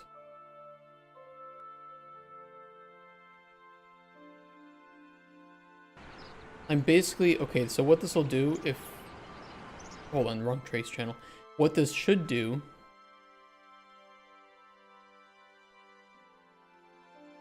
is mimic the click of a button if the button is being hovered.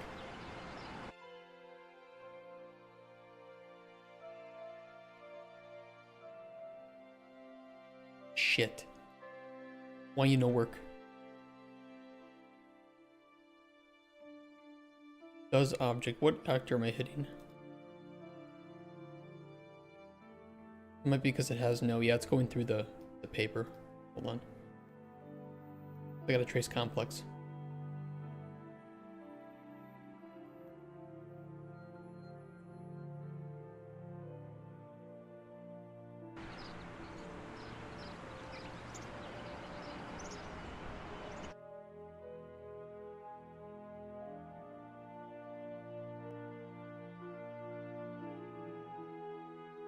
Shit. I'm tracing complex. Oh, because I set it to ignore visibility trace. We were testing something. Hold on. Did I? No, it's blocking. Added the focus path in the button. Didn't work. Added the focus path. What the fuck is focus path? We don't know if it's a focus issue yet, because we were forcing focus, and it wasn't working.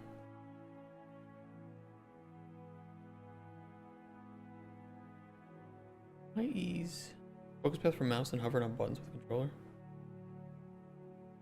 It's so weird. Or for 3D widgets? Because we didn't even need to do that for here, for these buttons. On the alchemy table. Like, I'm doing 10 times more work than I had to do for the alchemy table to get those to work. And those also have child blueprints with, or child actor components with 3D widgets. We got a TLDR in progress the last 2 days. Cheat menu and some progression stuff. I'm working on a task board, but some stupid, annoying thing has stumped me.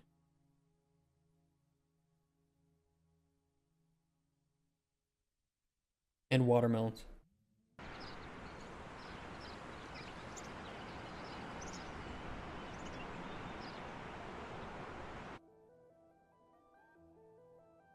Fine, fuck you. I'll just do another trace.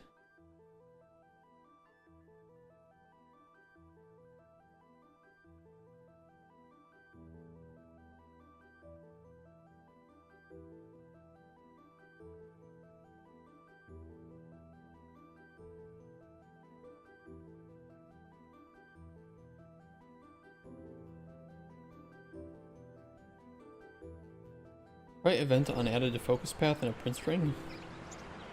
It does hover the button. It just won't fire the button.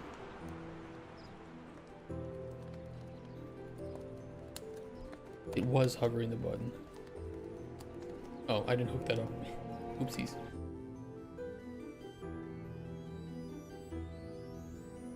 Might be. Oh, okay. Be weird.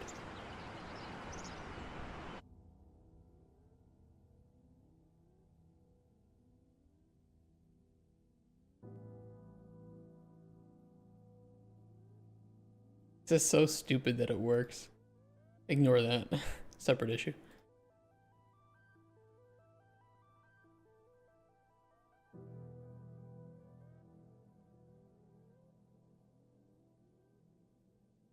That's the separate issue. It's so dumb that this is the only way that I can get it to function properly. Is to trace to the actor that I'm hitting and then run a custom event to determine if we're hovering the button. And I have no idea why this one thing, this one widget interaction is operating in a different way than our alchemy table. It's the same setup.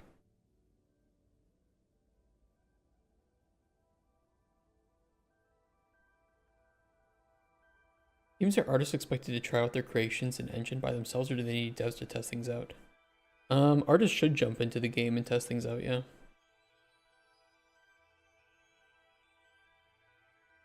Depends what it is, of course, but you know, that's the way that you test if there's bugs.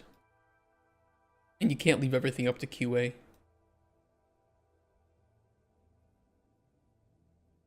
This at least functions. Alright, what's the issue with this? At the zoom location.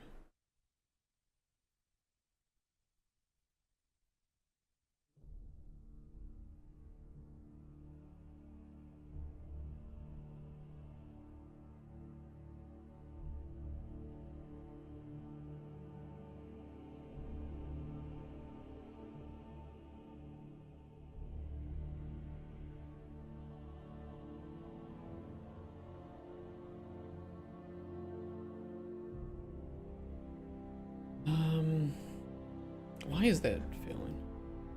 Valid hover task, set valid to zoomed. It's because of that.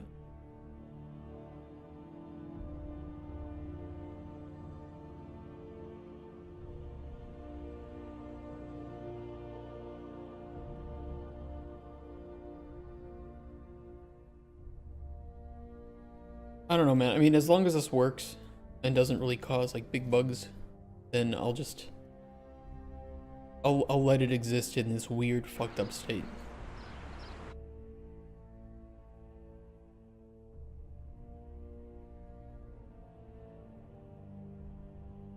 I gotta fix that.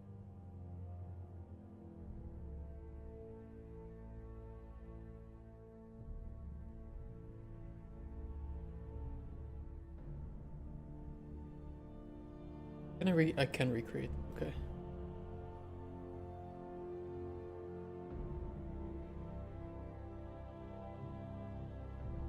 Yeah, that's a separate bug. The button clicking was the worst one. This one will be way easier to fix. Are we zoomed? Yes. Zoom task.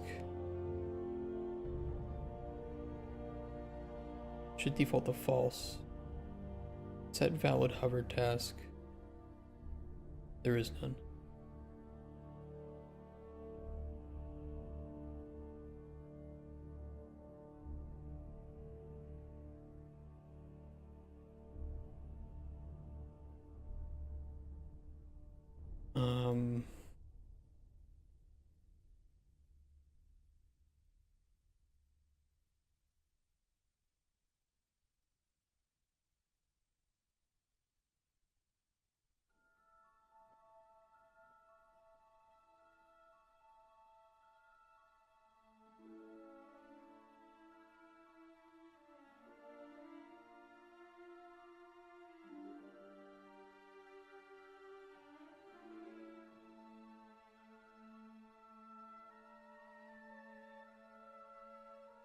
I don't want to just do a validity check. I mean, I can.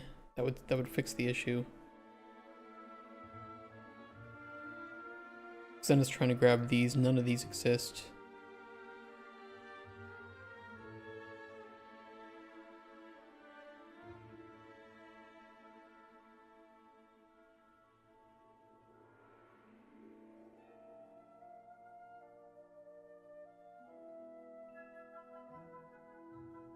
Old camera location, arrow zoom location. The camera origins, old camera location, zoom location. Doesn't know where to go to. That's why it's setting to 0, so it's starting at 0 and then jumping to the old camera location.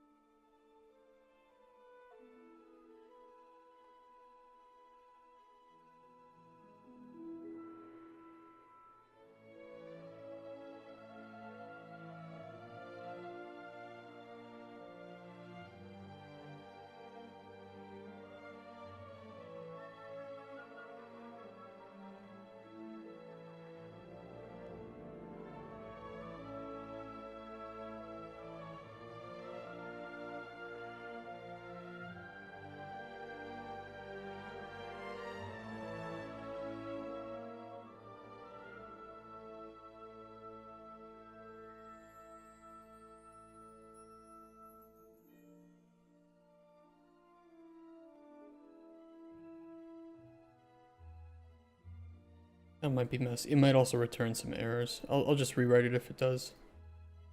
But we can do that on Monday, as long as it doesn't crash. If it throws warnings, I'm okay. If it throws errors, I'd like to get those fixed. Like I said, this will probably take us 1 to 2 weeks to make this entire task system. That's fine. I'm already pretty happy with what we've gotten done today. Would have been more if we didn't have the interaction bug, but it is what it is. Oops.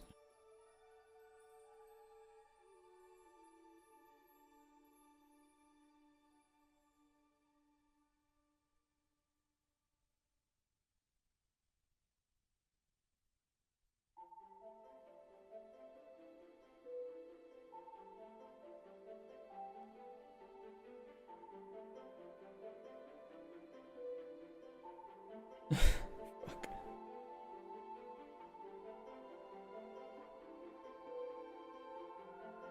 It's probably because it's still trying to access those like I thought.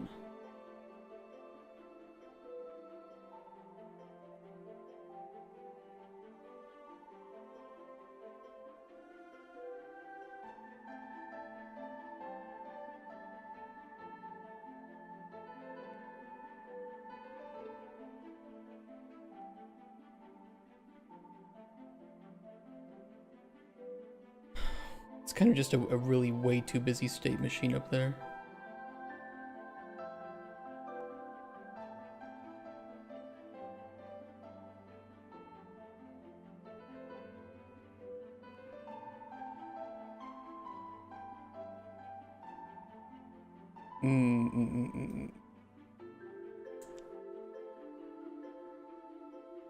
Really just this that's the problem.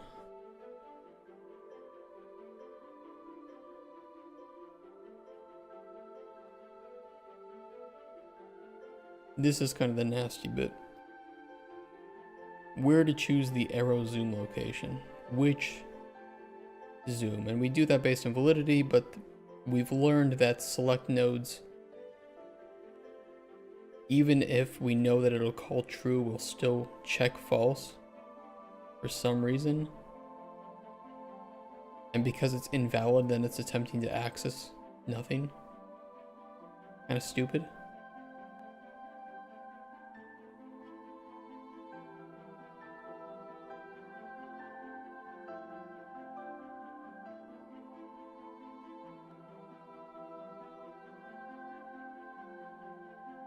And I don't like it.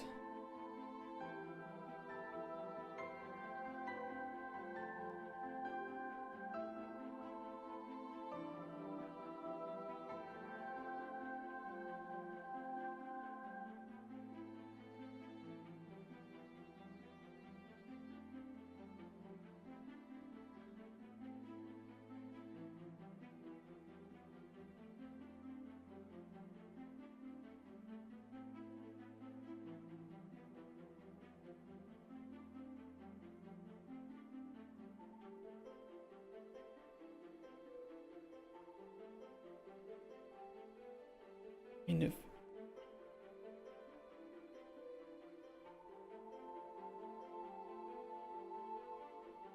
If I just give it something to hold on to. What will it do? 'Cause I know it won't pick it, but at least it's valid. Or maybe not.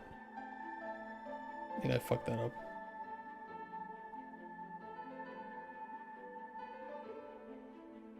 Oh yeah, because I'm... Fuck off.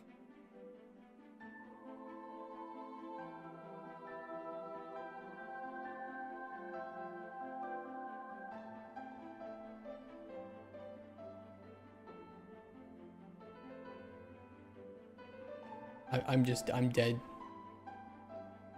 It's over. It's over today.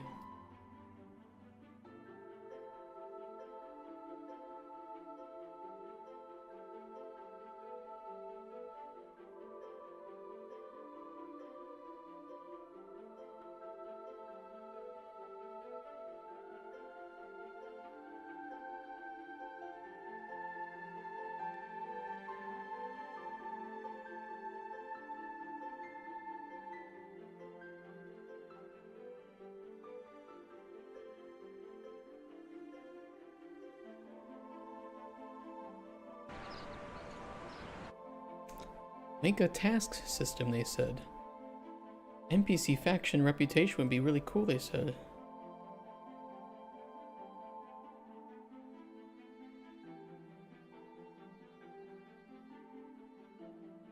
I blame this on a watermelon guy. That's what I blame it on. No errors. You know what I call that? The end of the stream. That's what I call it. It's working. You can, they disappear. We can worry about the rest of the shit next week. I'm Audi 5000. I'm not even gonna put comments. That's how angry I am. Fuck comments. Didn't expect to see you here. Well, you're not gonna see me in a few seconds because I'm done. Oh my god, am I done? Fucking clicked. That's the name of this.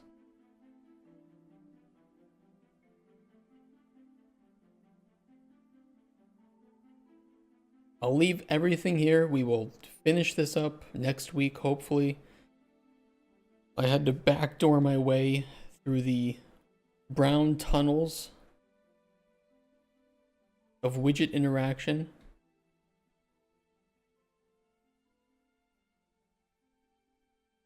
I'm going home. I'm pulling out the Jägermeister. And I'm pouring it down my parched, cum-stained throat.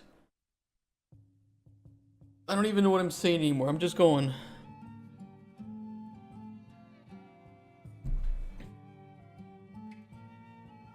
You don't stream from home? No. No, I stream from an office. Brown is allegedly a nice color. Yeah, well, I have nothing to say about that. I thought I was gonna say something cool, but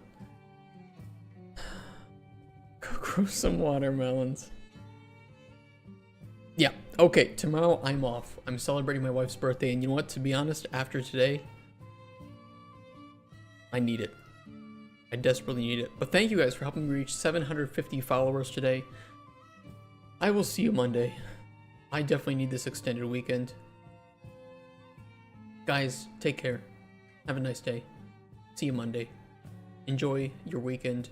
Hopefully it's warm and awesome and nice and not filled with widget interaction components.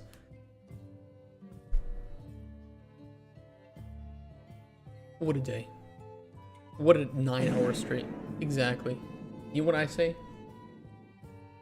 Resentment can grow quietly without much warning after a storm. Mushrooms can too. Shiitake? Alright. That was good timing. I'm done. I'm out of here. See you guys. Bye-bye. Bye-bye. I have to scroll down so much for it. Oopsies. See you guys.